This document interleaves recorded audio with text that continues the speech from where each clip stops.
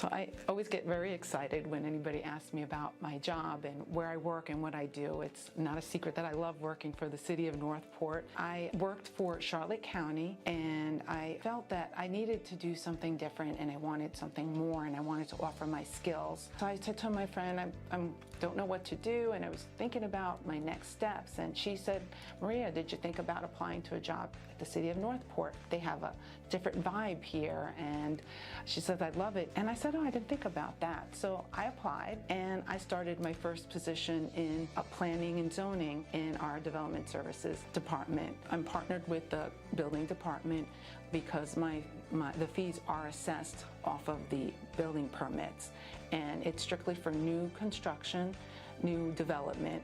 And the first thing I do is to check the spreadsheet to look at the permits and determine which ones need me to estimate their impact fees. And that's where I start with that. Then I go to numbers that I have to put together, and I put together the invoices for our developers. Oftentimes I'll get phone calls to give quotes before the development comes through, and so developers want to know how much they can budget for. So sometimes I put through proposed estimates to help them with that.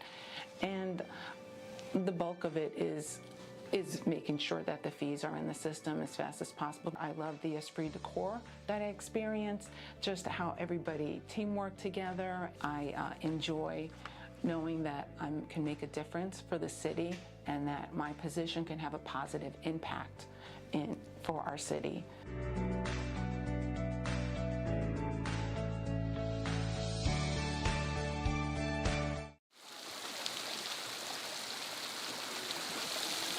Oh, you're swimming in the pool?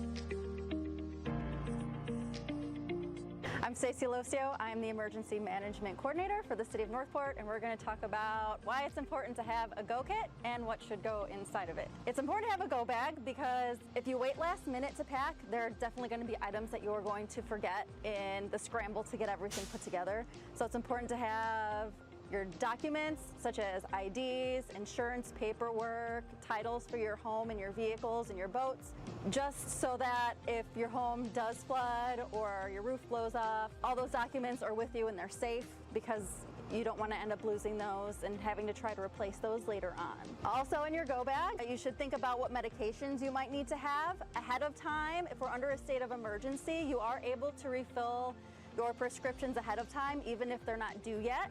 So it's important to do that. Also in your go bags, you should have non-perishable food, flashlight, batteries, a radio that is battery powered and extra batteries. Should all power go out, we will be able to broadcast on 97.5 FM, any emergency information. So be sure to have your battery powered radio ready and tuned in to 97.5.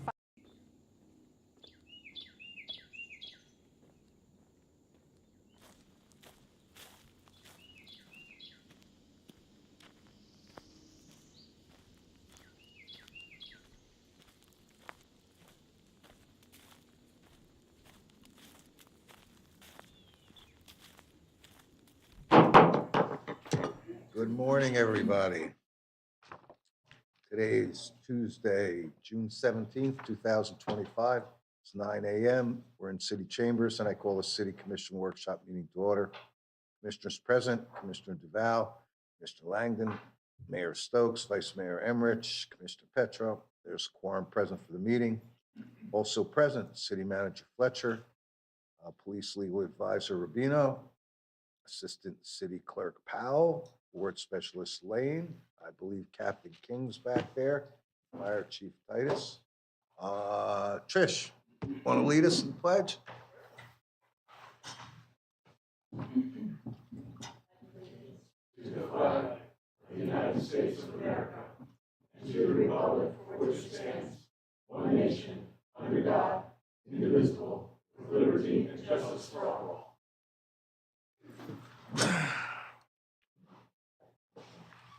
All righty. Assistant City Clerk, any public comments? No public comment, sir.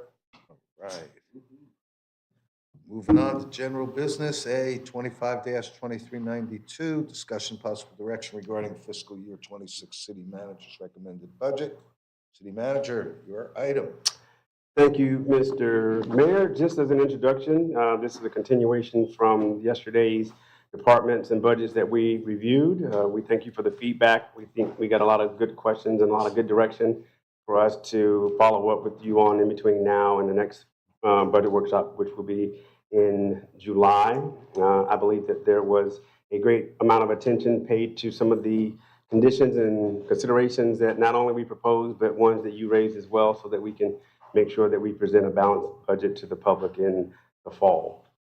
As we go through the departments today, you're going to see and discuss a lot of CIP as well as some of our larger operations department, but we'll kick off with our other half of public safety, which is fire and rescue, very shortly. Thank you, Mr. Mayor. Thank you, sir. Great. Any commissioner questions at this point? Anything of a general nature? No, seeing nothing. Any public comments again? No public comment, sir. All right. And we're moving on to B 25-2380. Discussion possible direction regarding fiscal year 26 fire department recommended budget. City manager. Thank you, Mr. Mayor. So I am joined this morning by Chief Titus of our fire department, as well as our friends from Stantec, to go over a presentation with you. I will go first over through our slides, and then we'll turn it over to them to go through some more information that will help you understand their numbers and their formulas as to where we're going and how we get there with our fire department. As you can see, they have 162 positions, and 7 new positions are included within their budget. You have to give credit to Chief Titus for helping out as we went through the exercise of identifying, the funding for the positions and him being able to include his positions in his budget. He has a little bit different budget than police. If you remember, police only has their own general fund. He has a district fund. He has a different sort of structure that allows him to do things a little bit differently, but also it's about how he can forecast his needs and how we can still make sure that the needs of today and tomorrow are taken care of at the same time. When you look at his performance measures and his goals, all of them are on target, including maintaining an average response time of less than 7 minutes, the inspection of 100% of the businesses in the city, as well as our cardiac arrest survival rate of 20% or higher. These measures, along with the accreditation of the department, show to the strength of the leadership of the department, as well as the team as they continue to provide one of the most critical functions of our city, if not the most. The budget summary, as you look at what they've gone through, a lot of their expense in fiscal year 25 was capital. And when you reduce that, you sort of see it come back down, the budget come back down into alignment to where you really want it to be. Without knowing directly what those capital items are, which we may discuss later, but Chief, I'll let you address that if you need to. But their budget has been very well maintained over the course of several years. It is a department that has major equipment needs as it relates to the replacement of either fire truck apparatus or others that allow us to maintain the levels that we mentioned earlier. When you look at what were the impacts of fiscal year 25 and what you funded in the budget, you're going to recognize the 6 firefighter positions that you gave them that allowed them to make sure that their next station in Wallen Park is covered. Just for the 2 new commissioners, fire does do a good job of hiring the people in advance. So when the stations come online, that they are already here and they go and they're staffed, as opposed to waiting until it gets closer to the actual station opening. That's the model that we use to make sure that they are servicing correctly. The logistics technician, this is improved planning and time. utilization and created backup support that wasn't there. The personal protective equipment replacement. This allowed us to get equipment that is free of forever chemicals linked to cancer. We do know that the health and safety of firefighters has been an issue, not just in the city, but probably in this country for a while. And we're glad that we're taking steps to lower that as much as we can. The thermal imaging cameras replace our aging cameras that they rely on during heavy smoke conditions. I think that speaks for itself as we're trying to get victims to safety and taken care of to ensure we move forward as soon as possible. The recommended fiscal year 26 proposal, that 8 positions should be 7 positions to match the one on the front, as well as 16 proposals totaling $1.2 million.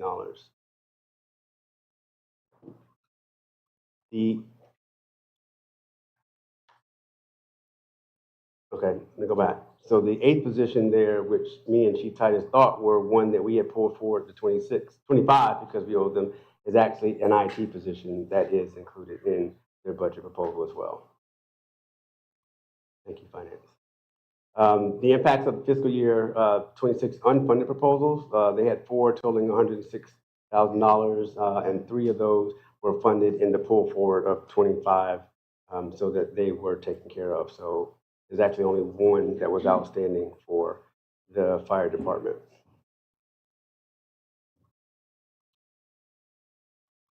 Now we're going to stop here and we're going to turn it over to Stantec. They're going to run through a presentation for you, and then you can ask all your questions to myself and our team, as well as Peter and his team as well. Oh, just you. Okay. All right. Thank you, City Manager. Good morning, Mayor, Vice Mayor, Commissioners. My name is Peter Napoli. I work with Stantec Consulting. We've been working with the city and the Fire Rescue District for some time now.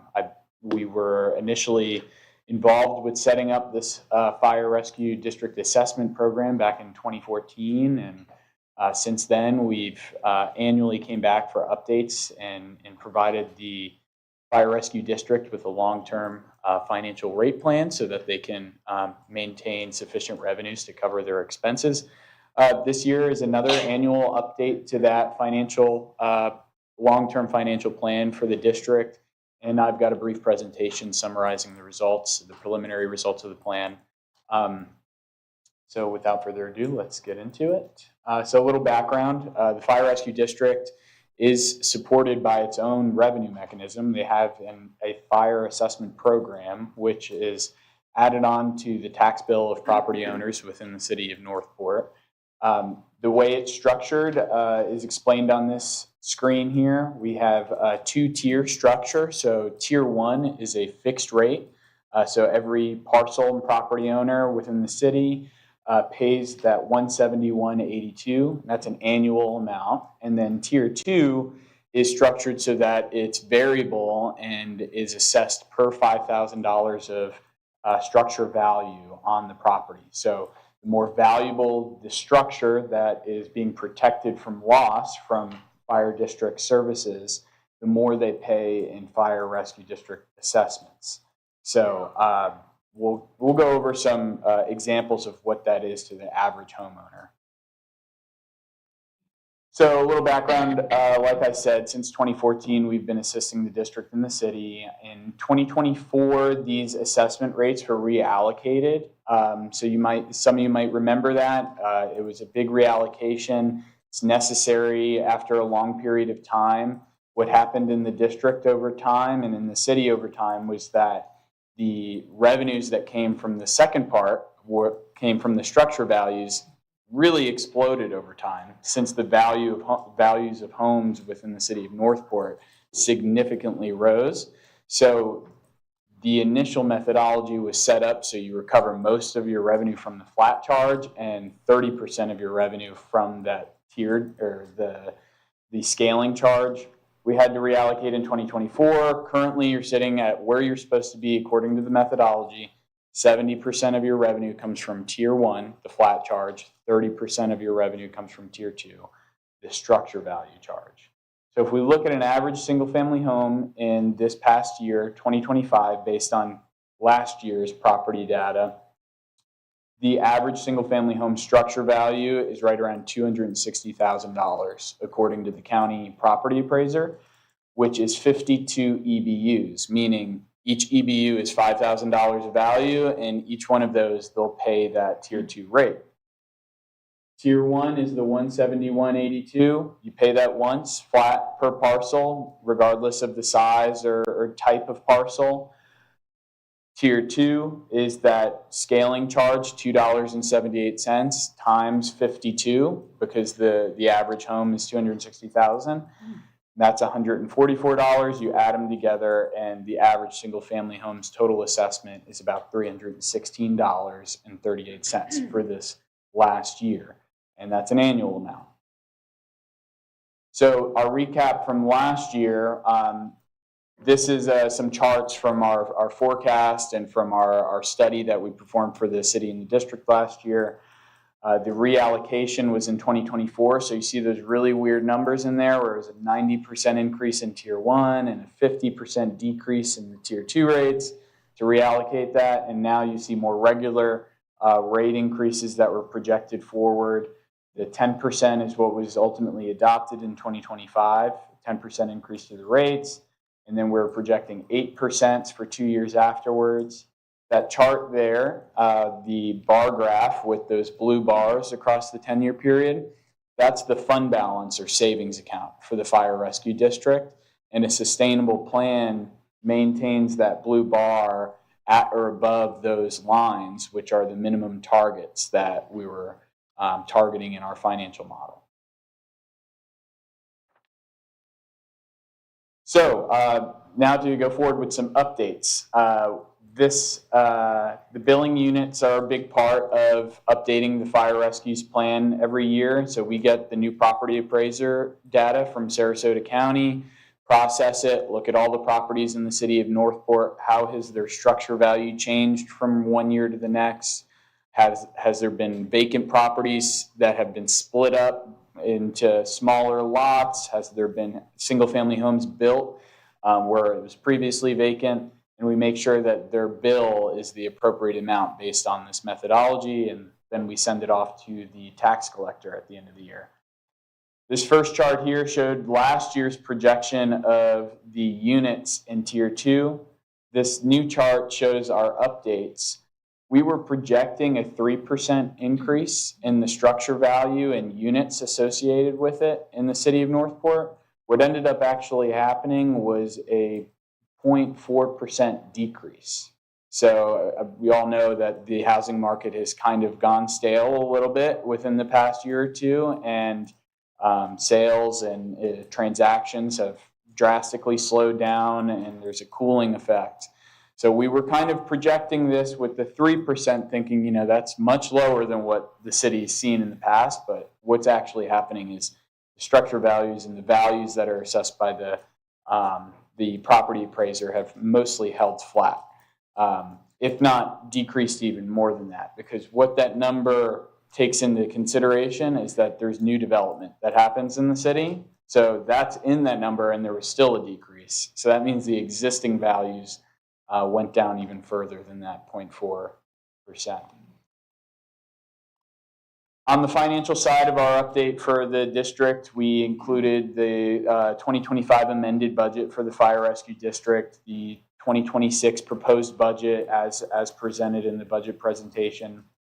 And then what we do is our goal is to do a 10-year forecast. So we have to include anything that's upcoming or planned for the future. So we have several fire stations that we know that are coming within that 10-year timeline. We have the estimated costs associated with the personnel included with that are associated with those new fire stations.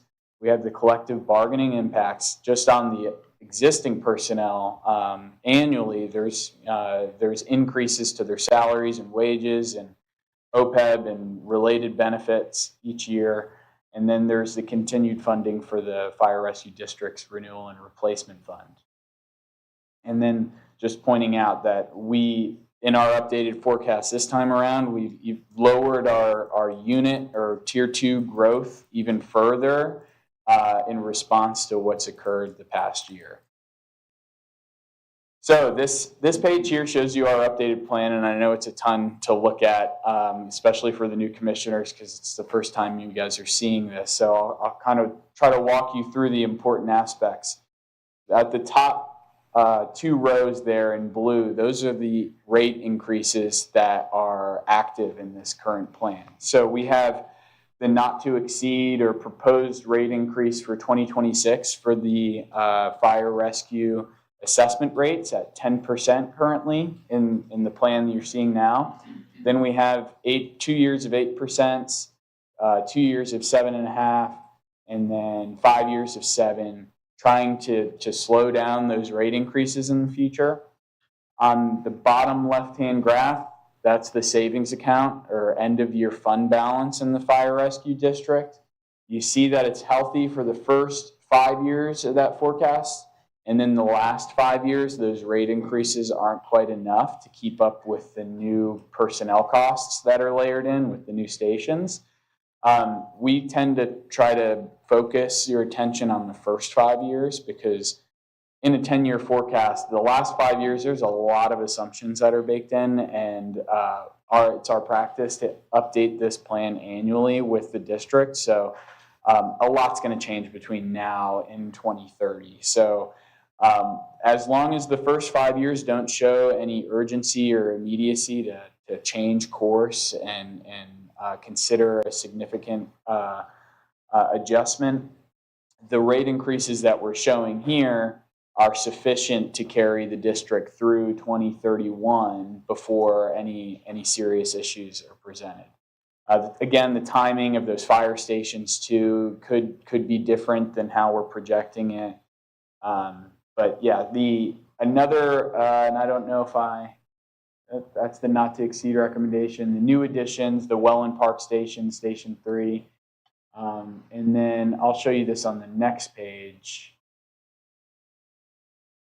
Yep, so this chart here, the top chart is last plan, the bottom chart is this plan. We just put the last plan in there so to show you how things have changed.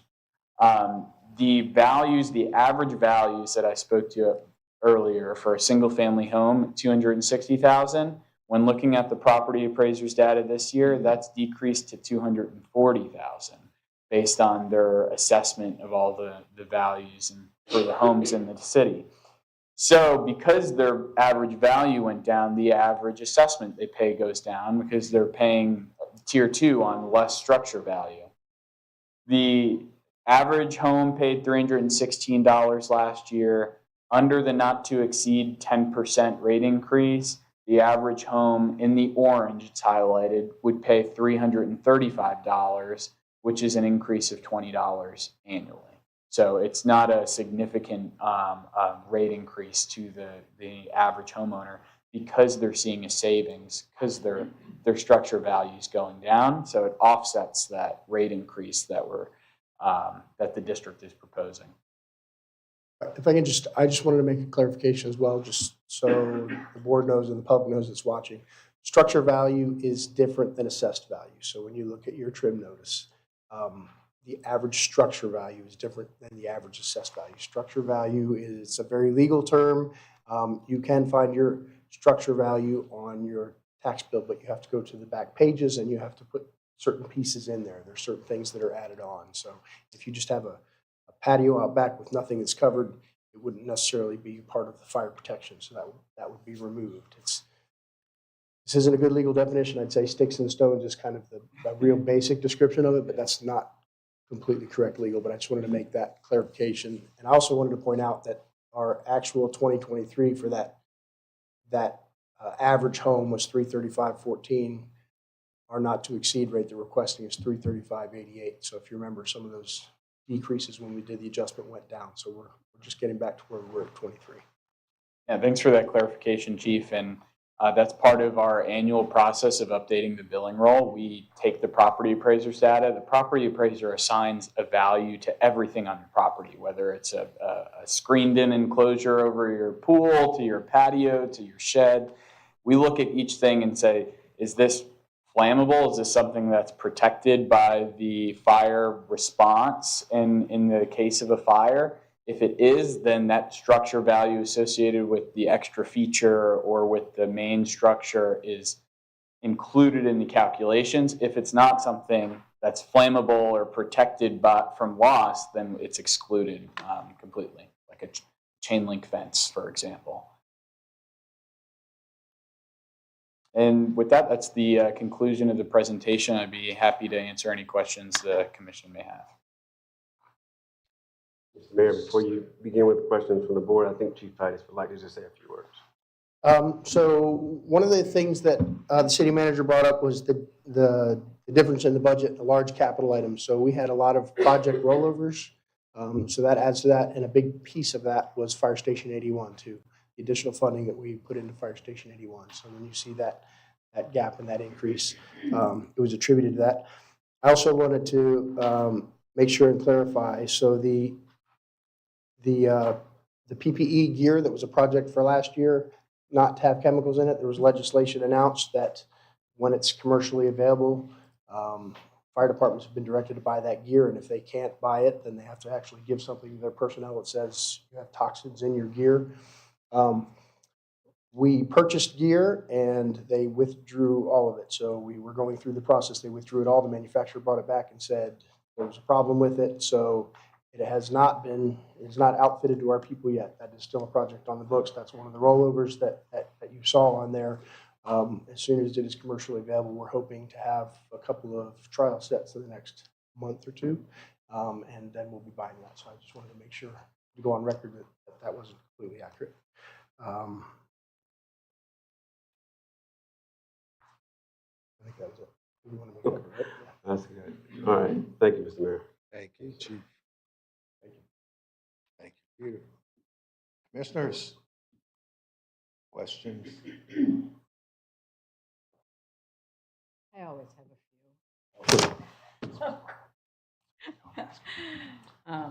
Thank you, Mayor. I noticed that grants are declining. I've sort of seen that on every budget. Is that just in anticipation of some of the funding conversations that are grant conversations going on at the state and federal level? Are we anticipating reduced, or do we know something? We're backing off a couple $100,000 in grants. Sorry? Oh, in the budget summary, it's payment to West Villages, but from the grant side of things, I can tell you, no, we continue to apply for the same amount of grants. They have become much more competitive. Some of the problems is sometimes if you don't have any money, you look better for having grants, but if you don't get the grant and you don't have the money, then you're not properly preparing for your community. So there's a balance there. Right. Okay, thank you. What's our current resident count? How many people are we claiming at this point live here? I've heard 95, I've heard 97,000. I think 95 was the last number I saw that was official from something we could verify. But I think if you add in, or someone were to add in the number of people or sort of how we track people coming in and out of the city, that number might be different. But I think the official number is like 95,072. 95,000. And I guess what I'm trying to get at is, what are we really thinking from a growth perspective? And again, I'm thinking of our strategic financial report that we got earlier this year. We had certain growth assumptions. What are we thinking over the next 5 years? 3%, it had been 5%, and then we had a 3% projection. Is it even going to be that? I don't think we have any of that in front of us with today, but we can get that number to you. That would be great. You had mentioned, Chief, that our response time is 7 minutes. Yes. I know from firsthand account you guys show up pretty quickly. What's the national average? So There really isn't a national average. I'm not trying to be evasive when I answer this. So it's very different when you look at urban versus suburban versus rural. Right, One of the interesting things about the city is, you can't get here from there. right. So strategically, that causes some challenges for us with response times. But I would say we fall certainly within the national average and have good response times considering our demographic. So our metric that we actually set is 90% of the calls within 7 minutes. So there's a good number of those that we try and do dramatically less. When we start stretching to that 7 and 8 minute time, that's when sometimes you'll see us we look at putting fire stations or putting apparatus sometimes in advance of necessarily call volume, but because of that time limit, because there are certain things that cardiac death in the event of a cardiac arrest, or certain things, and the rate at which a fire grows now is so much different than before. So we take all that into consideration when we look at that strategic planning on when to place stations, where they should be located. Thank you for that. I noticed that your proposal for defibrillators for $35,000 was not funded. You guys saved the lives of 2 of my friends this past year, so I'm particularly sensitive to that. What's the impact of our not funding that this year? So what we have done, and this was an exercise we worked at the city manager's office with our finance team, but we're finding savings this year. We're purchasing those. There are cables on those monitors that are they're no longer they're end of life, and so we're replacing all those. That's what that cost shows there. So we're purchasing those this year out of savings in this year's budget, which is why that's not funded. Okay, so you found the money Yes, ma'am. somewhere else. Okay. And then mannequins for $8,300. I'm a big training person. So what's the impact of that? Can we find the money somewhere else, or do we need to worry about that? So we did not commit money. We're not sure. As we get closer to the end of the year, if we have savings, we'll do that. But we're actively pursuing a couple of grants right now for both the CPR mannequins and for the training mannequin. Do we have any now? Yes. That just sort of beat up? We have, so CPR mannequins, we have some. We don't have enough for the locations that we do, and to load them all up, it's a significant thing back and forth. So we'll do sometimes we have classes going on simultaneously in 2 locations, Welland Park and here. Yeah. So that's what those were for. We have one training mannequin now, but it's not as advanced. And so we are working on getting this other one. But again, we're working on a grant for that. And our hope actually is to take an older piece of apparatus, an older ambulance when it goes out of service, and actually keep it as a mobile lab. And we'll actually put the mannequin in there on a stretcher with stuff, and we can bring it around to the stations. That's cool. So I'm hearing you say we shouldn't worry about that. You're feeling pretty good that we'll find the money somewhere else. We never any promises, but yes, we're working very hard at it. And we felt comfortable trying to do that. Yes, ma'am. Okay, great. Thank you. Thank you. I'm done. Thank you, Commissioner. Commissioner Duval. Mr. Mayor? Before, Thank you, Mayor. Hold on. First of all, Hold on. City Manager. may I answer Commissioner Langland's question about the population? The last Beaver number we have was from April of 2024, and it was 92,399, and we had a conservative projection going forward of 4% population growth 4%. for the city. Okay. Thank you. first of all, makes me comfortable to hear that you've been working with the same companies as I believe you said 2014. Yes, that's Showed me correct. A continuity, okay? We haven't had any emergence. Not talking about what you do, but we haven't had any breakdowns, emergencies, okay? Things are flowing, things are going. But the continuity gives me a comfortability factor. As far as these unfunded proposals, safety first. Those are the things I'll be looking, to find the money for. Other than that, carry on. Anybody else? Commissioner Demetrius, Petro.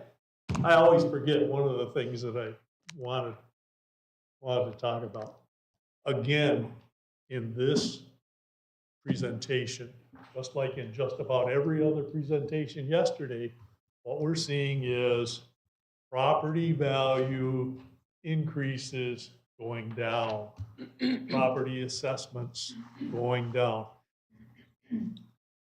This budget is, pretty much made up. The city manager has his recommended budget, and I don't think there's going to be all that much that we can do to change the total trajectory of that.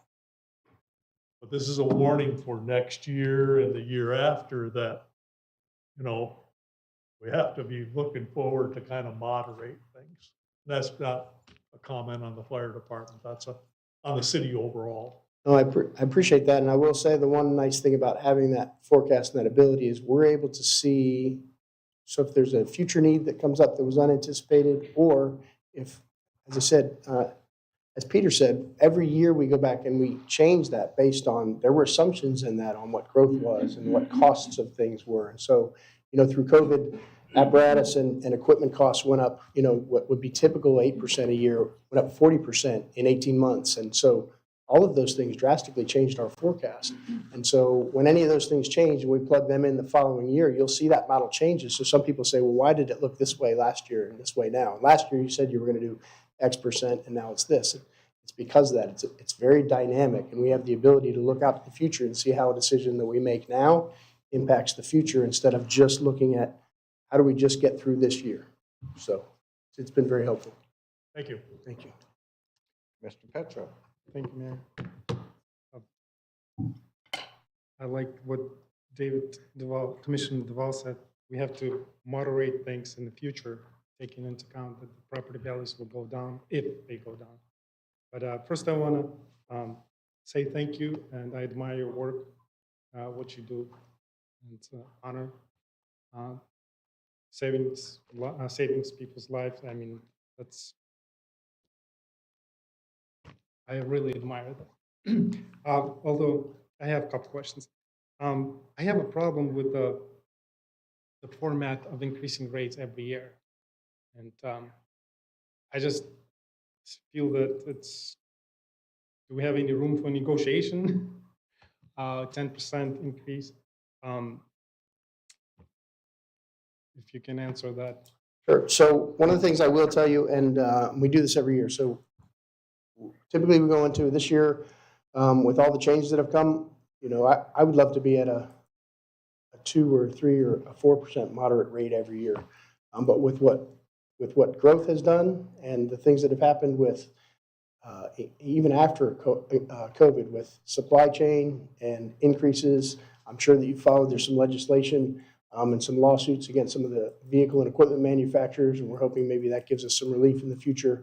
But some of these changing things that are beyond our control have driven us to where it's very difficult for us to do that. So when we present our budget, I promise you I present a pretty lean budget. There's not a lot. If you look at the majority of our budget is personnel. We need those personnel to make those response times and do those things that we talked about. Our operations budget is actually a very small portion in comparison. There's not a lot of wiggle room there. A lot of times when people look at budgets, they look and they go, okay, well, let's cut training. Well, if we don't train at the level that we do and do those things, then we can't provide the level of service that I think this community has come to expect. And I'm very proud to say when you look at our statistics and the things that we do, we are at a higher level significantly higher level than what I would say what you might consider to be just an average thing. And it's one of the things I preach every day. I appreciate your compliment to me, but I will say I'm just a leader of the group. It's the feet on the street every day that truly are making a difference. My job is to sit here and make sure that you know how important it is to get them the resources that they need to do those things. And so when we go through this exercise on what we can or can't do, I appreciate the opportunity to speak to that. So we presented in that 10% not to exceed. When the July numbers come out, we will look at that. We will get with Stantec and we will see, is there any ability to bring that down from 10%? Again, it is a dynamic model, so perhaps we can bring down from 10% and then maybe raise some of those out years to look, but we want to make sure, as Mr. Napoli was explaining, at least that 5-year forecast stays good. And we try and keep a fund balance reserve for things like, I can tell you our future fire station is not wholly funded out at Toledo Blade. Our future fire station is beyond that. Any of our CIP projects that were pushed out due to Price Boulevard, they were pushed out multiple years, but there wasn't additional funding added to them. We know those costs are going to increase. Those things are going to cost more. There's not surtax money that's going to be available most likely. So where's that going to come from? We just actually yesterday, we just approved, finance, thank you, approved a transfer so that we could complete the funding for the Fire Station 81 project to get that redone. And of course, that was unanticipated. We didn't, we thought we were at a remodel and we ended up at a rebuild. So that was different. But thankfully, through doing, multiple things with help of the city manager's office and our finance team, we were able to get that project funded and move it forward. So I would love to tell you, I think we would all like to say everything, we'd like it to remain flat, but when the cost for everything that we do continues to go up, I'm not sure that I could commit to doing something like that. But what I can commit to is I take very seriously the amount of money that our community spends for those services. And we are very diligent in not being wasteful of that money and trying to make every dollar go as far as it can. And if we have savings at the end of the year, we don't just go and spend it. We make sure that we hold that money back and do those things. So we try and work with the rest of our city team too. If there's needs towards the end of the year or something unanticipated for another department that we can give up some money in the general fund or do something else, then we try and do that. A little bit of an overview, if you can give it to me. Do we have a recovery rate of calls? Can we recover those costs to the maximum? For example, if somebody calls and needs service ambulance, how is that taken into account as a revenue per se? So our rates are figured when we look at the surrounding area. I actually just yesterday got in an analysis, and I think it was for most of Florida, and I'll share that with our finance team, but it looks at what our ALS transport, our BLS transport, ALS emergency, BLS emergency, ALS2. It looks at all of our rates and charges, our vehicle mileage charges to see whether or not we're at or above, within market or anything like that. And we are at market for all of those, I think, except for one. Our mileage rate that we put in for actually is above market by the state, but not by the area.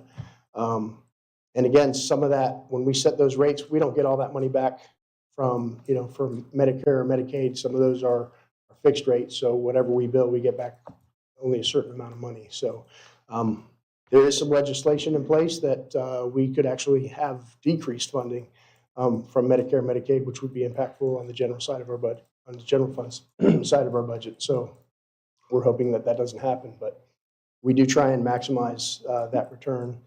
And I wanted to go over quickly too. I believe it was you yesterday that brought up about the ambulances. I don't know. I can't remember if it was you or it was. Okay, so you said something about it kind of seemed like double dipping, and I don't know if you remember when we sat in my office when you first came in. We talked about how we have a split budget between general fund and the district. Ambulances cannot be purchased with district funds. So historically, many, many years ago, the general fund would buy police cars and ambulances. They did that. They were able to do that. It wasn't, the city wasn't quite as big, and it was affordable. Over time, that moved towards surtax, taking on that burden. Surtax was used to buy most of those over time. And then again, with what has changed with Price Boulevard and some other things, one of the things we requested to do, because there wasn't enough surtax funding to replace ambulances, we requested to set up a capital acquisition fund so that every year we would put money aside from our general fund budget to buy ambulances in the future. So we've been doing that. One of the things that we did this year in this year's budget to make sure that we, so that we could fund those personnel for next year, and that's what the city manager was talking, and thank you very much for the kind words. We deferred that ambulance payment this year, that contribution, partially to help balance the deficit in the general fund, and the other part of that was to go ahead and fund our personnel on that general fund side. That still will require that we make up that contribution in the future years. So, and you said something about $100,000. I just wanted to clarify with you. So right now, the ambulance, just the vehicle itself, is just under $400,000. The equipment to go on it is a little bit under $200,000. So you're about $600,000 for an ambulance. And so I know that's a shocking price tag probably to a lot of people, but if I told you about the individual components of what those things cost, it's pretty significant. So, How much do we have savings for the ambulance, or your department? I could get that answer for you, but off the top of my head, I don't know. We just started that a few years ago, so I'm not sure how much is in that fund. Do you think we can focus more on the recovery rates and maybe accounts receivables? So our accounts receivable, our percentage of people that pay, actually, we're on the higher end of percentages when you look at communities of people that pay as far as delinquency. If we were to increase costs, generally the people that would pay that increased cost are just the people out of the goodness of their hearts that pay it, because insurance is going to only cover a portion up to a certain amount, and same with Medicare and Medicaid. So it doesn't necessarily, you could double what you're charging, but then you're out of line with everybody around you, which really kind of creates an issue or a problem. And if somebody were to come in and they wanted to look at, say we did that and it brought in a little bit more revenue, if somebody were to come in and do an external evaluation, they would ask us to justify, why are you charging that when nobody around you is charging that? So It has to be fair market value. I'm just curious of how much of the recovery percentage rate of those calls. Because realistically, it's paid per service. If I don't really use it, I'm still paying it as a homeowner to a certain extent, but the ones who are using it, right. so So their insurance have to pay. So the general fund side portion of it basically pays for almost like the fire side, where there's the two tiers. The general fund side, what you pay in your taxes kind of covers the availability for service. And then people that utilize the service, they're charged a transport fee based upon what their condition was, where they got transported to. So you have a allocated person or somebody who's following on accounts receivables of those? Absolutely. We have a third party that does that for us. And yes, absolutely. Okay. So one of the things they've actually just done is implemented new AI technology to review all of those to find out if there's any efficiencies that can be found on how things are built and things like that. And so, yeah, we're constantly looking at ways to improve that and see if there's any more money that we can get from that. It's just so you would understand where I'm coming from. I'm more of a not raising revenues, but managing the cost. And if we have expenses for selling the services, recover those fees or services that were paid for. I just feel that we should do more managing that. I looked at my Florida tax collector bill, and I calculated just for myself how much it would be. It's not a lot. It's about $30, $40 a year, but it adds up. And how's the new or impact fee is allocated to your budget? I'm sure. Can you? How's your how's new residential or commercial units impact fee allocated to your budget? How's it used? Oh, how is it used? So impact fees have to be used for an expansion of service. So it has to be used for something new. So for a new fire station, the fire station that would go in at Toledo Blade and I-75 in the future, impact fees would be utilized to fund that.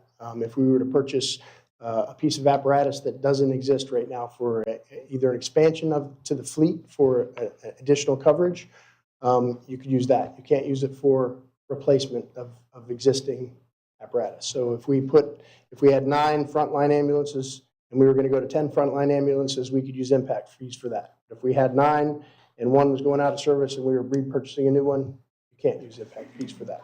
So the money that we put aside, and thank you, Deanna, she just told me we have $1 million right now in that R&R fund on the EMS side. Oh, So out of the 10%, for vehicles. I'm sorry? out of the 10% hike, how much is it allocated for new fire stations, or is it not? You cannot use those money for new. I missed it. There was a little bit of a mentioning. Oh, so You went way too quick for me. So that typically we would not really want to use our regular fire assessment rates to make large capital purchases. Although I can tell you, we did use we did use some of our reserve money so that we could make sure that the Fire Station 81 project was able to be completed. But some of that money does go into our capital acquisition fund for future fire trucks. Remember, that's district side versus general fund side. So yes, there's a portion of that money that's a transfer out, and you can see it in your budget. There's a transfer out every year that pays for replacement of fire apparatus, replacement for our breathing equipment, replacement for extrication equipment, all of the things that we purchase that are capital items. Instead of waiting till the year that we need them and then trying to figure out where the money is, we try to put that money aside now. So when I started at the deputy chief position, we didn't have any money in the bank and didn't have any plans. So when we needed something, we had to scramble every year and figure out, well, how do we fund it? And it was a giant impact. And we had these, when you talk about your rates, we had these giant spikes in rates in years that we had to buy a fire truck and do things. Well, we're limited without going through a vote and a mailing every year. We're limited to a 10% maximum increase of our rates. If we didn't plan ahead and do these things, it would have to be much higher. For example, just bringing up personnel on ahead of time, instead of hiring 18 people for a station in the year that you need it, and now you have 18 people that are untrained, that you have to spread throughout the department. We hire them in advance so we get this kind of gentle climb and slope, and it's the best use of money, because otherwise you get these giant spikes, and when you look over a 10-year period at the end, it costs more money if you don't plan ahead and do it slowly. I appreciate your presentation and all the answers. Thank you. Thank you. Anybody else? Vice Mayor? You always do a great presentation every year, and you had the prime opportunity to bring out your balloon presentation for Dimitri. I mean, I know he missed it, but that's why we do our yearly assessments and everything. You're always, pinpoint perfect, and going forward is just easy looking at what y'all need, because, the citizens need that, safety wrapped around them. And I hear you guys busy every day, 24/7. So thank you very much for everything that y'all do. And just to ease Commissioner Langdon a little bit, if you do need any more of your mannequins, I'm going to volunteer the mayor's service to go ahead and stand in when needed. So Thank you, Pete. I'd be More than delighted happy to do so. volunteer. Thank you. Thank you for the comment. Thank you, sir. Yeah, Chief, thank you very much. You guys really run a tight ship. You really do. And I just want to make a comment, with property values dropping, it has significant impact on the amount of revenue we bring in as a city, in every department, not just fire rescue. And yet costs continue to go up. They continue to go up. They will continue to go up. They're not going to drop or mitigate as a result of property values going down. So the challenge is going to be, how do you make that work? I appreciate the fact that you're looking at this as a long-term strategy, and you're appreciating that those costs are going to increase. They're going to have to be met to maintain public safety, and those rate increases are necessary, and people may not like them. They may not want to pay for them, but the reality is, if it was a family member of theirs whose life was going to be saved or not saved, I think that they'd be more than happy to pay the extra few dollars. And that's really what it comes down to. So, I know this is not an easy thing to do, and it's going to be more challenging, because I don't expect to see property values, significantly rebound, and the state's chopping away every chance they get, as is the federal government. So we're going to see less grant money. We're going to see less revenue coming down from the top, and it's going to put more and more of a pressure on us as a municipality, and that's going to put a greater burden on our taxpayers. If we're using their dollars in the most fiscally responsible way, and we're adhering to the priorities that we as a city have set, public safety, infrastructure, and so on, then, we're doing the best we can for the most, and that's the goal. Other than that, people have asked me, and I kind of know the answer, but I'd like to hear it. In Welland Park, we have a safety building right at 41 and Prado, and yet We have a station that's being proposed right there at Minnesota Beach Rotary, which is, I don't know, a few miles, 2-3 miles tops up the road. So people say, why would we build another safety building or a fire station that close? Could you speak to that a little? Because I know there's a logic to it, but I think it'd help for people to hear it and be on the record. Well, first, I'll tell them to prepare themselves because they'll be asking the same question when Station 3 in Welland Park goes in.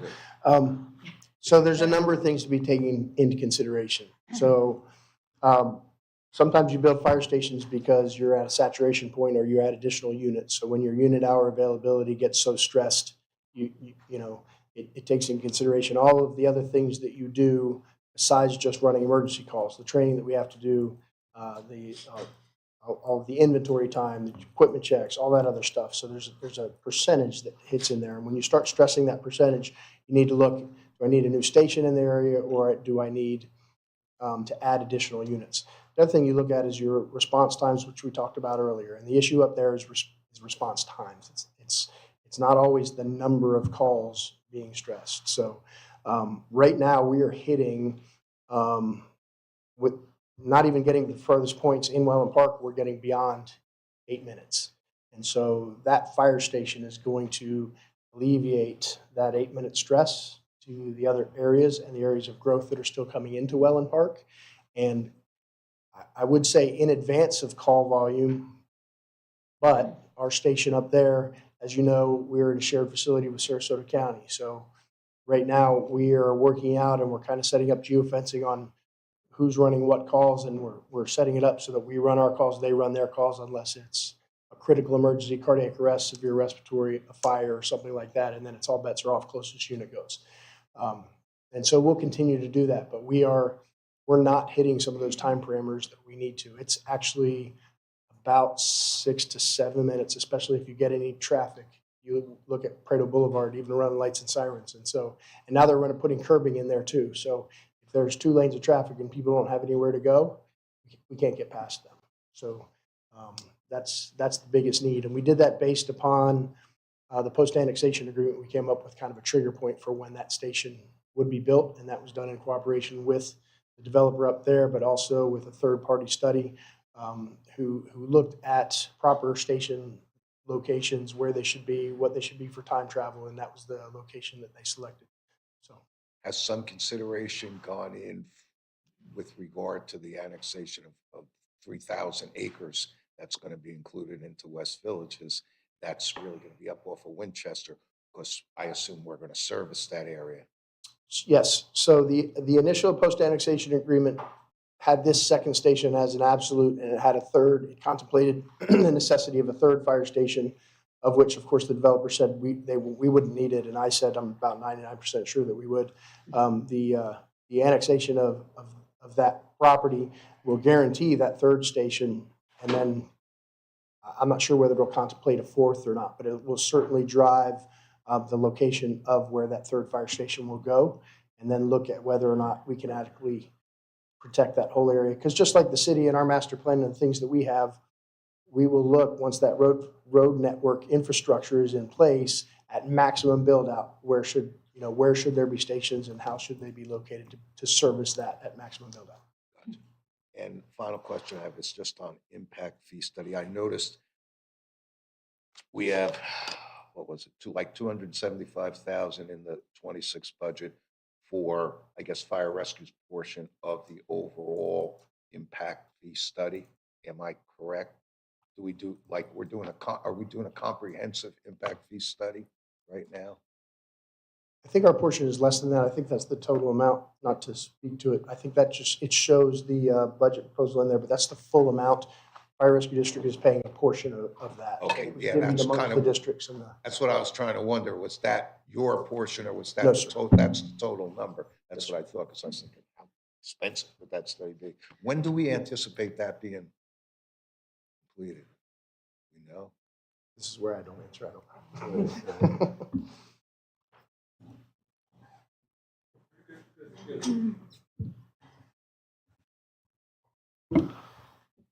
Morning, Mayor, Commissioner. Jason Yarborough, Deputy City Manager. So once the funding's secured, typically takes 6 to 9 months has been our previous one, took about that long. One of the things we will be cognizant of, trying to maximize the opportunity for interaction with stakeholders in the community, because I think some of the feedback we got from the building community was, hey, we didn't know anything about this. We involved them, but maybe there's some different ways we can involve them just so they can be part of the process. And that takes time.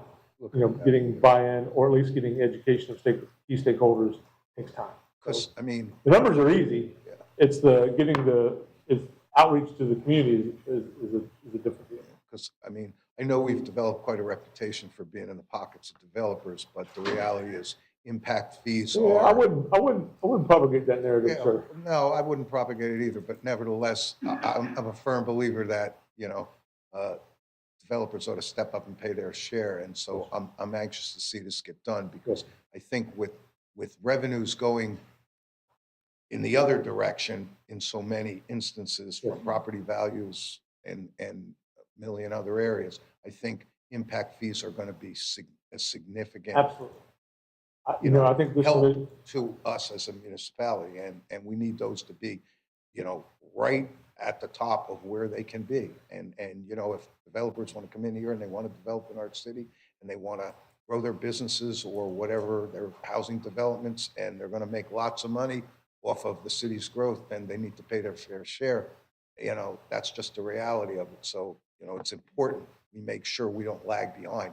The city has lagged behind in its impact fees. And that's a huge source of revenue for us, for the select things we're allowed to use them for. So, appreciate it. yes, sir. I don't have anything else unless, Commissioner Langren. Yeah, just very quick. You know I'm a fan, so I'm not going to go on and on about that. But just to say, since I've been a commissioner, you have every year presented a 10-year view of what your business was going to look like. And I, for one, really appreciate seeing those big things coming, you know, rather than being sort of surprised on the fly that we need $50 million for something. So thank you for that. But I just wanted to address something that I heard Commissioner Duval say, and that was, this is sort of a pivotal year, and next year we really need to plan for some potential downturns. I believe we're there now, and there are a number of things that once we go through, we finish with the departmental budgets, a number of things I'm concerned about, not specific to police, but in general, that I'm not seeing in the budget. And so I'm concerned how we're going to address them, given how tight this budget is. So I just wanted to caution Commissioner Duval. Last year was a watch and wait. The chickens have come home to roost this year. And if we wait till next year, it's going to be too late. So I'm done. Thank you. Seeing nothing else, any public comment? No public comment, sir. Peter, thank you so much, and to all your staff. You do such a great job. Thank you. Thank you very much.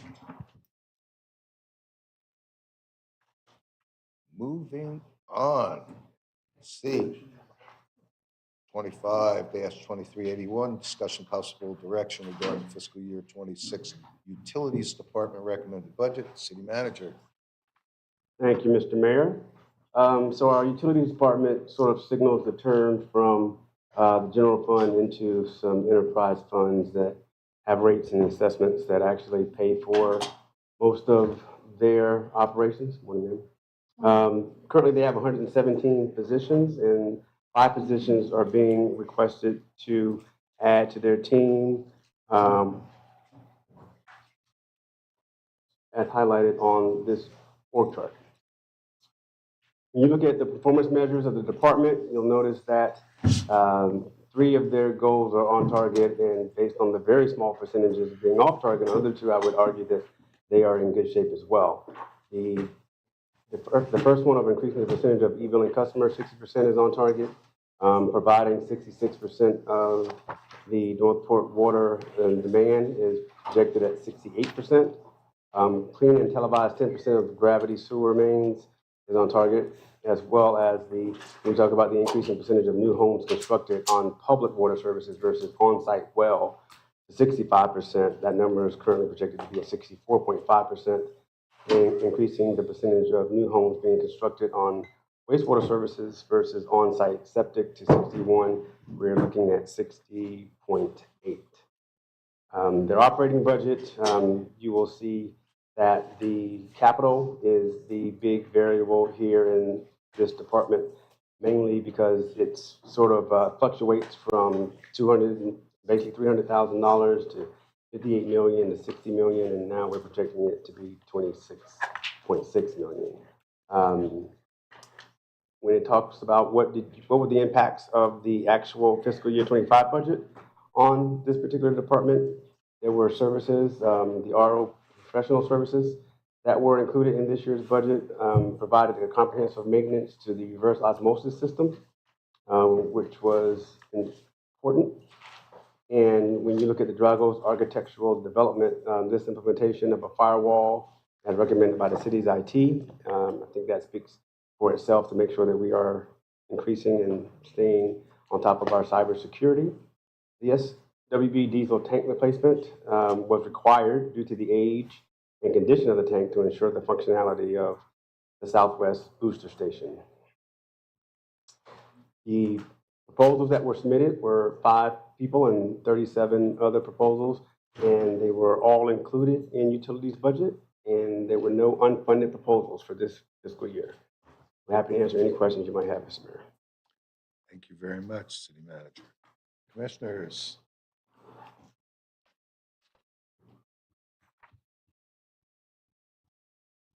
No questions from anybody on utilities? I always, Mr. Langdon? just for you, Pete. Right. Just to thank you for the IT improvements. I've long been concerned about the security of our utilities. What are we doing for physical security, and do we need to do more there? We are working more closely with IT to evaluate all. Sorry about that. We're working more closely with IT for both the physical aspects with cameras and et cetera, and also with the programming as well. So there is an evaluation of our security gaps underway.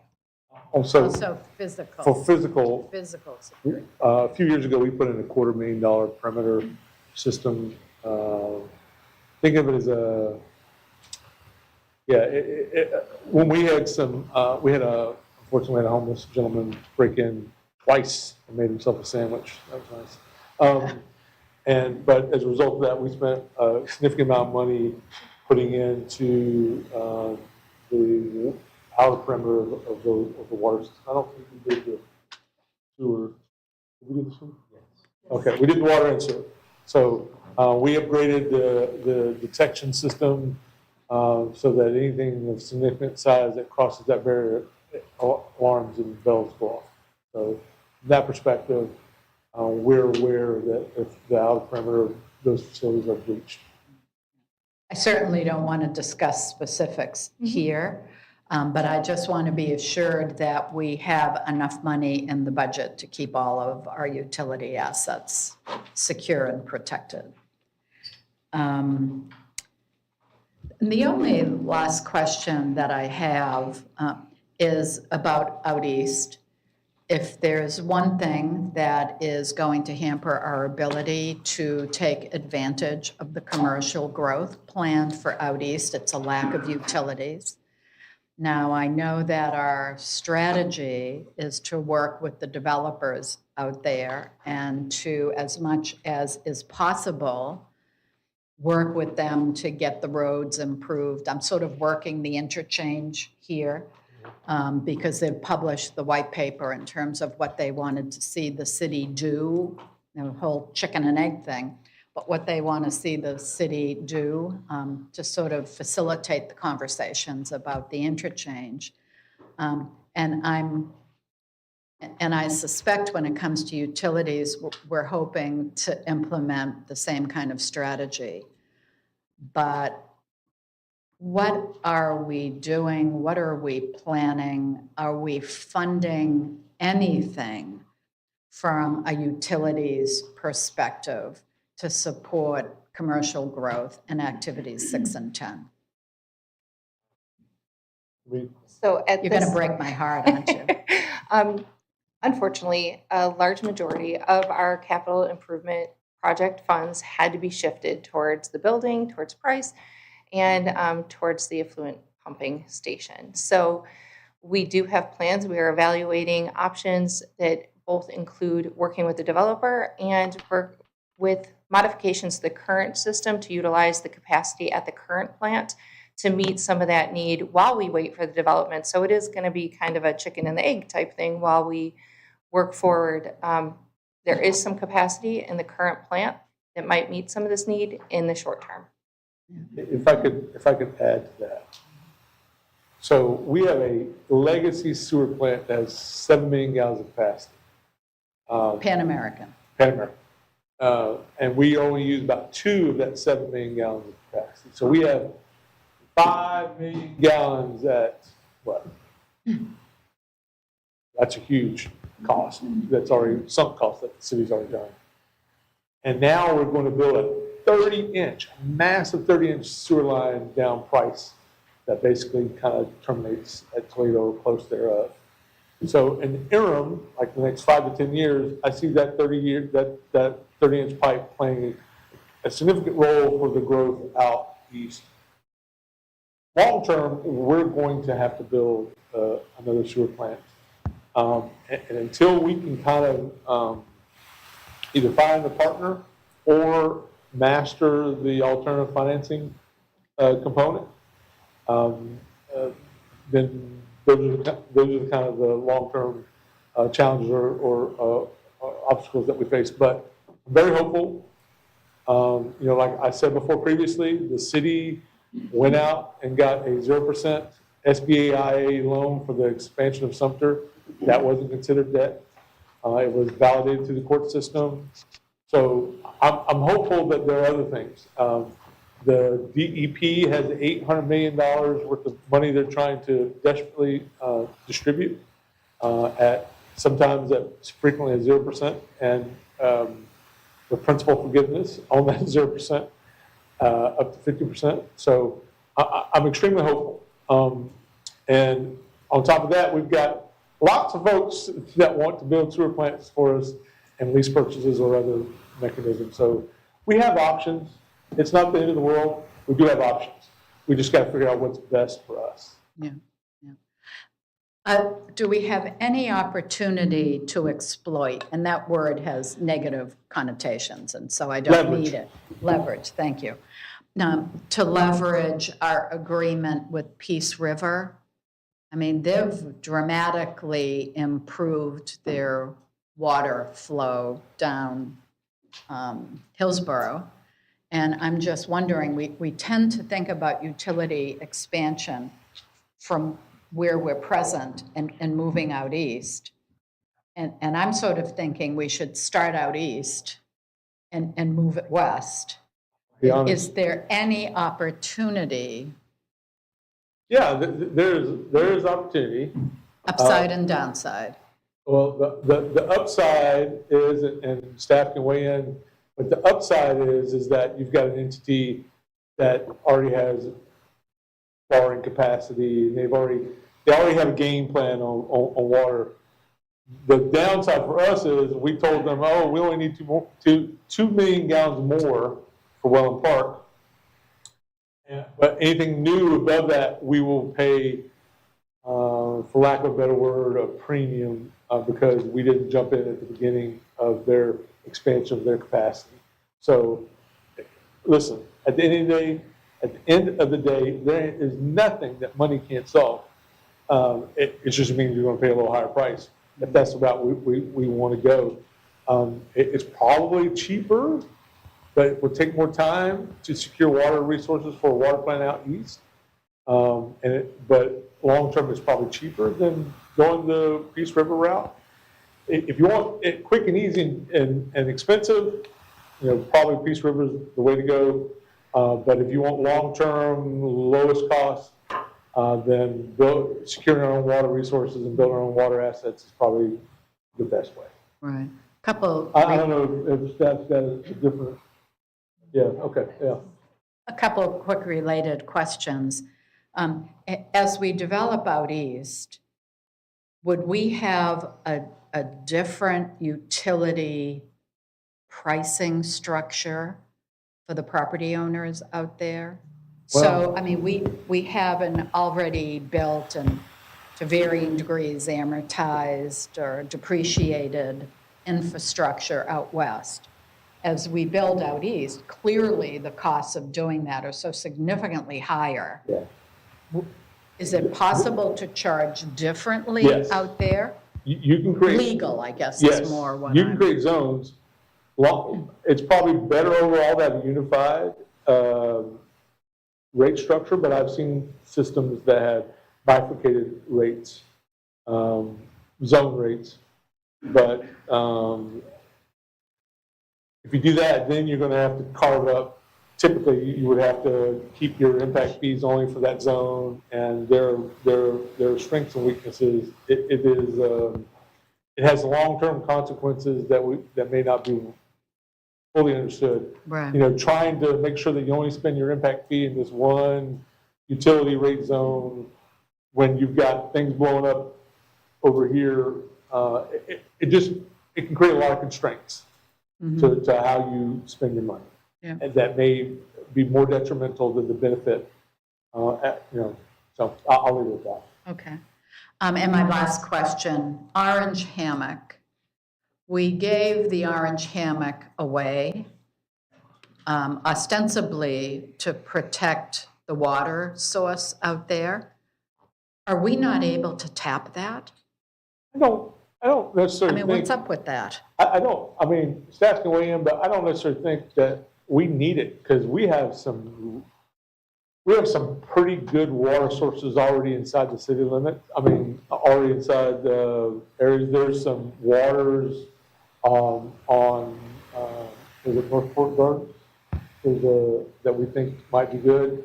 We have our own 100-acre property out there that, if I remember some of the testing reports, some of the water sources are pretty good. I don't necessarily know if we need them.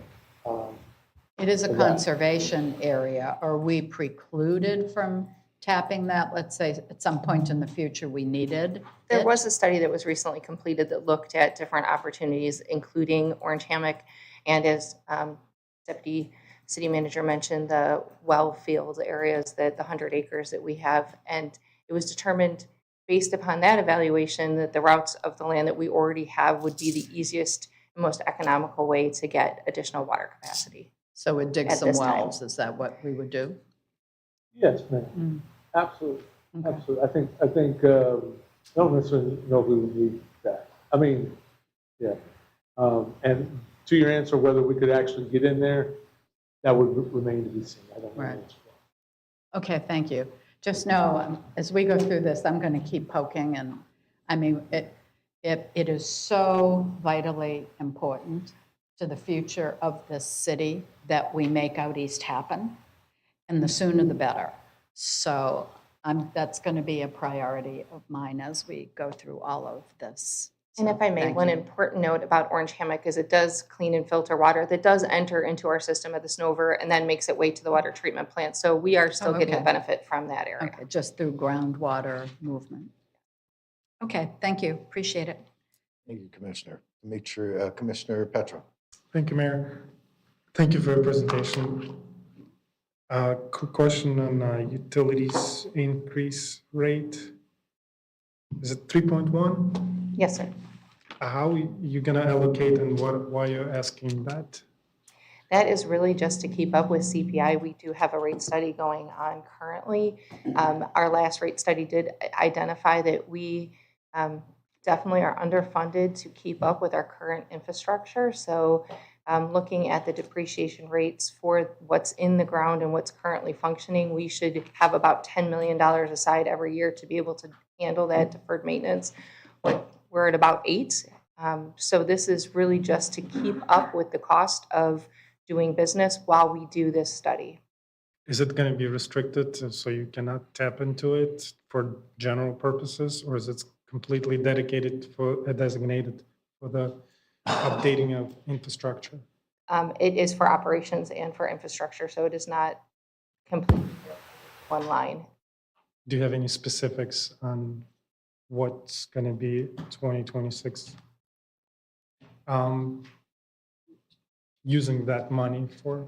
So when we get into the CPI conversation, we can definitely dive into this more, but really the funding had to be reallocated to meet the requirements of the consent order and some of the other projects that we have available and to align with operations. So it's not going to be like a slush fund, we can use whatever and what's not, I mean, how do we know as a board that it's going to be dedicated and then we would not be approached again, hey, we need this more this year, let's do amendment? I mean, the idea, any capacity that, any extra funding that we had between the increase in the admin building being significantly more than anticipated, the increase in Price Boulevard being significantly more than expected, and then also the cost of the effluent pump station that is now a requirement based upon a consent order, moving that up in our CIP has really depleted any buffer that we've had. So without the ability to borrow and spread money over time, we're really in that pay-as-you-go model, pushing all of our funds forward just to handle the major projects that absolutely need to happen. If I'm not mistaken, it was before my time, but we had a good collection of fees that we could utilize on the new building. How much of this are we looking for doing the same thing? So those, if I'm correct, those funds for the building have already been moved. This would be, this 3.1% is really just an increase to keep up with operational costs, be it chlorine and all of those things, as we're moving forward while we're doing a rate study. And it's in line with CPI, just to, we are hearing that electricity is going up 7 to 9%. All of those things just impact each line of the utilities budget. Okay, thank you. Commissioner DeVal. Yes. Thank you, Mayor. Going back to the IT section of the budget, there's an item under IT. They have a service desk technician, and it's in parentheses, police department general fund. I think that, this is going back to the city manager, that means that the police department and the general fund are splitting the cost for that service desk tech, but it's probably this position, this technician is probably at the police department for IT. No, I'd have to ask, I'm not sure where the person is located. There's an IT gentleman. It is all funded from the general fund. It's in the police department budget, but it reports to What I'm IT. asking, what I really want to know is there an IT technician that basically works with the police department? They have a number of techs dedicated just. They're dedicated just to the police? Okay, so, all right, thank you for coming down. Now for utilities, do you have, since utilities, a lot of the facilities are not close to City Hall, how does your IT work? Or do you depend on your I&C technicians to take care of the equipment out there?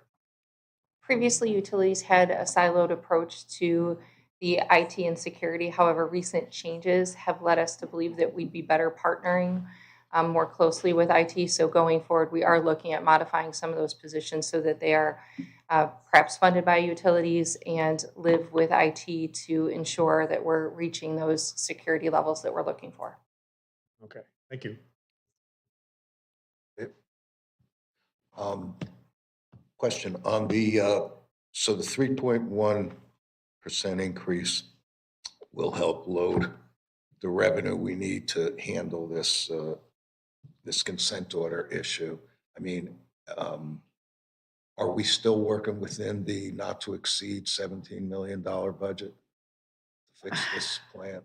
We are working multiple different avenues on this at the same time, trying to find the best route for the city that will potentially provide benefits to other users as well, and that would mitigate the impacts of our budget. But knowing that this is something that the city's name is on and we have to respond to, we're budgeting what we anticipate to be the full amount of this project, and hopeful again to find creative sources. That's what I wanted to make sure, that within this fiscal budget year, we'll have the money to do what we have to do to comply with the EPA.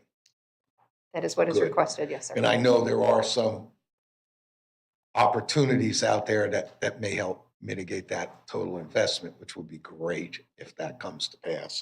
I won't repeat, I mean, Commissioner Langdon touched on the areas that I was additionally concerned about, which is our expansion along the innovation corridor as well as out east. I mean, that has to happen some way by hook or crook. I hate to use that expression again. Come hell or high water. We The high water to, one we works better do for need us. to find a way to do these things. And sorry, you know, I've only been a politician for a few years, so it's tough. But I'm sure that'll be taken out of context, which is okay with me too. Yeah, that's quite all right. What was my thought? You know, I know with some of the challenges we've had in utilities, the overall water and sewer expansion program in the city, it you know, tends to take a back seat a lot of times. I mean, how much pressure, if at all, do we experience? I mean, I know this is mandated. I know that over time, this city needs to convert. I mean, are we setting ourselves up for pressure to be brought to bear on this city? Because the day could come when this city's given an instruction, look, you got to bite the bullet. You're not expanding water and sewer like was mandated. And you know, it's easy to, with all the challenges that keep coming at us, you know, we address them, we do the best we can. We are so hamstrung by our inability to borrow money. It is just beyond anybody's comprehension how devastating it is to not be able to run this city financially the way it's supposed to be run because of the myopic views of many. And so, you know, I'm concerned about it because it may not fall within, you know, the time I'm sitting on this commission, but there's going to come a day of reckoning. And what, if anything, can we do? I mean, Absolutely. Looking to the future, we see that this will become a requirement, or we're anticipating that. We have met the current mandates, which was to have a plan in place. Our plan does span many, many years, and is, you know, not completely actionable with the financing we currently have. We are looking for grants. We have, there was a grant of $2.3 million that has been allocated. We have a $3 million grant that's hopefully going to be considered by the governor in the next few weeks. We'll be continuing to look for opportunities to creatively fund this. However, we do anticipate in the future a revisit from DEP on what the mandate is going to look like, and we'll need to be prepared for that. In the meantime, we're just trying to find all the funding we can. and I have one final question. You know, as when we increase our rates for water and sewer, that's what we're doing. We're creating an increase that falls on the backs of those people who pay water and sewer. What about all the people that have well and septic who continue to pollute the city, suck water out of the aquifers, and basically pay nothing towards the contribution towards upgrading the city's water and sewer systems? Is there anything that the city can do legally, morally, practically? I'm going to take this one if that's okay. At the end of the day, the best thing you can do is run water and sewer lines and then give them a year's notice that they have to connect, and then give them the path that is financially doable with these large costs. And if you can supplement those costs through getting grants like Charlotte County does, that is the way. That is the path. We've got to get the lines out in front of the homes, and then we've got to figure out a way that is financially doable for folks to be able to make connection, even if it means we're subsidizing the initial cost with whatever resource that is, whether it's grant money or appropriation or something else. Yeah. That's the path. Because hookup fees and other things help recoup a significant portion of that money. Yeah, that's the path. Just a quick comment, if I may. What some communities have done is when they put the pipes in the road, everybody on that street or in that area pays a betterment fee, what's called a betterment fee. It is not optional. You pay the fee. And then, as Deputy City Manager was saying, there's some period of time by which they need to hook up. So it's sort of in 2 steps. Now, those betterment fees are significant. They're on someone's utility bill. They might pay it for 20 years, 30 years, or whatever, but that's how a lot of communities proceed. Now, I can only imagine we would have a full room and overflow if we proposed that, but the longer we wait, we won't have a choice. We're going to have to do it. Another way, when I was a utility director before I came here, we carved the city up into blocks of 2,500 lots. And then we went out to the voters and had, now this was only for centralized water, but we went out to the voters and said, do you want to put an assessment on your property for the next 20 years? In exchange, we're going to bring you fire hydrants and we're going to bring you centralized water. We had about half of them passed, half of them failed. But once the majority voted yes in that 2,500 lot block, everyone paid the assessment, whether they made connection or not. Right. Kind of like you were talking about your betterment. Similar. Yeah. That may be a path, but we need to workshop that and kind of talk about that kind of thing, if that's something, because there's a lot of stuff involved in it. But it is a path. The voters are deciding for themselves whether they want this resource and the price that comes with it. So, Right. I remember a little old lady at one of our outreach meetings that was just crying because she'd been through 2 or 3 water heaters. They were all out. Her tub was severely stained. I think she'd been through 2 or 3 dishwashers because the water was so caustic. And we hear stories like that too. In fact, we hear, even some of our own commissioners have problems with their well from time to time. So, yeah. Thanks for the conversation. Appreciate it. That's all I had. Anybody else? Good job. Public comment? No public comment, sir. Thank you very much. Where's your crippled boss at? Is he even here? Way to come. I thought he was going to a doctor. I thought he was going to get his word. He was going to a doctor. Yeah. Want to take a break now? Yeah. Probably. Yeah, that's what I'm thinking. City manager, Vice Mayor had a good suggestion. We're going to be moving to Public Works and then moving right into their CI or their CIP. Want to take a quick 12-minute break, 10-minute break. Let's do that now. We're about an hour and a half in. This way we can create a continuity. We don't have to break it up. Otherwise, we're going to be going too long. Split them up.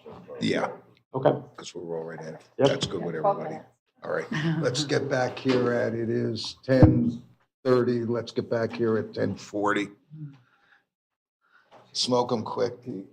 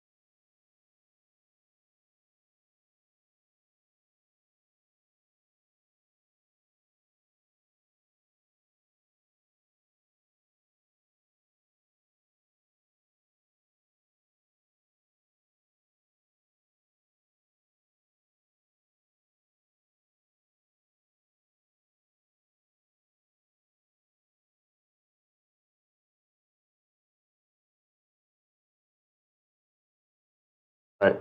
And he's wearing purple. Or silent. Can Frankie come, Frankie, can you come sit right here? Can you come sit right here? Just, man, when I grow up. We're ready to move forward. B 25 dash 382 discussion of priorities. Works department recommended budget. Manager. Thank you, Mr. Mayor. I am going to now introduce our Public Works Department. They have several divisions that we are going to go through. First being the Road and Drainage Division, which has 107 people. They are asking for 2 new positions, which would be the Assistant Public Works Director and the Field Supervisor to join this team. The Solid Waste Division has currently 54 employees, and they're asking for 3 new employees. One would be a planner, excuse me, 2 would be planner and schedulers, and then there would be a solid waste equipment operator as well. The facilities maintenance team has 18 positions and not requesting any new positions at this time. The fleet maintenance has 22 current positions and asking for 2 new positions. One is administrative service specialist and emergency vehicle technician. When you look at the goals as it relates to the Department of Public Works, you will see that the first one of completing 85% of drainage work orders received is slightly below target of 85% with a projection of 75%. The other 3 goals are on target. Keep vehicles and city fleet that are listed as immediate replacement below 20%. Currently, we are at 8.5%. The goal of 90% of maintenance work orders within 10 days completion. The goal is 90%, and we're currently anticipating 90% as well. We want to serve at least 800 cars at annual hazard waste collection events, and right now we are currently projected to be over 1,000 on that target. When you look at their budget summary, what you'll notice is this budget has come back down, and sort of like the other heavy capital department of utilities, it's based on capital, and those capital needs fluctuate from year to year. And of course, we've talked about some of those already and the needs to make sure that our capital is funded and maintained going forward. And what else? Price. Oh, and price. Boulevard widening project. Widening. Yes. We all know about that. Come on. Okay, so the impacts of the funding proposals for fiscal year 25. What you're going to see is the fleet study that was support operational efficiency and long-term cost savings by developing an improved vehicle replacement strategy and service delivery. Project coordinator was added to the team. Family services facility updates. This is supported better service and increased public engagement with family service programs by providing significant facility upgrades. The Morgan Center gym lighting. We definitely needed that and improve the gym's usability and energy efficiency, as well as adding 2 solid waste equipment operators to their department. For the fiscal year 2026 Public Works, they are requesting 7 positions and 6 proposals. Their unfunded proposals total $550,000. The impacts of this will be deferred maintenance will continue to grow, increasing the risk of critical system failures and higher emergency repair costs. Essential upgrades and repairs at multiple city facilities will be postponed, reducing reliability and potentially impacting community services. And a lack of dedicated repair and replacement funds leaves the city below industry standards. And our aging systems left in place past their useful lives may drive up maintenance costs and make sourcing replacement parts more difficult. I will stop right there, Mr. Mayor. We're happy to answer any questions about the Public Works Department at this time. Thank you, sir. Commissioners, who's up? Put your names up. Who's up first? Mr. Langdon. Of course. Just a comment. Deferring maintenance and lacking an R&R budget is unacceptable. We cannot do it. We cannot continue. Aren't you glad it was off? I can still hear you. I would, for the record, the fact that we're deferring maintenance and not putting money in an R&R budget is unacceptable. We can't keep doing it. So. Yes, ma'am. And so from the facility assessment study that we received this year, we totally agree with you. It's frightening. Yes, it is. And part of what we were just talking about before we came back from break was that our projections in this year, and while it is June and we still have a quarter of the year to go, we are confident that that number is going to sort of come in as we monitor our expenses, which will allow us to handle that in next year's budget. Because again, I mean, we all keep saying it, you can't keep deferring repair and replacement or deferred maintenance. It's catching up to us right now. But again, So add to the list, we need $550,000 for wait a Public minute. Works. Wait a minute. Add to the list of go find it right now. To that side list. To we that have. little We have side list. 500 on it. We Okay. have 500 for police, and let's put 550 on for Public Works. Okay, well, whenever the board decides, we're going to need to talk about where you would like us to sort of target some of the priorities that this $1 million there's will more. come. Yeah, Yeah. that's all I have. Commissioner Duval. Thank you, Mayor. Actually, believe it was on the first slide, under goals and, okay, there's one, I think it's, the goal was like 85% and we're at 75%. Yes, sir, I would love to speak to that.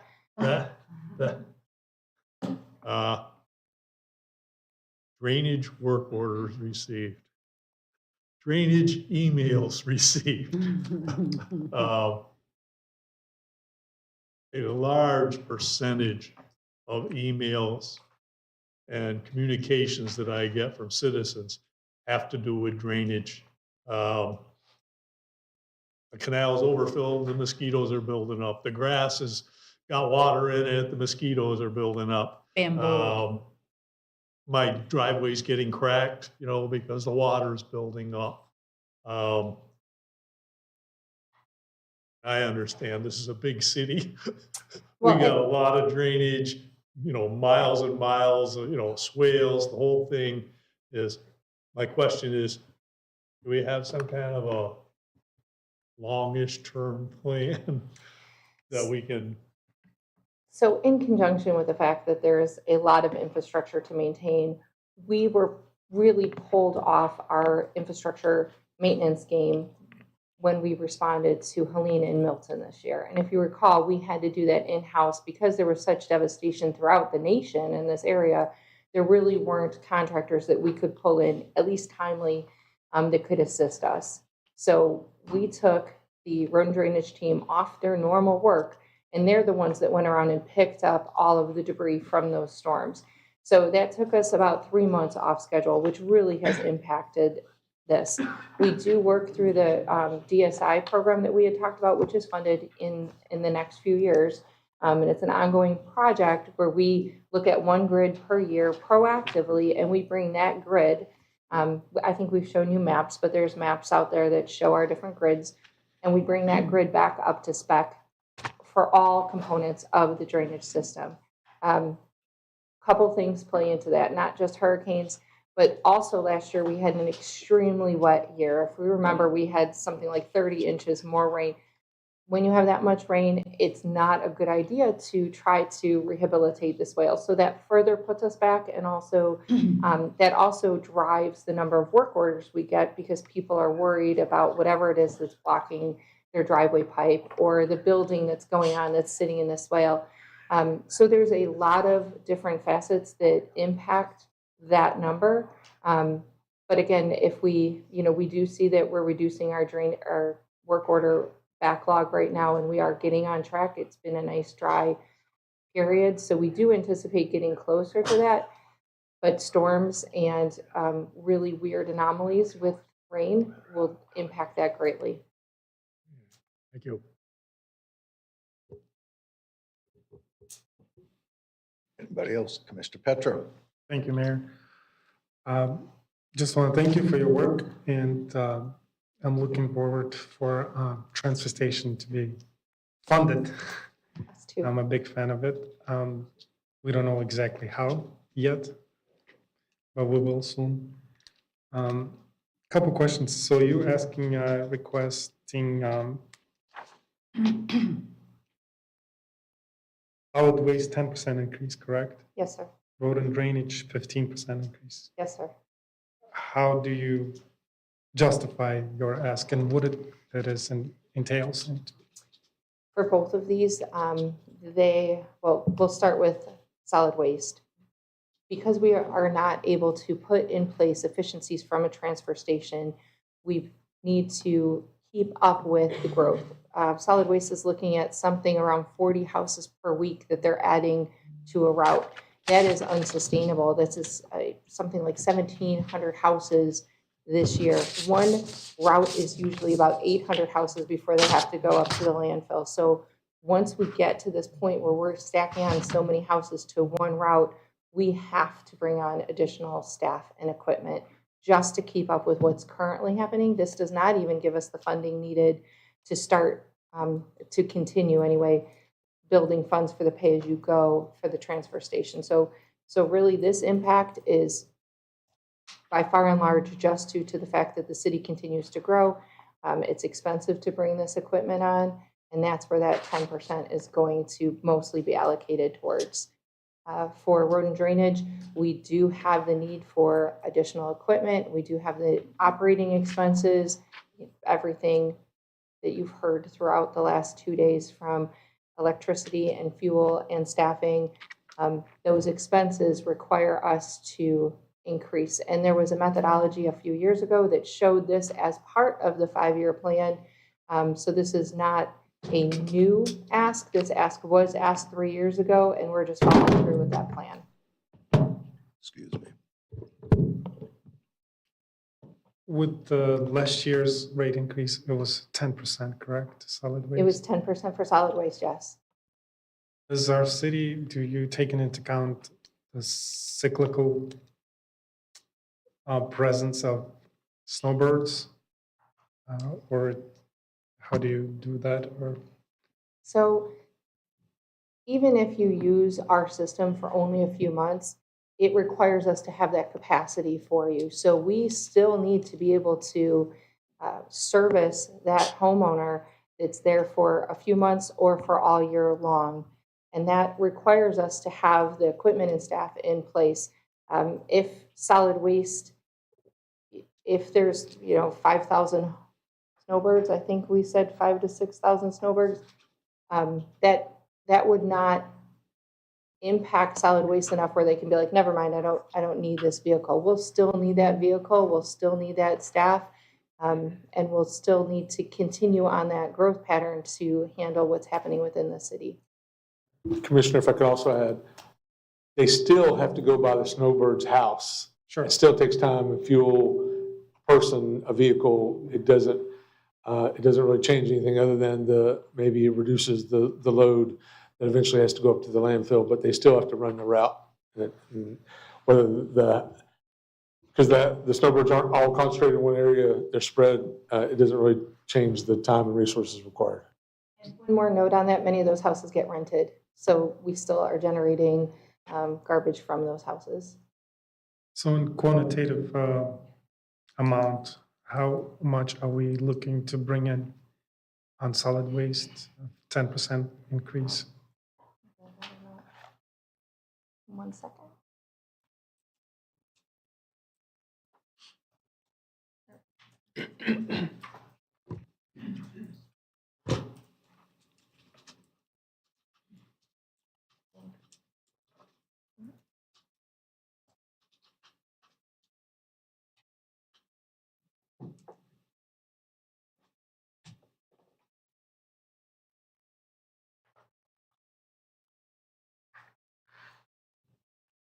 For residential, it equates to about a $1.2 million increase.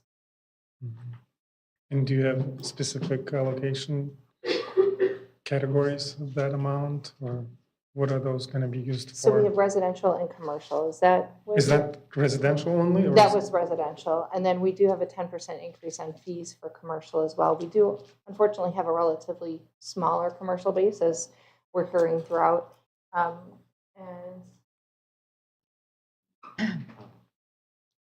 about $300,000 for the commercial increase. About 1.5. Mm-hmm. So how do you see that allocation in specificity? Where you're going to be using those money for Equipment. equipment? Equipment's very expensive. A rear loader or, some of these pieces of equipment are about $450,000 each. They're expensive and we'll need 2 pieces of equipment and 2 staff just to keep up. That was budgeted separately, wasn't it? That is within the budget, but the whole budget has to balance out. Okay. Question on construction traffic road fees. And I asked that question in advance. Can you, and it's a big amount, it's $4.6 million. What are those money will be used for? Construction traffic road fees are to handle the damage that happens from the heavy equipment that drives on the roads. And I think it was 2005, the city realized that with the amount of growth throughout the city, the roads were really taking a beating. This money gets allocated back towards our road rehab project. So recently we did all of Highland Ridge neighborhood and Biscayne. That's where that money gets allocated back towards. We did Toledo Blade the year before. So those road rehabilitation projects are where those funds are allocated. Is that designated account or no? No. Oh, well, the fund itself is not, there's not a construction traffic road fee that's in a designated account. However, we have designated capital improvement projects. They're called the road rehabilitation capital improvement projects. And they're annually, we allocate funds towards those. But that's not it, right? This is not. That is where that money goes. There is not, so for road and drainage, we have the 107 fund and we have 153 for impact fees. There's not a separate fund for, like a separate fund line for the construction traffic road fee. It goes into 107. It's a lot of money. I just don't want next year hear this presentation and say, we need this much money to pave the road when we've been allocating this much money for that purpose. So fiscal responsibility. Absolutely. And you'll see that there's a good amount of money every year put towards road rehabilitation because it is an expensive task. So for 2026, you are projecting to collect almost $5 million. Out of that money, can we use for other purposes, or are you going to be specifically allocating that money for the road? It is pavement? specifically towards road repairs, repavements, striping, that kind of improvements to the existing road infrastructure. So the next year, if you come and ask for something like pavement project or in 2 years, we can go back and see how much money was spent out of that account. Absolutely. For what and what not. Because I don't want to budget another amount of money for the repairs or repavement of our roads when we've been allocating this much money and using for something else. Who knows for Every year, what. you'll see that we're taking money from 107 in an amount that is some years more than we're going to get for construction road fee and some years less, but it evens out over the years depending upon what projects we can get done during that year. But we're taking the construction traffic road fee money, and that is the money that we earmark and allocate towards road rehabilitation. Road rehabilitation is a very expensive project, For sure. and it's ongoing. We recently had a study with IMS that showed that our roads were in pretty good condition because we've been able to allocate this funding. However, roads deteriorate, maybe 15 years is their life cycle. Florida weather is a little tricky, so sometimes that is compressed. If you neglect to get that road right in the sweet spot, you're going to be spending a ton more money. So we're watching those roads. We've had a study of all the roads within our system. We're going through and then reallocating or reprioritizing based upon what the findings were from that study. And we just keep kind of working through it. It's unfortunately almost like the Golden Gate Bridge. Once you get done painting, you start painting again. And that's really how road rehabilitation is. And that was my next question. So basically, you don't spend this money for other purposes besides, or are you allowed to spend for others? This money is for road rehabilitation only. Okay. Commissioner, one thing I'd like to add as well, when we had the road repaving back in 2014, we repaved the Waring surface, 266 miles of roads in the city. That was a huge chunk. Unless there was deterioration underneath, the levels underneath, we did not do full depth reclamation. So something else you have to keep in mind, we will one day need to do that. And the study she's referring to identifies all that. So as she says, Tricia says, it's very, very expensive, but the Waring surface is only the top layer. You have the base and you have the sub-base underneath. Yes. So when we have road failures or we have roads deteriorating to that level, it's going to be much more expensive. The construction traffic road fee is a source of revenue funds that goes towards all those things. The repaving, the sub-base, the base repairs and so forth. Very, very expensive. Sure, and I would do this as needed and not wait till it's drastically needed. No, that's why we have them tested, we have the study, right, as long as we have the funding. And if you look at your detailed book on page 90, there's 5.4 million allocated for this year. Page 90? Yes. In the GovMax book. Oh, yeah, I'm looking. What line? 4610, and it does say R25 or 26 rather, RRH road rehabilitation, and it's 5.46 basically. So we have allocated that funding towards road rehabilitation for this year. Okay. It's a lot of money coming in every year. I don't want to mismanage that money. And when we're going to have a deep repair to be done, and we have another budget meeting, let's say 3 years, and you're going to ask us for $10 million. But we've been collecting $5 million each year. So I don't want that to happen. Spending that money, just so you know, like every year. We spend that money plus way, way more. It's, and keep in mind, the reason we have this money coming in is from contractors that build homes, build commercial buildings and so forth, that, may have caused damage to the roadways. So we are bound to spend that money on said repairs and repaves and all that. Okay. Enough of that, right? But I just wanted to be fiscally responsible because we are allocating this money, but then we have to spend accordingly, or at least within that realm or area of needed areas that needed to be serviced. So any allocation of the rate increases for the transfer station or? The solid waste 10% is really just to handle cover. current operational growth, trucks and staff to meet current needs.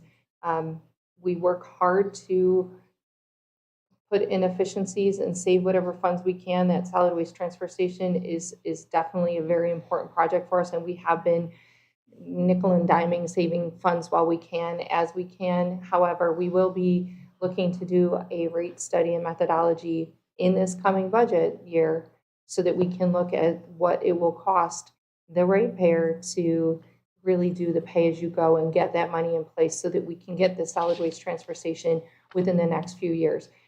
By doing that, we'll be able to stop adding staff and equipment at this rate, and we'll be able to then transfer efficiencies to the solid waste transfer station, and we'll be able to level off our rates. However, because we couldn't borrow for this, we will unfortunately have to increase those assessments for a period of time so that we can amass the money that's required to build a pay-as-you-go model. We'll fix that. We'll be able to do it. Well, but my primary concern is we're getting into this mentality to rate increase every year. But once we have that transfer station, we can probably decrease the rate. We anticipate at least leveling it depending upon what we're seeing. Now, we do have a lot of outside stressors, factors on us, especially fuel and tipping fees. However, if we have a transfer station, we'll be better able to manage a lot of that. So we do anticipate at least leveling that off. And I'm not being hard on anybody or specifically, it's just the overall approach that we can make and create efficiencies. For example, like if we have an unimproved lot, we are responsible for the maintaining of that grass and the ditch, right? The swale. Once we get the new construction, we get somebody who's taking care of that, so that minimizes the amount of time on the city. Then we get impact fee, then we get a tax revenue. So in essence, it has to come out to the, we have to make it more efficient, not saying that the growth, we always say the growth, and we have to, but at the same time, we're getting more income with growth, we're getting more impact fees, we're getting less of the service needed for that property. I maintain my own swale, so I'm not calling the city, even though, but you see what I'm saying? I just want efficiency to be created and have that mentality. And as a board member, as a taxpayer and representative of the taxpayers' money, I want to have this mentality within the city that we have to have more detailed approach how to create efficiencies and not just charge more. Last year, or a couple years ago, we had a I forget how much, but we did it with increasing the rate for utility tax, franchise tax. We closed the budget, we never reduced the rate. That rate stayed the same at 10%. And by the way, this is a good question. FPL is going to be increasing their rates. So technically, just for that alone, we have to, logically speaking, increase our rate. I don't know if we're going to do that or not. But my approach to a budget balance process is we have to work on every side of the equation, not just bringing revenues up and up and up and up, even though the growth is continuing to be. But this is let's face it, the inflation rate is only 4%. I'm sorry, 2.5. But we're raising more and more, outpacing the inflation. We're putting more, and I don't want to say burden, but we are increasing rates. But what we're doing as a city to offset that. So a good example would be transfer station. That would be a good addition to manage our resources properly, and we'll do it. So, but I guess, and I don't want to be too hard on anybody. I'm just on to be, as a commissioner, I'm responsible for the taxpayers' money. So I want to be as accountable as possible and keep accountability as possible, as much as possible. I have a lot to say about that. But go ahead, city manager. I'm not the mayor. Sorry. I just want to say we're all responsible for the same taxpayer dollar pool, and we all take it very seriously. And I understand this is your first introduction to some of these numbers and how we do business, but we're not charging people extra money just because we want to build up a pot somewhere where these fees that you say that are keep going up. When the price of things that we have to buy goes up, we have to raise our prices for that. And to think that the expenses can keep going up and don't worry about the revenues that aren't going up, that's not a fair equation for those same taxpayers that we're talking about, because they're going to ultimately end up either paying for something more down the line or sacrificing in services right now.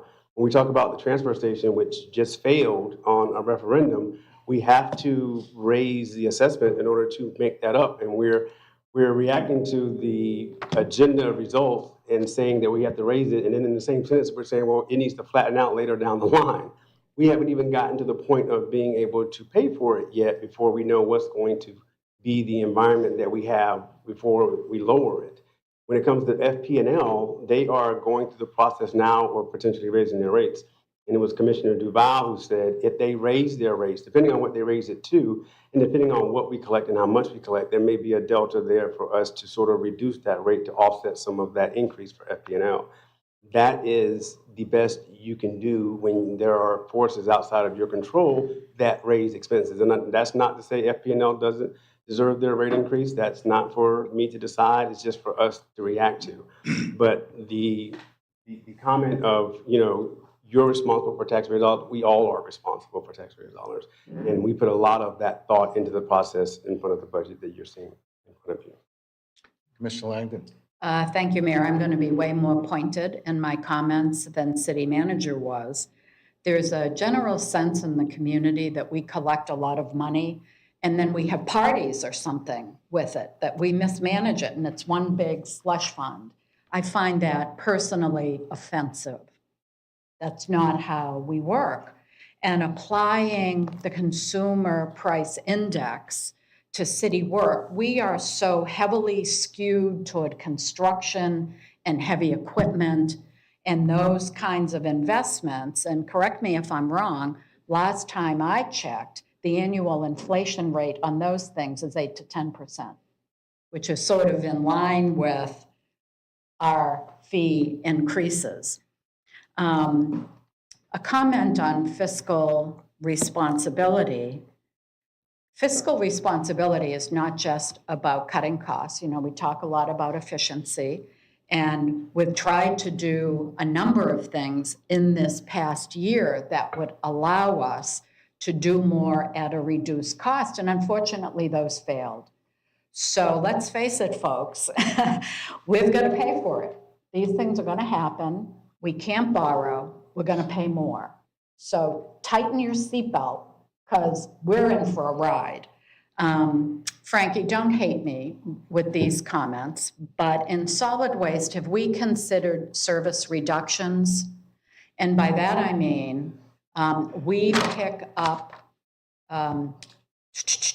Bulk? yeah, so our bulk things, we give 2 free a year. Maybe we should just charge for them. We do conservation. They're collected every single week. I put my barrels out. They're maybe half full. Maybe we do paper once a month and then the other once a month. Have we looked at any service decreases? That would be an efficiency thing to do in solid waste. What are the savings? Is it worth it? I'd be interested in your thoughts about that. A lot of those things. One of the, and Frankie may have some of those numbers, but one of the things that we need to think about are the unintended consequences of stopping that. So as we looked and researched making modifications to either charging for bulk or not doing bulk pickups, it became very clear that we'd probably be seeing more illegal dumping out east. So we had talked about even potentially not picking up recycling as often, or even not just household trash as often. One of the consequences that we often see when we look at other communities that have done things like that, parks dumpsters and all of those all of a sudden become overflowing, or there's a negative incentive that comes from that. But Frankie, I'll be glad. We never found out how much it would cost in savings or anything like that. Exactly what Tricia said. When we talked about the illegal dumping, that's what would happen here. We couldn't have that. I mean, our thing is to make sure the city is as clean as possible. Every single day we're in the section, we make sure it's clean. To do that, we talked even about picking up garbage once every 2 weeks. Once every 2 weeks. Oh, 1 3 2 weeks. We thought of different things, but we never got to the point of where we'd say, okay, let's sit down. Let's see how much money we could save. We never got to that point. I mean, I would say when it comes to trash pickup, a lot of hot communities pick up twice a week. Right. Never mind every other correct. week. Right. Because of the health risks and that kind of thing. So I would never consider backing down on that. And But I think the recyclables, I don't think people would be inclined to dump those. Well, What would happen is they just put them in their normal trash. And then if they put it in their normal trash, we lose out on the savings that we get from having our clean recycling, which we actually received funding for recently. So that was a concern. However, we do have a request for an upcoming methodology, and that's something we can definitely look at and have some research put behind it and see if there are any additional efficiencies from changing our level of service. We do have to be mindful of negative incentives that we give to people. If we're not picking it up some people find a way. And I would never consider it for trash. I mean, just walking around my neighborhood on trash day, there's way more overflowing bins Right. when we pick up weekly. I Right. wouldn't consider that, but maybe with some of the others. Just real quick. Yeah. By the way, it's Frank Lamas, always manager. Sorry I didn't say that when I got up here. But this year, we're estimated to spend $46,000 on recycling. Garbage, we're going to spend over $2 million. Mhm. So there you go. Mhm. The other thing you have to remember is recycling in the city is mandatory. We worked very hard to get to this point. If we start scaling back or something like that, they're going to dump in other places. Yeah. This city, when I first came here, had a huge, huge illegal dumping problem. It took several years and modifications to get to that point. The other thing with the 2 free bulk pickups per year, it kind of helps out. For example, some people don't use the program. Right. Others that can't afford to get it picked up, they can donate. We have a donation system. That has helped greatly, again, to keep things off the streets. Yep. It's off the street. Thank you for that. But we'll continue to look for all efficiencies, especially with the next methodology. Right. And again, the greatest efficiencies that I have seen since I've sat here is the ability to borrow.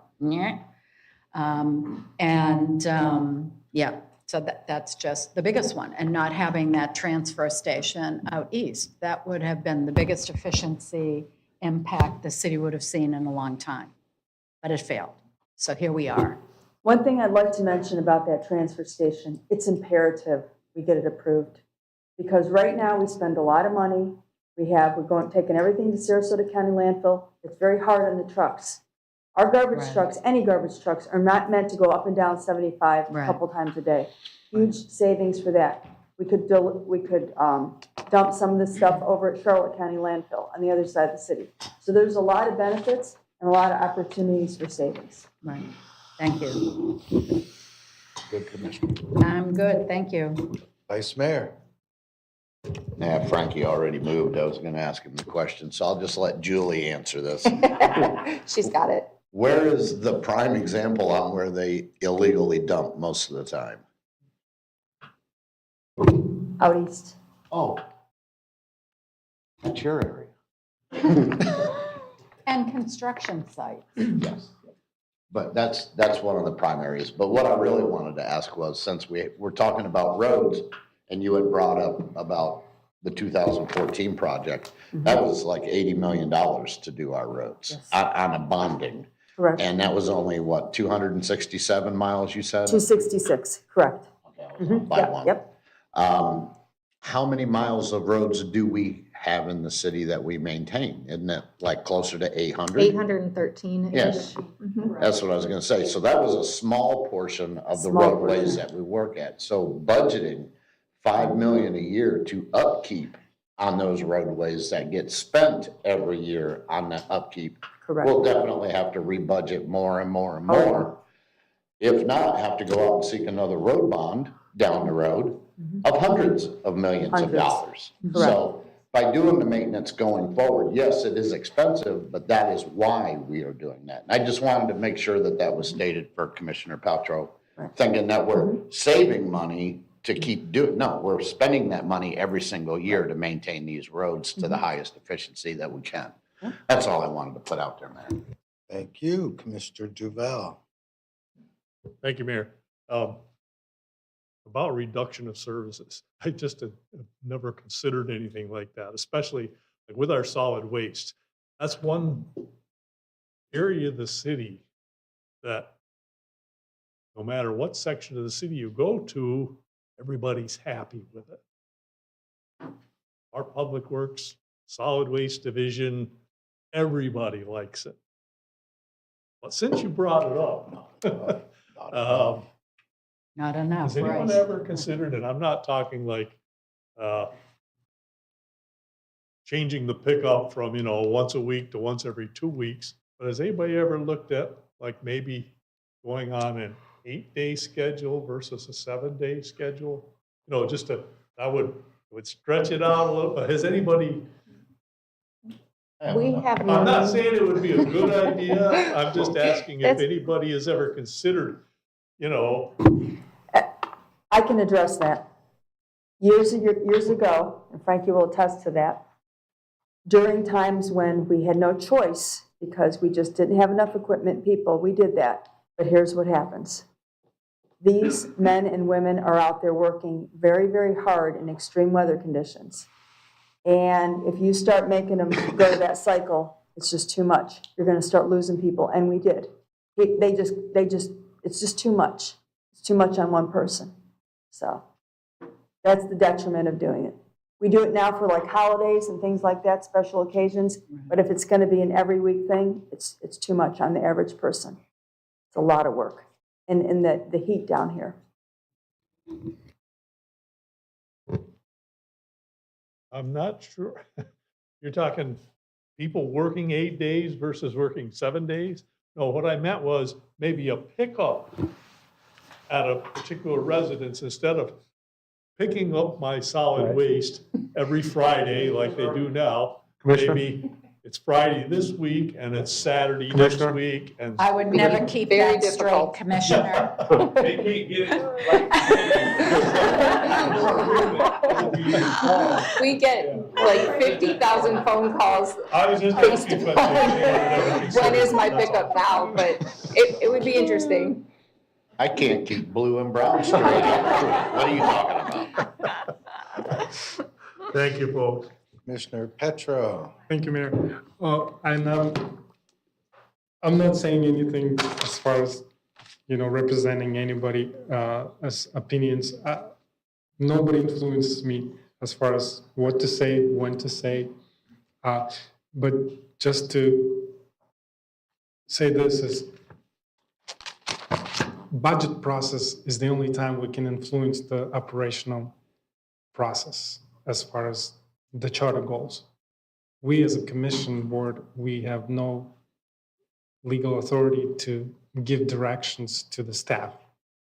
But in the budget process workshops, and I can talk a little bit more, we have that mechanism that we can at least address or make a consensus or say whatever we want for the benefit of the city. And that was my purpose. By no means I have skewed opinions of not or reducing services. What I was trying to say is finding efficiencies, finding better solutions. And I remember Commissioner Duval, maybe 2 months ago, he presented this idea of reward system that if somebody comes up with a great idea of saving money for the city, there would be financial reward. So maybe you can look into that efficiency in itself, efficiency. So whatever we can make it more efficient and more effective. And I'm actually proud to be a resident of the city of Northport because we're the only one that we have that blue and brown. Some of us cannot separate those, but I do. I have my bottle here saved because we don't have a recycling bins here. So when I'm gonna go out, I'm gonna recycle this. So I'm trying my best. This probably doesn't count much, but for me it counts. So stuff like this, I just wanna make sure that we as a city personnel, we would be connected. And there's a notion, and I don't wanna dispel this notion, that we as a commission board working contrary to the staff and we want something different. We actually want team. And whatever we present does not represent my own agenda. I just want to be clear on that. I just want to make sure that we want team and we want to work for more efficiencies. And by no means I had this idea that the city spends money left and right. We actually are hurting by not being able to borrow. But we can fix that, especially with specific projects. For example, transfer station, and I'm looking forward to solve this with certificate of participation, so whatever the mechanism we're gonna find. So thank you for all your work, I appreciate it. Thank you, Mayor. Thank you. I know it's very hard for anybody to believe, but I actually wasn't going to say anything. But I feel, but I actually will because because I just want to dispel this notion or this perception that people have that we're not being as efficient as we could be. I suppose everybody can always be better. And I would hope that nobody, either here in these chambers or listening or who will listen later, would actually think that we wouldn't always be trying to be as efficient as we possibly could with our citizens' tax dollars. I'm open to anybody who can not complain about things, but actually point to something specific that we could do that would be more efficient and that would make sense and that would pass mustard in a conversation with subject matter experts. And so I think that, you know, there is a perception out there that we are fiscally irresponsible, that, you know, and I do just find that outrageous, because in my experience since I've moved to this city and have watched city government, I have watched an organization who has worked tirelessly to squeeze every dollar out and do more with less. And that is what we do because we have our hands tied behind our backs and a blindfold put on us, and we try to address the needs of one of the fastest growing cities in America.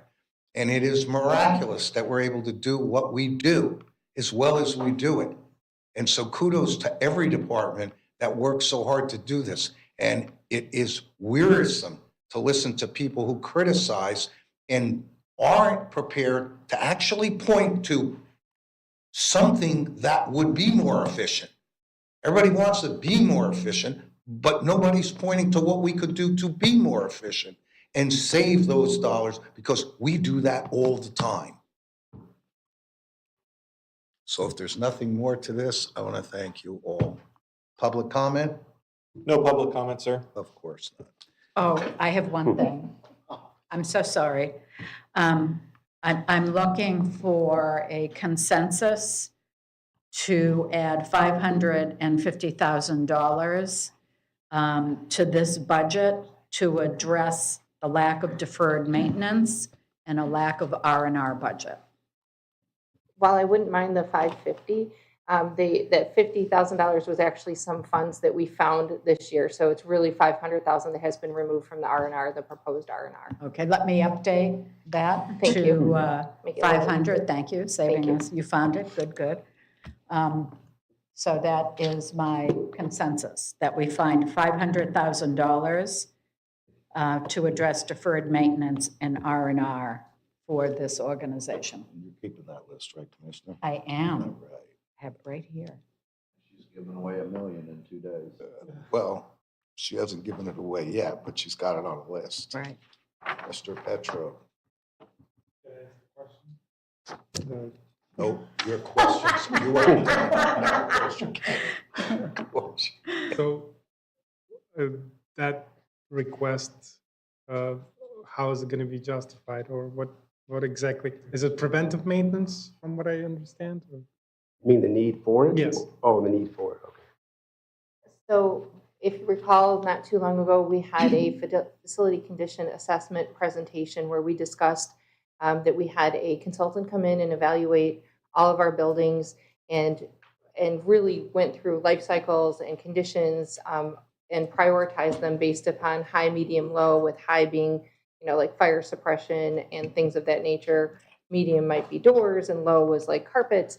And they came up with an overall dollar amount that we're behind of about $13 million for our buildings just to get them up to where we need them to be. So that some of that funding is in our operational ask.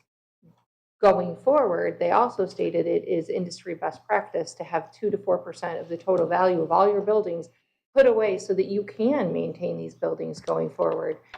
This deferred maintenance amount in an R&R account would have to build over time to get to the point where we would have that sufficiently funded to that 2 to 4% of our total building values, so that when we get to that point, we can start utilizing that R&R fund in the operating to kind of level things out. But right now, we're behind on both buckets, the operating to get us up to date and the R&R funds that should be put aside, accumulated, so that we can address things going forward. Out of this 500, how much is the CIP? So this, it would be going into an R&R fund, not a direct CIP that would build to basically, we need about $6 million to meet that 2 to 4% now. So it's putting it away into a fund to build to industry standard so that we can start to utilize this without just pulling from operating, that we have this money set aside in a bank account, basically, like a homeowner would do. If you buy a house, you know that you're going to have to maintain that house. So there's rules of thumbs to put money aside so that you know your water heater is only going to last so long. Keep money aside so that when that breaks, you have money set aside for it, and that's really what the R&R is for. We should really allocate $1 million, right? Because we're so far behind the 8 ball. I don't think my friends in finance would appreciate me advocating for anything from 500,000. So the 500K stands. So we have a consensus request. You're a yes. Vice Mayor? Yeah, I'm a yes on the condition that when you come back in July, you give us what the ramifications are on where you're taking that money from and what we would be cutting it to supplement this 500 grand or prior to that. And thank you, Mr. Vice Mayor. As I said earlier, when we end this day, we're going to need some suggestions from you if you want to give them where in your pillars or priorities you suggest we look at first for this, because the $1 million is not somewhere small. That's going to be spread out. So we're going to need some input from the board. Well, I would Before vote today's out. I would vote for, let's get it from Frankie, because he's not wearing the proper color purple today, so he's in the giving mode. Yes, sir. Thank you. I'm a yes. I'm a yes. Okay. Have consensus. All right. I did already ask for public comment, I believe. So now we're moving on to E 25-2383. Discussion possible direction regarding fiscal year 26 capital improvement program, Public Works Department recommended budget. City Manager, your item. Thank you, Mr. Mayor. Now we go into the capital improvement project or CIP list. Sorry. The 10-year CIP is our first slide here with the breakdown by fund. As you can see in the middle, it says 508 million unfunded. So this gives you a sort of a snapshot, a round snapshot of how the 10-year CIP looks. It's no surprise that Road and Drainage District Fund is actually one of the largest. Then you have our Surtax Fund. You look at our Surtax Fund, that's the fund that you all review annually, and I think that, based on how it was set up and comprised, the CIP is the main function of that, and we use it accordingly. And when I look at the Utilities Revenue Fund, as they have said earlier today, we know that they have a large amount of infrastructure needs that are going to make up a lot of our CIP as well. Those are your three biggest buckets as it relates to your 10-year CIP vision. As we got the information from our consultant throughout the year, we know that they took a 20-year snapshot, which was very helpful to come up to a number of approximately $2.5 billion in need. It was helpful for us to know and recognize the universe of CIP funding that is going to be necessary for the city. We need to start talking about it now. We need to start thinking about it now, because as we are limited in how we can afford our large-scale infrastructure projects, it's going to be more important that the planning is done in advance so that we minimize the opportunities for huge spikes or huge variances later down the line. Our CIP overview, existing appropriations total approximately $274 million, with new projects being requested of $62 million. When you look at the CIP projects by fund, we're talking about, again, the utility revenue fund, we're talking about road and drainage district, and you're talking about surtax as your leading areas of where the CIP is going to resonate. There's a lot of different departments that have CIP needs, but I think what they do and how they operate themselves, those particular funds sort of just speak for themselves to the nature of what they do. The CIP surtax proposals, you look at fire and rescue has $3.4 million in that category, and public works has $3.2 million in that category, and then utilities follows up with $2.8 million in that category. As we begin to go by department, and we will start with public works, as the mayor mentioned, this is by department. You can see and recognize that public works and utilities, main drivers of CIP by department. They're going to have the most needs based on the infrastructure that is aging, whether it's roads, buildings, equipment, infrastructure, et cetera. That is going to be the majority of your CIP. Now, when we specifically look at Public Works Department, their number is approximately $27 million, and here are some of the projects that they will be comprised of. The road rehabilitation that we mentioned earlier in talking with Commissioner Petro, we can tell that that's roughly $6.5 million. And we mentioned Price Boulevard widening, phase 1 was in there as well, and that's approximately $4.2 million. The Public Works Facility Phase 2 will be $3.4 million. The drainage sewer system improvements will be $2.3 million. And another large area in Public Works will be Fire Station 84 roof replacement of $2.5 million. I believe that's the last slide for Public Works. So we'll now see if you, Mr. Mayor, have any questions regarding Public Works that we can answer on your behalf. Thank you, sir. Commissioners. Vice Mayor, you're up. Yeah, we had discussed earlier throughout the year, and we brought up the proposition of doing the parking along US 41, and there's nothing listed in the CIP projects for that.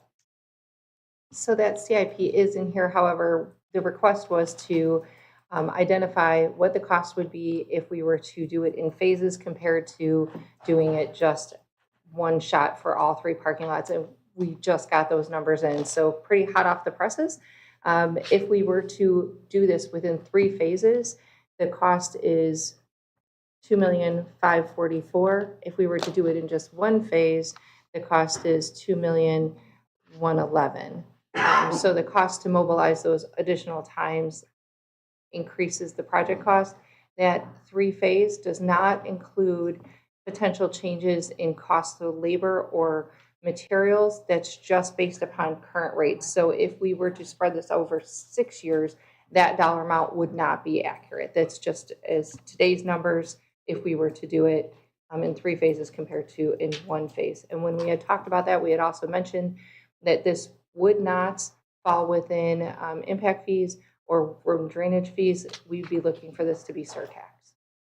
All right, and another question, as you've gotten the 3 phases, are there any phase, like let's say phase 1, is that more expensive than phase 2? Are there different price categories per phase?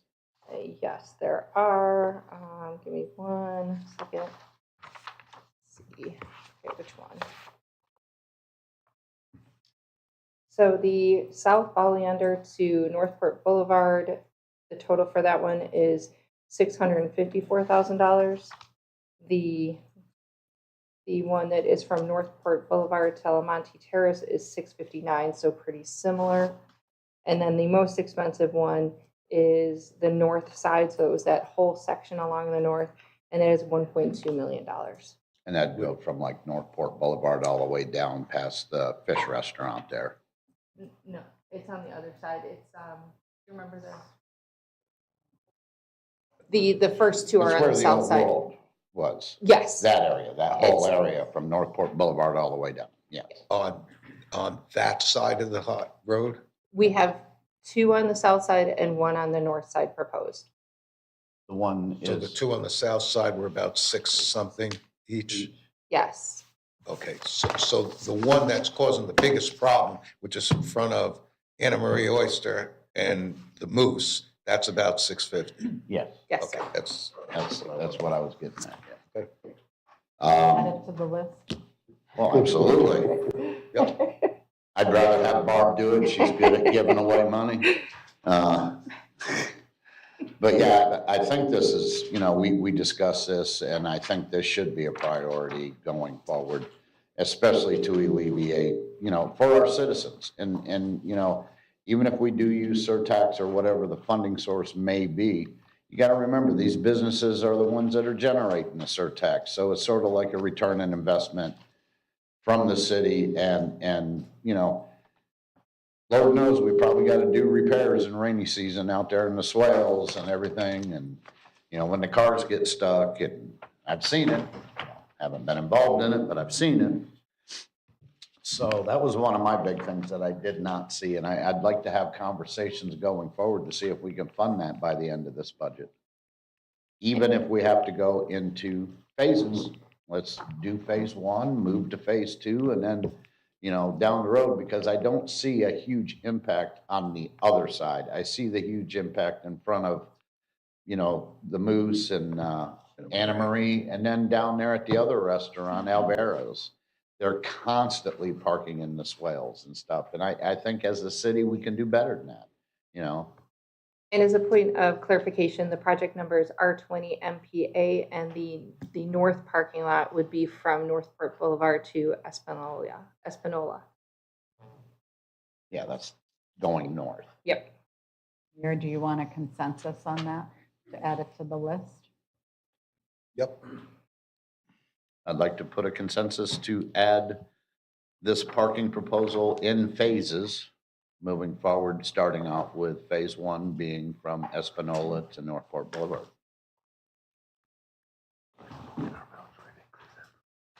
Did you get that, City Clerk? Petro, Northport Boulevard and Espanola. Or city manager. I'm sorry, I browned out. So that covers the Moose. and- Right. and That's the Moose side. That's phase 1. Phase 1. Okay. Commissioner Petro? Well, That's that's not going to the be the issue. next conversation. That's not the issue. The issue is, does it go on the list to be considered as to where we might find the money? Vice Mayor? I'm a yes. I'm a yes. I'm a yes. Yes.